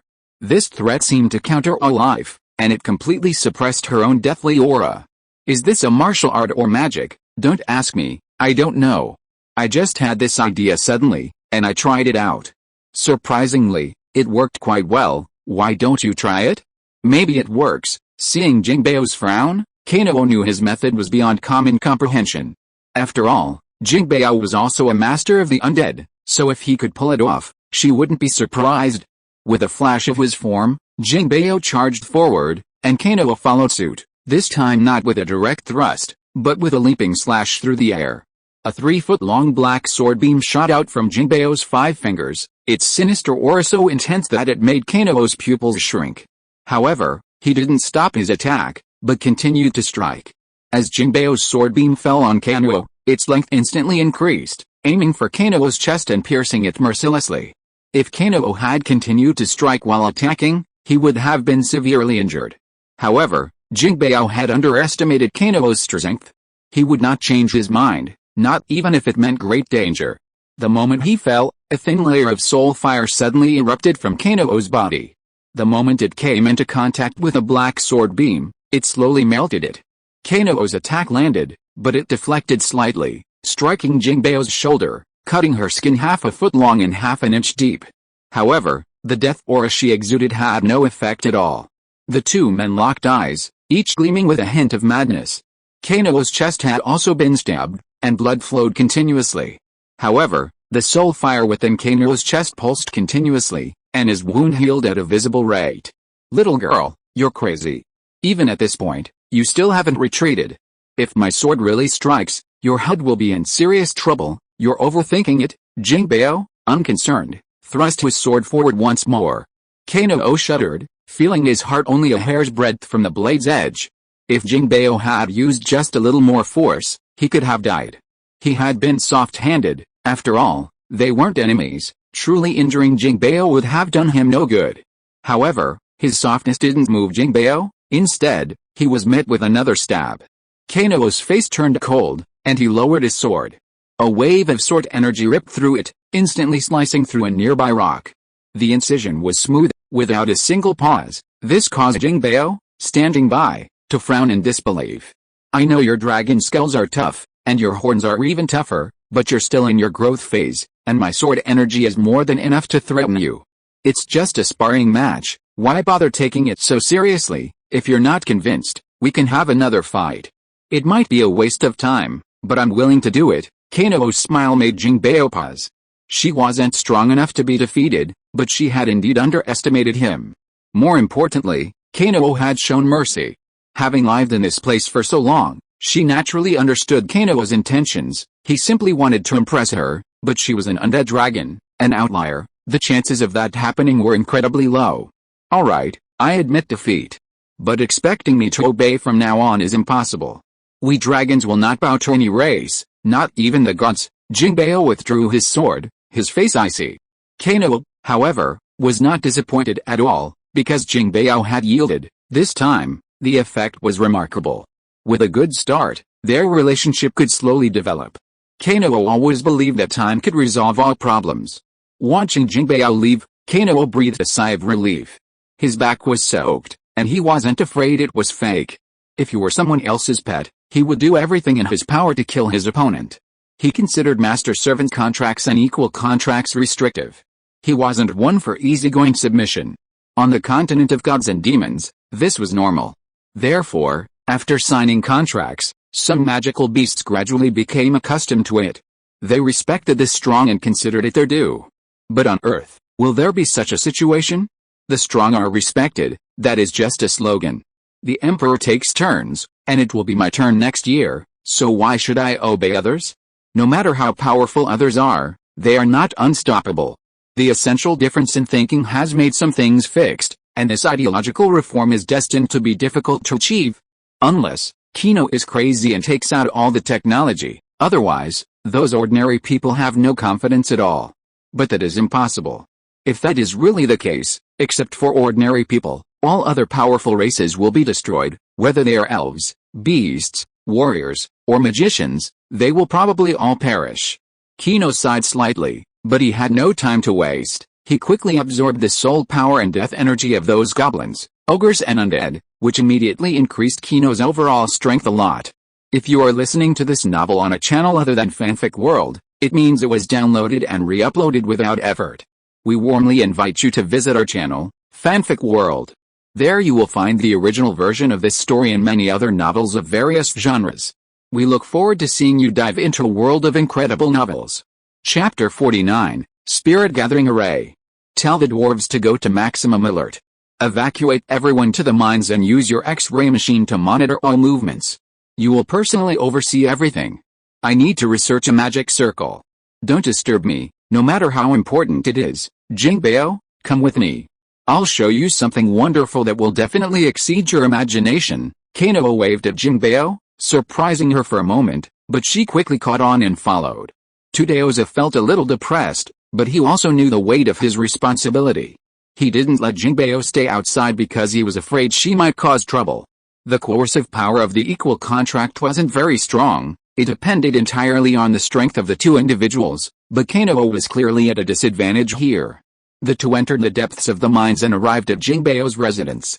Inside was an undead dragon, but as a highly intelligent species, Jinbei was very hygienic. And like other dragons, the place was filled with magic crystals and gems. I'm telling you, everything here belongs to me. Don't tear it down. Otherwise, I'll never help you. So, you mean, if I don't tear it down, you'll help me, right? Kano smiled gently, causing Jinbei's expression to change slightly. She wanted to change her tune, but ultimately didn't. She wasn't sure about Kano's character. Perhaps this was a trap. If she didn't help, she knew nothing good would happen. For the dragon race, treasures are their life. So, you can't take my treasures, no matter what. Don't worry, it won't be long before these shiny things are piled up everywhere. But the prerequisite is that we have to make what I want. Kano waved his hand, releasing 9 mecha warriors from the space ring. Jinbei was also surprised by the 6 vivid robots. After all, she had only known about magic puppets, but Kano's was something else entirely. However, she wouldn't ask directly, believing that Kano wouldn't tell her easily. Kano's face was filled with excitement as he took out the hammer and other tools from his space ring. He then prepared magic metal and some ordinary metals. He wanted to first test whether ordinary metals could unleash the power of the magic circles. Kano didn't know the specific situation, so he had to try it bit by bit. The magic circle that could be installed on that kind of mecha aircraft carrier must be extraordinary. Kano also clearly remembered that the magic circle was engraved on it. It was possible that the main problem was the words. Kano first found an ordinary piece of metal plate, and then engraved the densely packed words on it by copying them. He engraved very carefully, exactly according to the appearance of the words, almost without any mistakes. Jinbei, who was standing by, naturally would not miss this opportunity and observed carefully from the side. After watching for a long time, her face was full of confusion from beginning to end. What kind of writing is this? I've never seen it before. We dragons have a tradition, and I already know all the writing systems. You don't recognize it either. Initially assuming it was some ancient text, Kano was stunned when Jinbei denied it. After all, the dragons had their own traditions, and even ancient, mysterious writings were familiar to them. I say these are divine runes. Do you believe me? Impossible. Divine runes must be written with spiritual power. Not only you, but even a saint wouldn't be able to master even a single character or two. Then do you recognize this character? Kano suddenly thought and wrote a Chinese character nearby. Upon seeing the Chinese character, Jinbei looked quizzical, but then said something that shocked Kano. No, but it feels a bit like demonic writing. Just a resemblance, though. It seems these characters bear some resemblance to the mysterious writing you carved. Demon, what is that? Kano knew about demons, elves, dwarves, goblins, dragons, and ogres, but he had never heard of demons. In legends, demons do exist, but they are just the embodiment of exploiters. Do such demons really exist? Oh, it's normal you don't know. The demon race is only a legend. They belong to another world. Legend has it that our continent of gods and demons was once connected to them, and later those demons crazily massacred the indigenous people of our continent of gods and demons. Those demons were really too powerful. We were no match for them. Some races were even exterminated by the demons, such as the winged people with wings on their backs and the Mayans who were born with the ability to tell fortunes. At that time, all the races in the continent of gods and demons were afraid and united together. The beastmen, humans, elves, goblins, dragons, sea creatures, demons, and even the god of light. That war was brutal, and all the races in the continent of gods and demons suffered heavy losses. But in the end, we won.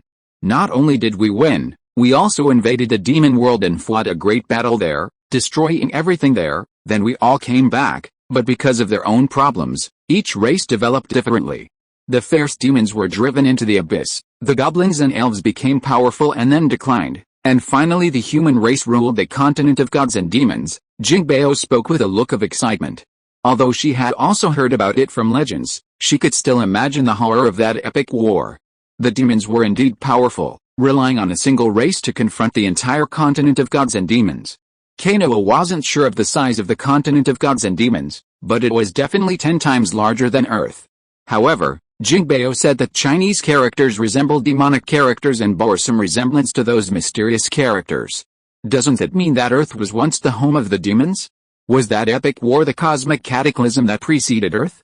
Did the demons perish before the dinosaurs and then humans appeared? These things were impossible to verify, and Kenoa didn't want to know. He just wanted to create the magic circle and see what it actually did. After leaving the demon legend, Kenoa spent a whole day carving the magic circle. However, as he completed the magic circle, the surrounding spiritual energy seemed to be attracted and gathered around it. Most people might only feel the fresh air and a refreshing invigoration, but Kenoa and Jingbeo, both mages, clearly sensed that in just a few moments, the spiritual energy here had doubled. Oh my god, this is a spiritual gathering array. If I could cultivate here, my training speed would definitely be double or tripled. Kenoa's face was filled with excitement. He hadn't expected this magic array to be a spiritual gathering array. With it, he would no longer have to worry about energy. Moreover, ordinary iron plates would do the job, meaning he wouldn't need magic metal. However, Kenoa soon faced another problem. The spiritual energy wasn't absorbed after entering the magic array. This was because the iron plates couldn't store magic power. The problem with the iron plate's inability to store magic power was simple. Kenoa embedded a level 4 magic core inside, and within an hour, the magic core was fully charged. Kenoa was instantly overwhelmed with joy and delight. After all, the spiritual gathering array was still constantly absorbing the surrounding spiritual energy, so the magic core's mana could be replenished as it was consumed. This would be like having a continuously rechargeable battery. All future Mecha Warrior power issues would be solved. Furthermore, from today onward, his Mecha Warriors would be even more powerful. An idea struck Kenoa, and he once again used the magic metal to create a spirit gathering array. To his surprise, the magic metal array absorbed the surrounding spiritual energy 3 times faster than the metal plate, which excited Kenoa immensely. With a spirit gathering array, they could mass-produce magicians. Triple the training speed, that's beyond human reach. With this magic array, Kenoa and Tudeo's Jingbeo's strength would rapidly increase, allowing them to expand their influence and control more magicians. What kind of magic array is this? It's amazing. This magic array is mine. If I practice with it, I'm sure I'll reach the level of a high-level mage in 2 years. Jingbeo excitedly grabbed the magic array, shaking uncontrollably. If she hadn't seen it with her own eyes, she wouldn't have believed it was a random creation by Kenoa. After all, this event was so incredible that calling it a miracle wouldn't be an exaggeration. If other factions knew of the existence of this magic circle, they would surely seize it at all costs. This was the key to vast treasure, the key to the future. The thought of holding such a treasure in his hands nearly tempted Jingbeo to kill Kenoa. But Kenoa had no other thoughts at the moment. He couldn't contain his joy at the massive battery. His only thought was how to build an assembly line to mass-produce mech warriors, convert energy, and develop laser weapons. To meet production needs, Kenoa took all the magic cores from Jingbeo's room, promising to give her double the amount. This softened Jingbeo's fierce gaze. After all, this was a critical moment, nothing could go wrong. He didn't want to leave the mine until he had mass-produced mech warriors. Fortunately, there was still some metal ore in the Undead Valley, and he wasn't short of dwarven blacksmiths. He estimated that it wouldn't be long before the mech warrior production line was complete. Although the mass-produced mecha warriors might be underpowered, Kenoa would continue to modify them. He would also begin building transforming mechas. While simple, they would be incredibly powerful when equipped with various weapons. When Chudozo was told about the spirit gathering array, the experienced dark mage was stunned for a moment. Seeing the magic array Kenoa had produced, he trembled and was speechless. Chapter 50, Mass Production. Kenoa's excitement sent the entire dwarf tribe into a frenzy of activity. Men, women, and children, from dawn to dusk, toiled to forge and manufacture parts. The only good thing, however, was that Kenoa treated them well. He provided them with the finest meals daily, allowing them to enjoy a delicious meal for a while. Eat well, work hard. Kenoa's words left the excited dwarves speechless for a moment, and they quickly busied themselves with eating, paying no attention to him. Todoza received the magic metal spirit gathering array and immediately began training. It was obvious that the initial results would be impressive. With his strength, advancing to the level of a high-level mage would be a piece of cake. A spirit gathering array specifically designed for training was even simpler to construct. There was no need to embed a magic core, it could be directly engraved. Kano assigned all the dwarves to work on the mecha warrior process, while he researched subsurface vehicles and energy weapons. The development of energy weapons predated the mecha era. To strengthen their own capabilities, nations rushed to develop them, leading to the exceptionally horrific final battle, which ultimately resulted in total destruction. Energy weapons refer to systems such as plasma, laser, electromagnetic, and particle beam weapons that directly convert energy into weapons and enhance them. Energy weapons are used for long-range precision strikes, targeted large-scale destruction, and missile defense. Their offensive power is truly formidable, requiring decades of research before they can be fielded. Initially cannon-sized, they were modified to pistol-sized, and their power has been continuously enhanced. Kano's energy weapon of choice was a laser weapon. As laser weapons require only light and energy, the other elements are difficult for Kano to manufacture. Laser weapons offer powerful attack and a long range. With sufficient energy, they can even hit aircraft and missiles. Furthermore, with continuous improvements, laser weapons can be solidified into weapons, like an iron rod heated to several thousand degrees, melting ordinary steel upon contact. Their drawbacks are high energy consumption and the ability to attack only in a straight line. If they encounter obstacles, they must be destroyed. Kano lacks the ability to create a truly large-scale laser weapon. Destroying satellites or missiles is too far off. He speculates that the problem lies in the fact that these mecha warriors are not intelligent programs and lack lock-on capabilities. If it lacks agility, it's just a matter of attacking. The chance of hitting is minimal. Kano's requirements aren't high. The laser weapons equipped on the mechas only have a range of 100 meters. To handle group attacks, shields are absolutely essential. However, adding a shotgun is essential for dealing with group attacks. The alloy blades will be replaced with laser blades, which will also provide advantages in close combat. The mech vehicle Kano is about to build will naturally be equipped with high-powered laser cannons. Furthermore, it will also be densely packed with laser ports. In the event of a siege, with countless laser beams, who can withstand it? To counter ground attacks, Kano will also create a large robot. Just like the giant robot in the Terminator, it will also be equipped with a laser core weapon. With numerous laser ports, a height of 10 meters, and a thick alloy coating. Even without using laser weapons, a simple stomping action will be enough to crush a large group.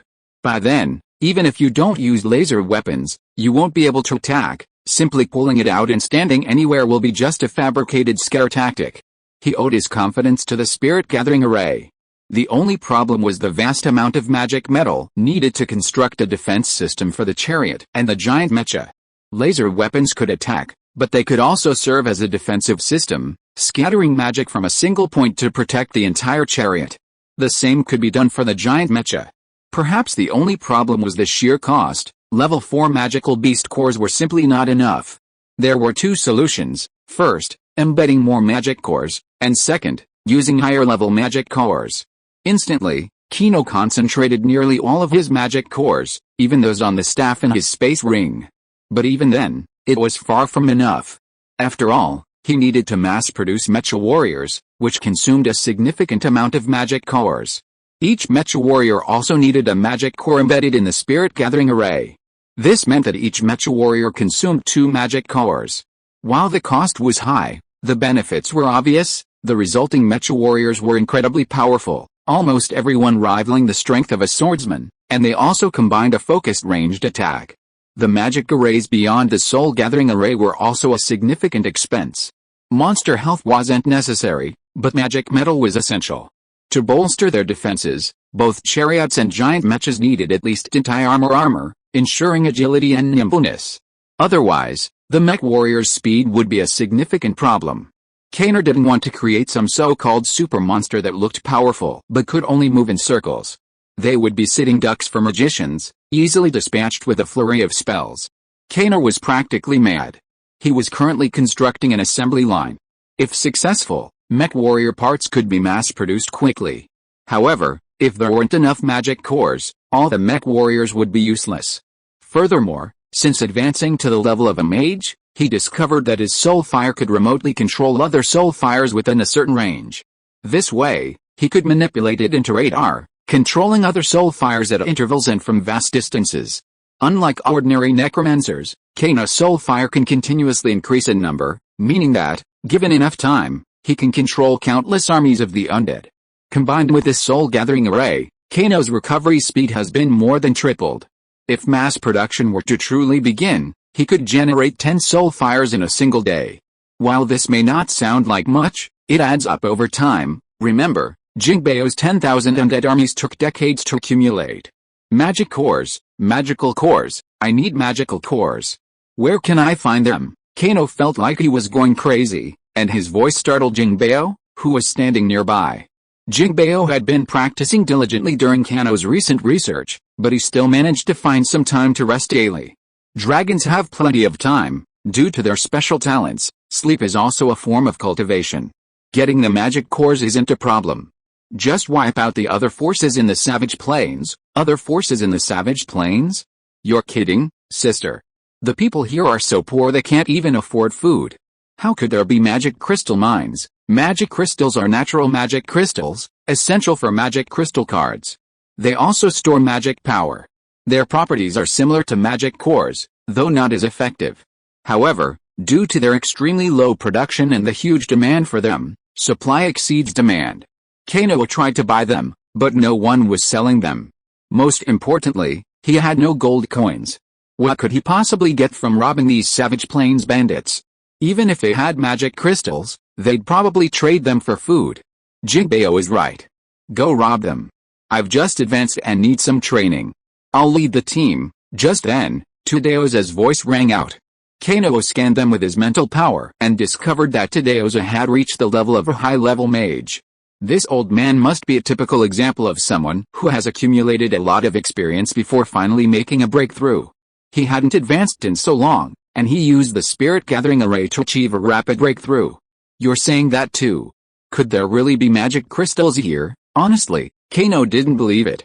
If there were magic crystals, even if this place was barren, there would be scores of mercenaries searching for them. It's just that in all his time here, he hadn't seen anyone else. Even those profit-driven merchants didn't seem to come here. I know you don't believe it, but you need to think differently. Do you know what this place used to be? Of course I do. Was this an ancient battlefield? Keno was puzzled, but then he was stunned. He suddenly realized a key point: the space rings and magic cores left behind by the ancient battlefield. Once the Savage Plains was the largest ancient battlefield on the continent of gods and demons, it was the burial ground of many dragons, magical beasts, and magicians. Keno had originally come here to search for the ancient battlefield, hoping to find the remains of a giant dragon and finally, a skeletal dragon. Although the great war of gods and demons had long passed, many treasures remained undiscovered. Mercenary groups occasionally ventured into the Savage Plains, but their numbers were few and far between. Occasionally, with luck, you might find some relics. With incredible luck, you might even find dragon crystals. It's not impossible, someone has found one before. However, the mercenary who brought back the dragon crystals met a disastrous end. They were murdered and robbed. However, as the local tyrants of the Savage Plains, most factions, big and small, possessed some stockpiles. Keno understood the principle of accumulating small amounts to make a large one. Furthermore, with Tadeo's and Jingbao's strength, they could indeed destroy even ordinary factions. After all, Jingbao hadn't been idle during this period. Among other things, she had to equip her undead army with soul fire. When Keno attacked the undead rift, the initial cold bullets merely froze out the soul fire, causing no substantial damage to most of the silver skeletons. Therefore, simply adding soul fire would naturally restore their control. Furthermore, the corpses of fallen ogres could be used to resurrect. Although their resurrection strength was only that of a high-level swordsman, it was better than nothing, considering the number of dead ogres was significant. With the addition of a few more, Jingbao's skeleton army reached 1,000. Their combat power was naturally not to be underestimated. Perhaps the only problem was that they couldn't move during the day. This problem could be solved with the help of magic cores, but the cost was too great. Keno was powerless and could only pretend he didn't know about it. End of this chapter. Thank you so much for reading until the end. Don't forget to give it a like. Looking for more exclusive content and immediate access? Subscribe to our Patreon. Remember, every like, subscription or donation encourages us to continue. Thank you all. See you in the next video.